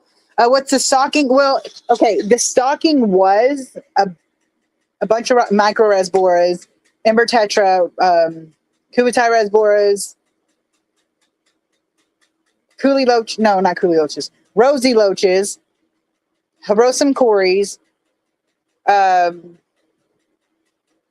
a couple of pygmy cories that snuck in somehow. I don't know how they got in there. Shrimp, betta named Monet. I was talking about him. And then a stunted pleco, Bristol's pleco named Pygmy. I think that is it. But the only ones that survived out of the columnaris are most of the rosy loaches, some of my shrimp, which I was really surprised by because most of the other ones died with the what do you call it? The nitrofurazone treatment. And then there's those left, a couple of microrasboras. Now I've got my albino pygmy cories in there, but I put them in there after the columnaris. And then of course Monet and Pygmy are also in there still. Luckily I kept them. If I would have not kept them, I'd have been really upset. If they would have died in that, I'd really been upset. A lot of tiny cuties, exactly. Mel says that's the one that had columnaris bad and you nuked. Exactly. That's the one that had the columnaris and like I had to nuke it with the nitrofurazone. What the hell, dude? Okay, there you go. Cats are running and shit is falling. Made me jump. That's funny. Also, thanks, Cam. We'll show the tanks next week. Awesome. Yes, you will. You should. And maybe I'll show my new 75 that there'll be the new jungle tank. Because my plan is since I got rid of my axolotls, they were both in each pair. The boys were in one and the girls were in 175. And so I'm gonna have 2 extra 75s. So I'm gonna take my jungle tank, which is a 55, and it has all my electric blue cars in it. And I'm going to move all of it, every bit of it, into the 75, one of the empty 75s. And then I'm going to get rid of the 55 and the other 75. And then I'm keeping my Tetra 75, the one I was showing you that had Buenos Aires Tetras in it. I'm keeping that. And I'm taking the albino cories out of there and putting them in the 75 with the electric blue Acaras. And then I'm going to add my Ivanacar bimaculata to the 75 with the Tetras in it. So... I tried to guess before what fell before looking. I think the 28 came out the other side all right. Yeah, I do too. I mean, I'm a little sad that, so much of my stock died, but I mean, it's not the end of the world. This wasn't my favorite fish. My favorite fish in the tank, well, besides Habrosa, them as a group were my favorites, but my favorite individual fish were Pygmy and Monet, of course. So the fact that they survived was good. The funny thing is, well, not funny thing, but the annoying thing is I had 2 killifish in there too. And they tell you don't put killifish in with bettas because they won't get along. But I don't know if it's just Monet because he's a really awesome, weird fucking betta. But they got along just fine. I put a male of my Gracensi killifish in there, and then a female from my golden Australe pair. Because the Gracensi had lost his female, and the Australe had lost the male. So I put them in there. So, Cam says, sounds like a lot of work. Yeah, it will be, but I think it'll be worth it because the jungle tank was put together kind of haphazardly. We just threw it together to put, I don't remember what we were putting it in at the time. I think the Tetras, because I don't remember what the circumstances were, but we put the 55 together. Well, the first initial put together was really nice and it looks good, but we've rescaped it and there's been things that's happened to it. We've had to take stuff out to move fish and yada, yada. So it's kind of went to hell with how, it looks like a wild jungle. It's really wild. And it's got a ton of overgrown jungle val. It's got plants hanging out the back. Well, you guys saw it. I just showed it to you. Hold on, I'll show it to you again. There we go, right there, right there. Can you see it? See all the plants sticking out the top? And then the tank is all jungly. Jungly. Okay, that's the best you're getting. Okay. Yes, it is. It's super sad to lose the whole tank of fish. It really is. The first time I lost the tank of fish, I had about 200 albino cory babies in a tank, and it was my grow out tank, and I had a heater in there, and the heater malfunctioned, went up to 99 degrees, killed all but 8 of them. And we didn't know, I didn't know they were alive, that they were still alive. I was devastated. The first time I lost really lost fish was that. And first time I experienced with heater problems too, and lost the whole bunch of them, every one of them except for the 8. And we didn't find those until the next day because I turned the heater off, I covered the tank with the lid, and I just walked away from it because I couldn't handle it at that point. So the next day when I was cleaning it out, I found 8 babies left. So they grew up and they were good. So that's the shit of nightmares. Exactly, Cam. And hey, I hate heaters, said June. Yep. Truly is. Yeah. It really sucked. So, but we tried to look at the bright side that we got those 8 out, and it was like one of my first clutches. It wasn't my first, but I'd had a couple of clutches before, but I was still really new to it. So having them die on me like that was it was devastating. And then Anita is the one that found them.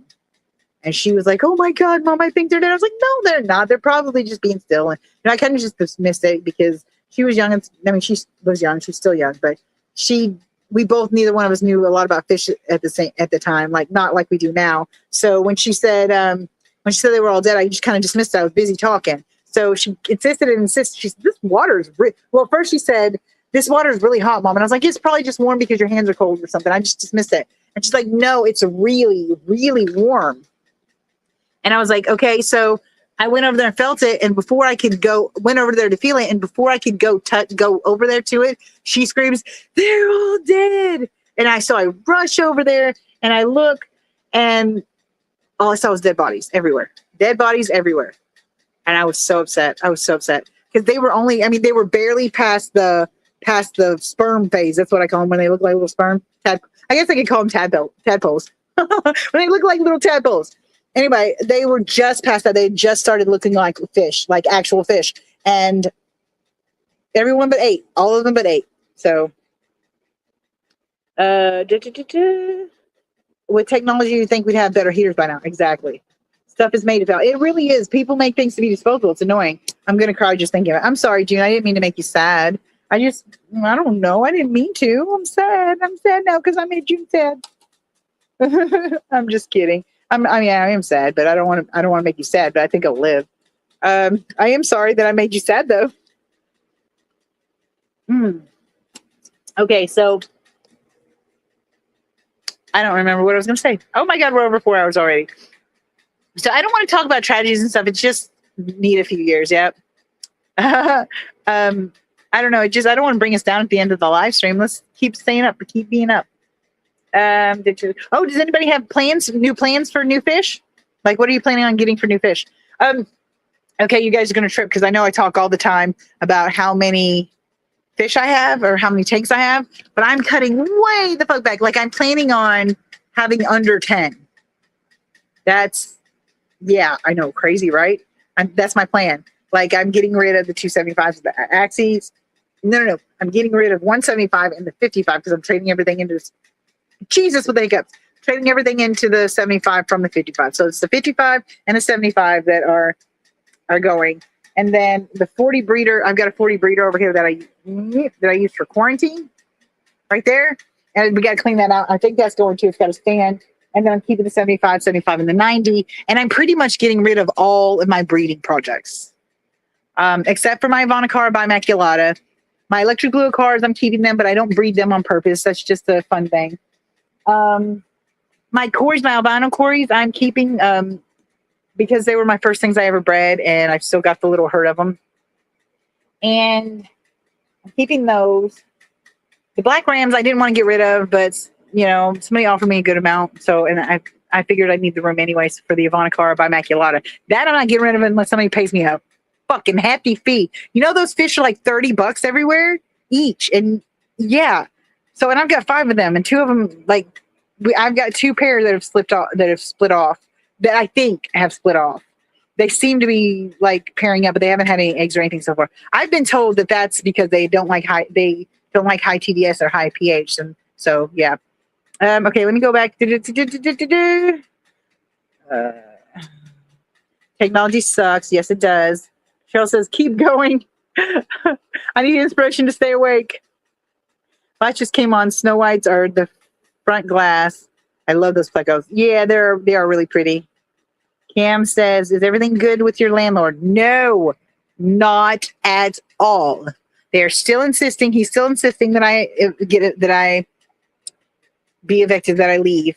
And he's telling me that he won't do the eviction process if I leave on my own. The problem is I don't have the thousands of dollars it takes to move because yes, it costs thousands. I paid almost $3,000 as a deposit for here. That's not including the credit check fees, application fees, first month's rent, none of it. It doesn't count any of it. It's just $2,880 for a fucking deposit. Okay. That's ridiculous. I'm sorry. It really is. He's also refusing to accept my ESA letters for the tanks and wants every one of them gone. And he wants me gone no matter what. At least that's what he said.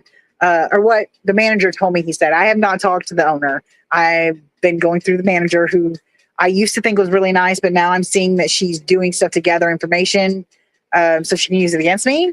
So I'm kind of trying to be guarded around her. I'm making sure that everything we say or every contact meeting is in writing. So yeah, it's not good. That's one reason why I'm cutting back so drastically. I hadn't had a number in my head. I hadn't had a really my kids talking. Anyway, I hadn't had a real idea of how many that I would cut back because I was just going to cut back some of my breeding projects and concentrate on just 2 or 3. And I was going to do all that. But then whenever he gave me such a hard time, I was like, okay, I'll cut them down to less than half or to about half to less than half. And then maybe he'll give me some time to move out on my own and he won't start the eviction process. Because here's the thing. I get rental assistance.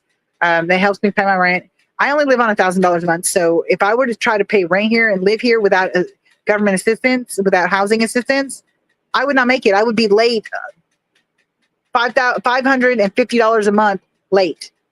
And not late, but behind for every month because my rent is $1,550 a month.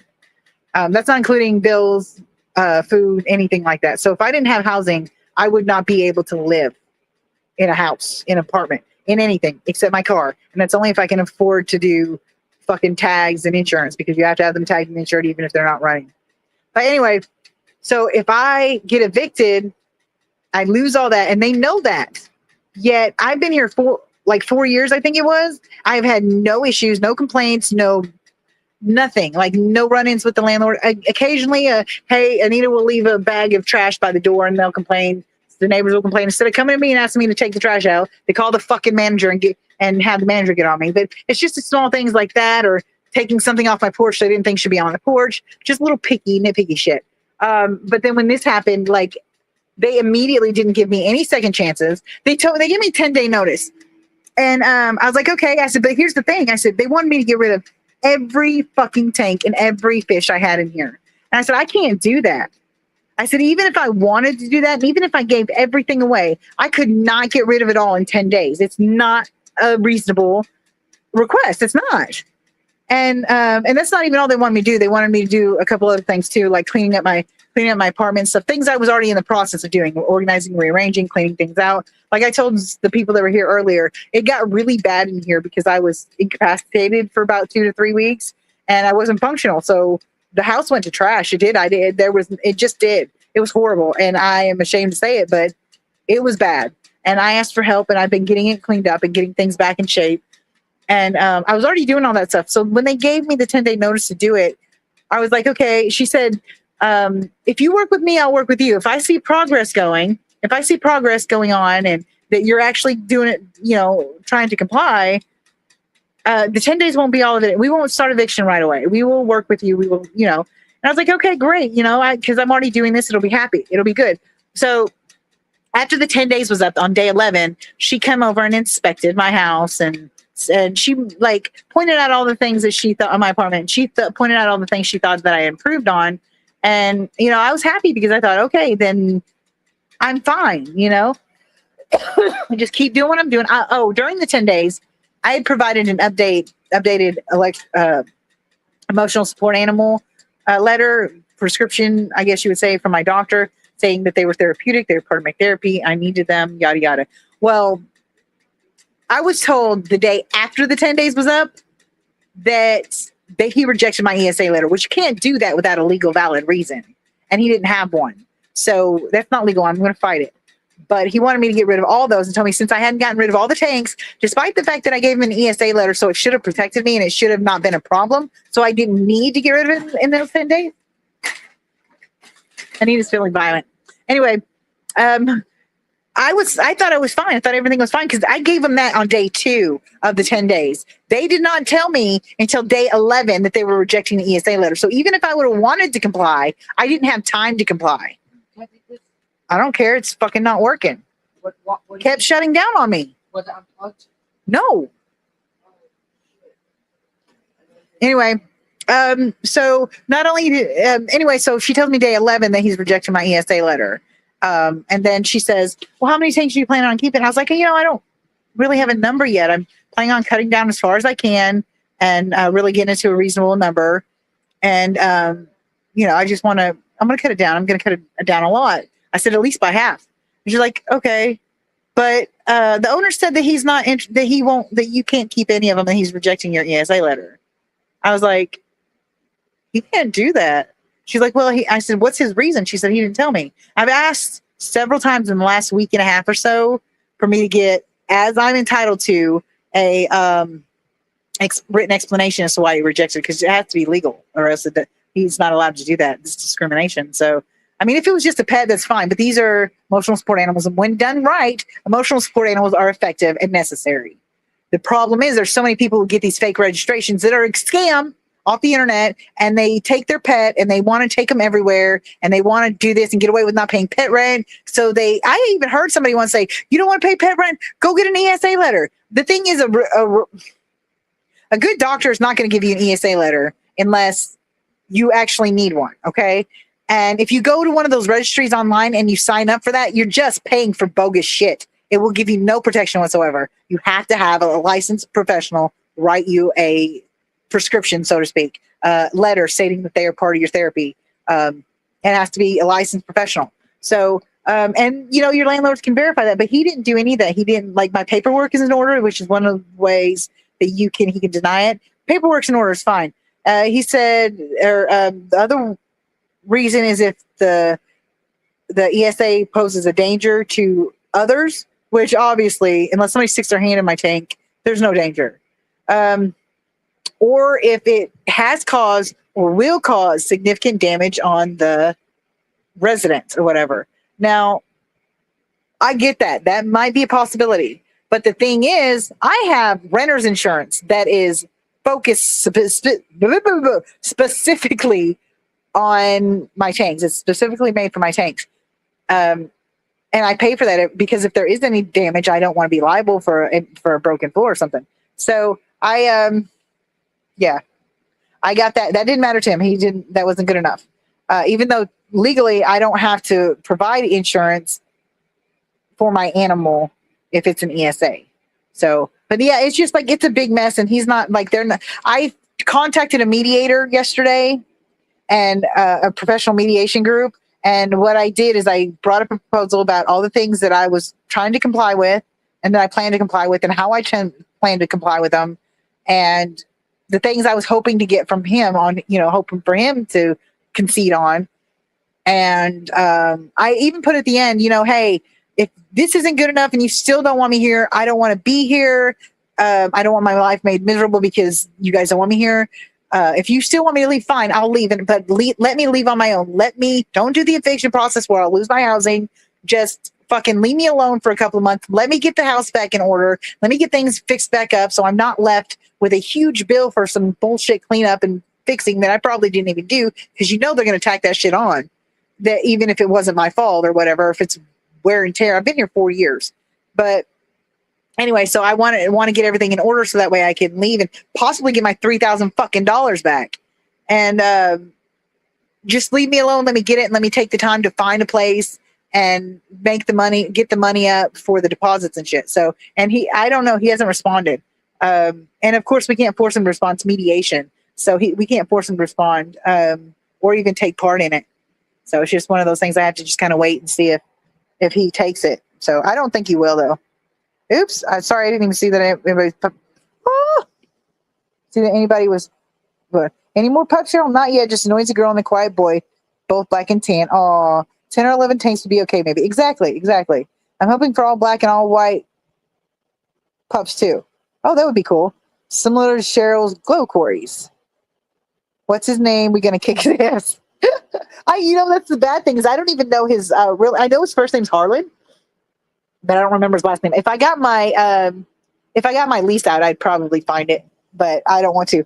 For the mediation, I was supposed to get his name, phone number, email address, yada yada, so they could contact him. I wasn't going to contact him. I don't want to fucking talk to him. I mean, I do for the mediation, but I don't I don't care. I'm not going to try to do this. I just want to talk to him in all the legal ways that needs to be done in order to fix this problem. But she wouldn't give me his information. So I was like, fine, I'll give him your information. Let him harass you. I've never got a deposit back. I don't think I have either. They try to find they do everything they can to find every little itsy bitsy thing to not have to send you to give you your deposit back. The thing with Washington, though, is there's a law. The deposit from, like, for instance, my $3,000 deposit almost has to go into a trust, and they have to leave it there until I leave. And then they have 30 days after I leave to either return the deposit in full, return it with whatever taken out of it there, the cleanup, whatever that needs to be done. Either do that, either in full, or if there's necessary repairs, take what you're supposed to out of it, and then give them the rest with an itemized list of what was wrong in the apartment that they were responsible for. And then the rest of it's supposed to go back to them. You have 30 days to do it. And if it's not done, then they have damages, fines, and all that shit. So, but yeah, it's a renter friendly state here, but I'm really worried. I don't count tanks less than 75 gallons in my tank total. Okay, then I have 1, 2, 3, 4 tanks. I have 4 tanks. Yay! Wonder if I tell them that if they'll buy it. I've always had complaints on me. I'm a pretty good neighbor. I don't usually. Working a different shift causes, it does cause problems. Time is situational. I agree. It is. Do you have any proof that he knew you had the tanks?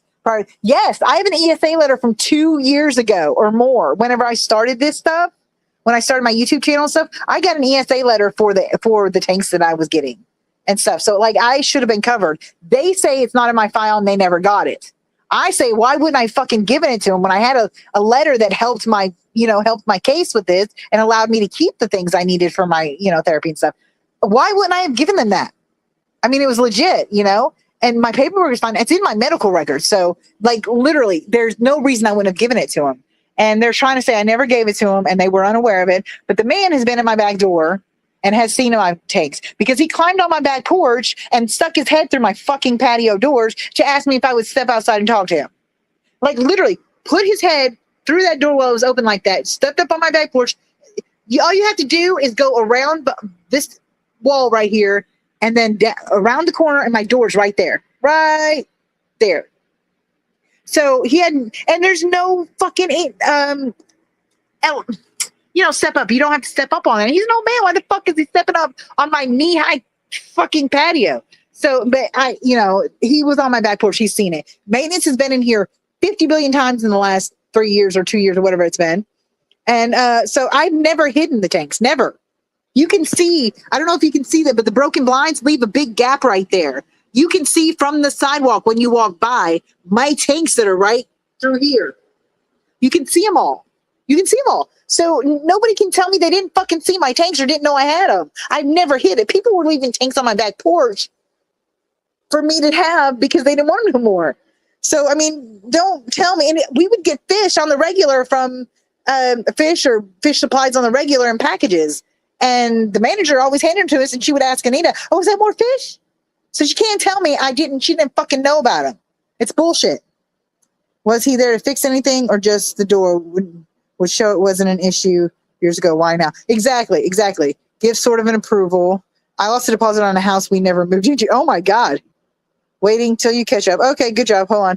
Same law for how money is to be kept and returned. That's good. It helps you. Yep. What the fuck? Do you have any record of improvements or repairs done? Oh, okay. So there's no, damn it. There is no official, like, documentation. Like, I don't have not signed, notarized, itemized list or nothing. But I have an email from the manager where she, after she inspected the on day 11, that listed a bunch of the things I had done to comply with his 10-day notice. I mean, a list of them. I see you've improved this. I see you've gotten rid of some of the animals, and that you're taking down tanks, and you're continuing to do so. I see that you've done a lot on cleaning up. I see that you've done a lot of pest control from, all that jazz. She listed all the things that I've been working on and said that she saw improvement. So it's in the email. I have a witness, and she was the witness, whether she likes it or not. So you really only need a date. The judge will request copies of his ledger. Yeah, I don't want to go to court, because if I go to court and he succeeds to evict me, I lose my housing assistance. I could lose it from him even putting a legal eviction on my record, unless it is found that. Now, if I were to leave after the eviction was up, or after he started the eviction, I left before I was legally evicted, it would still be on my record. It wasn't fixed. I can't think of the word I'm trying to think of right now, but it wasn't, or who said I can't think of the word? It wasn't taken care of. Like it was not rectified. That's the word I was looking for. The issue was not rectified. So I could still lose my housing assistance, even though it wasn't a successful eviction, because it's an open eviction, and it wasn't settled, saying the landlord did not have a valid reason for evicting me. So I can't run the risk of losing my housing assistance, or else I am going to be on the streets, because I can't pay for any of the apartments around here, and nobody's going to let me live in their house or in their apartment or whatever that they own for like $200 a month or something. It's just not going to happen. So I'm going to be in trouble. But I can't run that risk. Landlords keep good records of money they spend on each unit. Yeah, they do. Are you looking for a place? I haven't actively looked for a place yet. I am keeping my eyes open for rent signs, but I haven't actively looked for a place yet, because I've got so much other stuff going on, trying to get all this stuff taken care of. It's just like one more thing on my plate that's making my head spin. And so I'm going to wait until I figure out whether he's going to evict me or not, whether he accepts the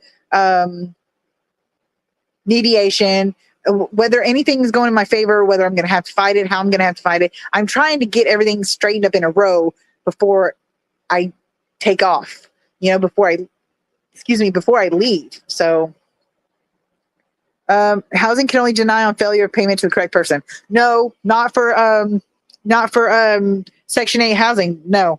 If you get any eviction on your housing, like if you ever get an eviction, obviously, they take it, if it's successful and it's proven valid, then they will. Now you can appeal it if they take your housing. You can appeal it. And it's not unheard of for people to win, even to keep their assistance once they've been evicted. But it's not common, and generally, especially if it's by cause, it's gone. So if I say people are evicted, they can do a program to avoid it. The state pays the landlord for a while. I wish they had something like that here. Maybe they do, and I don't know anything about it, but I've talked to a bunch of lawyers and nobody's telling me any of that. So, wow, I wish I knew that. Where are you at, Cam? I forgot it. Make sure, Shirley, that's how it is here. Well, no, I've already talked to my Section 8 case manager, and she told me, she said, if he succeeds in evicting me, and showed just cause for evicting me, I will lose my assistance, period. You can lose your assistance also if you leave a house in bad condition and the landlord complains and you don't rectify it, like you don't give him reimburse him for damages or cleanup or anything, and the owner complains, you can lose it from that. You lose it, of course, for fraud or for non-payment of your rent. Non-payment of your rent takes a little longer because you have to accumulate so much. And since housing assistance, the person only pays a certain portion of the rent, it takes a little longer for it to build up to a certain amount. It may be a certain amount or many number of times. I don't remember. But you can lose it for that. You can lose it for having people live with you that's not on your lease and that's not permitted to be there. I mean, there's a lot of ways you can do it. So she lives in Indiana. June says that sucks. That it is true. It sucks. It's called like eviction diversion or something. I'll have to look that up because that'd be really cool if we had that, something like that. I was on Section 8 wait list for 30 years, could still be on that list. Yeah, see, that's the thing though. If I lose my Section 8 here, I can't even reapply. I could reapply, but their list is fucking full. They're closed. They haven't even. It's not even open. You can't even get on the wait list anymore. It's so full. So it's just like the homeless problem is extensively horrible here. It's bad, like the worst I've ever seen. Which, granted, I haven't seen a lot of the homeless, but of homeless problem, but enough to know that it's pretty fucking rough here. Yeah, it's just a big clusterfuck. It really is. It doesn't. I don't know. I'm like at this point, at this moment in time, I have a hard time thinking about it because when I think about all the things that could go wrong, which I can't help but do because my anxiety plasters it across my brain like it's on a fucking billboard. When I think of all the things that could go wrong, or actually when I just think of it in general, the idea of having to get rid of all my fish or sleeping in my car or having to move and not being able to keep my tanks and whatever the case may be, all the worst fucking things you can think of, I start having panic attacks. Like I run out of breath. I get sweaty. It's horrible. I can't even really think of it to plan right now. It's getting better. Like where I can, I've done some things I needed to do and I'm still doing them. It's harder for me to do them because my anxiety and because I keep having panic attacks every time I think of it. So I can't really plan for it. So, yeah, my neighbor got 1 year free after that. Well, damn. In my interview, June says I was told it could take a while. Yeah, it can take a while. Like when I was in Arkansas, which is where I got on the list, it was like a 3-year wait list if you were a single person or a family with, on the higher end of the scale for applying for that. But if you were a family, like you had children, or you were homeless, not sleeping on people's couches, not that, but if you were actually homeless, living in a shelter or living on the streets, I think mostly they preferred shelters or do stay in shelters because they want documentation that you're not just lying about living on somebody's couch or whatever. If you have that, you get put on the fast track. If you're a single mom, you get fast tracked. But if you're a single person or with no kids or you're not way below the poverty line and having like sleeping on the streets and stuff, it's really hard to get onto it. It really is. I think that was it. Oh wait, yeah, the government lists are super. God, say bad stuff. Super long. I tried to apply for energy assistance, still never heard from them. Oh my goodness, that's why my electric bill is so bad right now. Is because I had energy assistance and they didn't notify me when the energy assistance ran out. So I had 3 months worth of electric bills, like $250 electric bills that were piled up. I had like $800 worth of electric bill that was piled up, and I had to split it up in payments, and I'm going to be paying on it for fucking 2 years probably over this shit. But I was on government assistance and they didn't let me know that the program had ended and that I would have to reapply when the new program came up. And so I accumulated those bills and now I'm screwed. So I've got almost $300 a month I have to pay every month for electric. So yeah, I can't wait for them to open up again. Like really. Okay. I would not be able to function without cats, not survival. I'll deny say the exact amount of cats I have. So yeah, but see, you can like hide cats and stuff, but where are you gonna hide a fucking fish tank? Like, really? And it's not like I ever tried. I didn't put any fucking sheets over and be like, oh, that's my table. Which I could have done if I wanted to be a bitch, because it's not like they can search there. For all they know, it would be furniture. They wouldn't know the difference. But I never tried to do that because I wasn't being shady. I didn't try to hide anything. I didn't try to be shady and hide shit. I wasn't trying to be dishonest, so don't tell anyone, June. Okay, guys. We're down to 5 of you, and I think I'm going to die. Well, by die, I mean like pass out. I'm really done. But we're going to do this again next week at the same time. I'm going to try to schedule the live stream sooner than I have been doing, so that way everybody gets plenty of notice. But look for us at this time next week too. As far as I know, this is the time we're going to do for a while. If it changes in the future, sure, that's fine. But this is our plan. It's for this, so we can have you late night guys coming in, give you guys something to do. My electric has always been a lot. God bless America. Solar has allowed me to be able to pay the full amount on time. Yeah, that's why I really hate electric companies, because, I mean, they have a monopoly. Monopolies are illegal. in the United States. However, somehow fucking utility companies manage to hold a monopoly and hold people hostage, and they're required to pay a certain amounts even though they gouge us because we have no choice. We have to have it to live, and they won't give it to us without gouging us, and they're the only choices. So it's just it's 2:30 a.m. here. Oh geez, Cam. 1,500 was normal. 300 is doable. Yeah, 300 would be doable for me too if I didn't live on $1,000 a month. I mean, it's less than a third, just under a third of what I get every month. So it's not twice as much as what I pay for my rent. It's ridiculous. So, but anyway, yeah, I'm getting ready to pass out. It's already 4:40. Do look for us again next week, please. And I really want, if you guys are interested, I really would like it because I'm trying to get some feedback on the songs and stuff. I'm not getting a lot of, not that I'm getting a lot of negative feedback. I'm not getting any feedback because nobody's seeing it. So if you guys wouldn't mind go taking a look at it and tell me what you think. If you don't want to do my non-fishy songs, that's fine, but at least check out my fishy songs because those are kind of cool too. But, you know, that's the kind of thing that, work on my credit score. I'm trying, but I'm like 590 something. And because I don't have a good income and I have a bad credit score, I have a hard time getting credit cards or anything I don't have to pay for ahead. And I don't have the money for a secured card, which is one of my only options right now. So I do use Affirm though. Fucking talk about gouging. 620 buys a house. Yeah, but I don't have the income for that too. $1,000 a month is not going to pay bills and a house payment. So I usually just get the replays. I'm never on this late.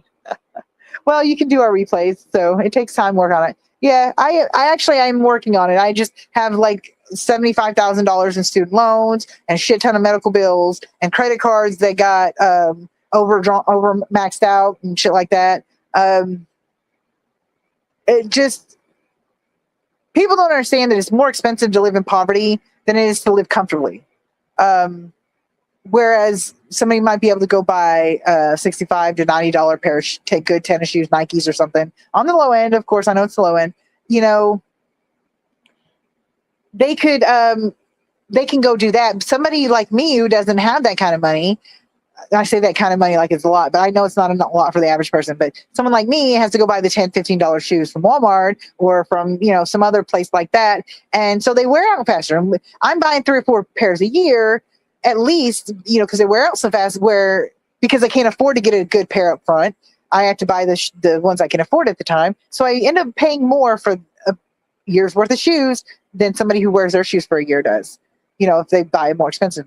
Same thing with, like, if you can't afford dental work, your teeth get bad, you need more dental work, you can't afford, so your mouth rots. You know what I'm saying? It's just like, and you have to pay more for the worst of the damage. So it's just like we get stuck paying way more than we should for things because we can't afford it all up front. And then we do things like we get things on payments and we get over our heads because of fucking ridiculous amounts of interest or unreasonable loan terms that we didn't have any choice but to accept because we needed groceries or something stupid like that. So it's just like, it's not that easy. It really is. So income is not the problem. I relate, Shirley says, Cam. Yeah, I appreciate that. Your mortgage will be maybe half of your rent.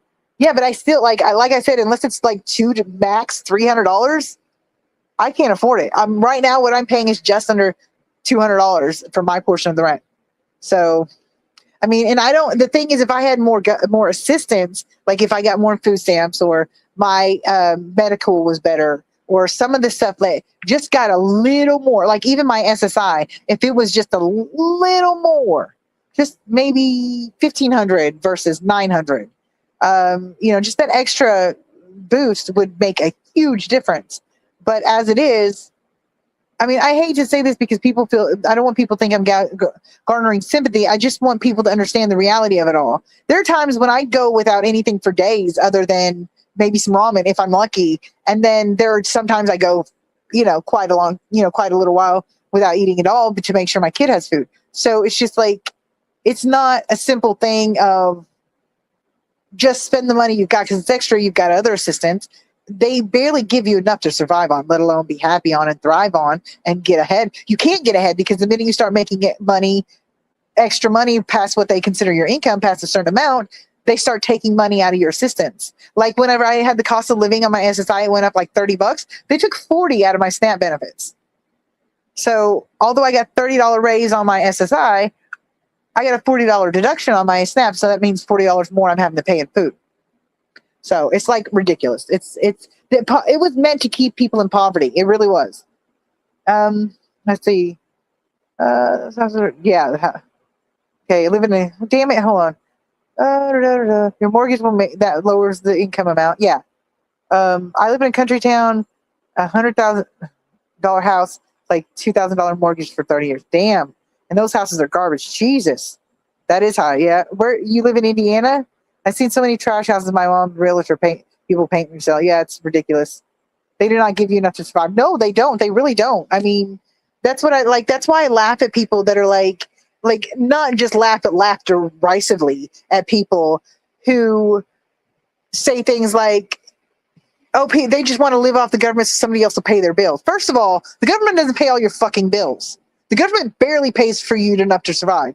And even if they did give you enough to live off caviar and lobster, doesn't everybody want to fucking be able to do what they want to do instead of working? I mean, wouldn't you be able to love to stay home and have somebody pay your bills for you, or the bills get paid somehow and not have any bills or rent or anything and just fucking do what you want to do? Who doesn't want that? So like, why are you getting insulted because somebody else may want that and may be succeeding? Are you jealous?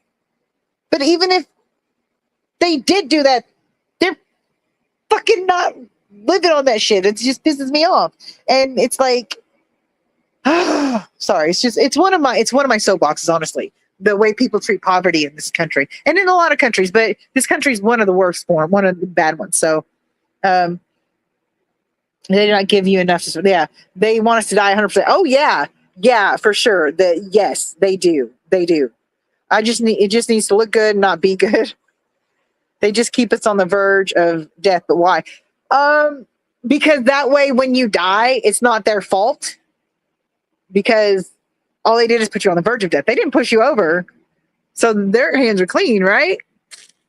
But, it's like when they defunded USAID, millions of people lost their lives within just a matter of weeks because they weren't getting medical, they weren't getting food, things that we had promised and committed to doing for other countries and for people who were in like extreme poverty, like literally risking dying for things like starvation or, well, you guys know what I'm talking about. They took that money away and lined rich people's pockets with it, killed millions of people. It's still killing millions of people because they haven't reinstated the funds and they're not going back and doing these things they committed to do to helping these people. And line them, and they're doing the same thing with Medicaid, Medicare, SSI, SSA. They're taking all these people off saying there's fraud and shit, but that's bullshit. It is bullshit. And they're making new requirements to make it harder to get and keep assistance. So they're just going to they're making the problem worse. They're trying to kill us. They're eugenicists. I'm telling you. June says, I worked my entire life, paid my bills, raised my kids, would be better off being a drug addict on the streets. My benefits are less and at a higher cost. Yeah, I get that. But I don't know because, people think, no, I don't know. Seeing it up close and stuff here, I don't know. I don't know your situation, so I don't know if that's the case or not. I've just seen too many people literally starving because they couldn't afford it. And, I know this sounds dumb because they're doing drugs and stuff, but a lot of times drugs are cheaper than food. And when you do drugs, you're not hungry anymore. So, things look a little bit better. Your life doesn't seem so dreary. You don't seem to be, I'm not saying it's good and you should do it. I'm just saying, to me, I understand it. I don't condone it, but I understand it. I get the reason why they do it. I get the reason why it's so hard, why it's easy to fall into drugs when you're in poverty. Because it just makes everything seem positive and seem better. And it makes you feel not like you're just slogging through the mud for the rest of your life and you're going to drown before you ever even die, So I get it. Yeah, I feel you, June. We're all just trying to survive. I used to buy $100 of groceries a week, and now it's ridiculous. Yeah, exactly. You know, I get $300 a month for food. Not even $300 a month. It's like $280 something for me and Anita to eat all month. They give me less than $300 in food for food. So, yeah, they don't. It's not anyway. To go to a hospital, we drive 60 miles. Although there's a brand new hospital around the corner. It's for only people with no coverage. Yeah, but I mean, I don't know. I'm not gonna I don't want to sit here and argue about it because I feel like people who've never been impoverished never had to miss a meal because they wanted to make sure their kid didn't go without food or ended up on the streets because they didn't have that last whatever to pay their rent because they're so far behind because they don't have the money. You know, it's just. If you haven't been there, it's easy to gloss over the reality of it. It's easy to make it seem like, and not only that, it's not poor people that are the problem. If we didn't have rich people hoarding resources and stealing from us, we wouldn't have this problem. You know, Elon Musk was offered, I don't remember, he made a comment that if world hunger could be solved in, I don't know, with so much money that he had it, and he would dedicate that money to solving world hunger. Well, the World Health Organization created a plan to, over the course of so many years, maybe not eliminate, but really reduce world hunger in all countries. I mean, they worked it up to the T, and he refused to do it. Seriously, he refused to do it. And it wouldn't have taken even all his money. So it's fucking rich people suck, man. They're hoarders. If you think it's disgusting that I'm hoarding fish tanks, what about the guy who's hoarding all the money while somebody was down the street starves? Or the guy who's hoarding all the houses, wants to have 10 million houses and be a slumlord, and there's people homeless on the streets. It just, I'm tired of the poor people, the lesser, the downtrodden, and I say lesser loosely, and that's only because that's how people treat people who are impoverished. I hate that they demonize and criticize, and they make everything the fault of people who have less because they don't have enough. So we are seen as the bad people mooching off the government when it's corporations who are taking the majority of the money and fucking not doing jack shit. They're not paying their people. They're not doing a good product. They're not doing anything they're supposed to be doing. They're just leeching off the government, and they just keep giving them money. So I'm not a welfare queen. The fucking corporations are. I take very little compared to what the corporations do. So, and then they give their fucking CEOs and shit hundreds of thousands of dollars in bonuses. I'm sorry, if you can give a CEO a 1 year bonus for $100,000, you can fucking help a family for a year. I mean, can you imagine what that would do for somebody who's sleeping on the streets? And the thing is that people are well, they'll just spend it on alcohol or drugs or whatever. That's not true. That's not true. Studies have shown that people who are down on their luck, drug addicts, alcoholics, people that were homeless and impoverished, that were doing those things, when given housing, given income, given food and adequate shelter and all that, given the things they need to survive, they got on their feet. They did well. They got off government assistance. They got off drugs and alcohol. A huge portion of them, significantly huge portion of them, became productive members of society. So, I mean, if you, I don't really know. Like I said, this is my soapbox. I don't feel I think, and I am guilty of it too, when I was a kid, when I was not just a kid, but when I was a teenager, and I was making lots of money, and, I thought I was poor. I thought I was poor because sometimes I didn't have enough gas to go, I don't know, to the beach or something. I don't even like the beaches, but you know what I mean? Somewhere to do something. I couldn't always afford to do that, or, this or that. I couldn't always get my hair cut, things like that. So I thought I was poor. And then, I started having physical and mental issues that caused it to almost be impossible at the time for me to work, and slowly got to the point where I couldn't work. And seeing it from this side is a whole new perspective. It's not as simple as that man doesn't have enough, so he's taking what I pay into the government. First of all, what you pay into the government goes 2% to poor people, and like 98% towards war and fucking our military and fucking rich people and all the corporation bailouts and all that shit that goes for the rich people. And like, but they get us focused on hating each other and blaming each other for things that we don't focus on them. We don't take back what is ours because we're so busy hating the person next to us because of what they have or don't have. And it's not right. It's not right. We should not be demonized because we don't have enough. We only don't have enough because fuckers steal it. So, I mean, I don't know. I hear people say we'd be better off if we were this better, whatever. But it just seems like those people like that couldn't have ever been never actually really impoverished. I'm not talking about a little poor, can't afford to do things you want to do, can't afford to buy new clothes all the time. I'm talking about skipping meals, not going to the doctor, not buying toiletries because you don't have the money for them. I mean, it's really a lot more multifaceted than people understand. We can't afford a temporary helper for my hubby. If we didn't get a pension, we would qualify. Yeah, I get that.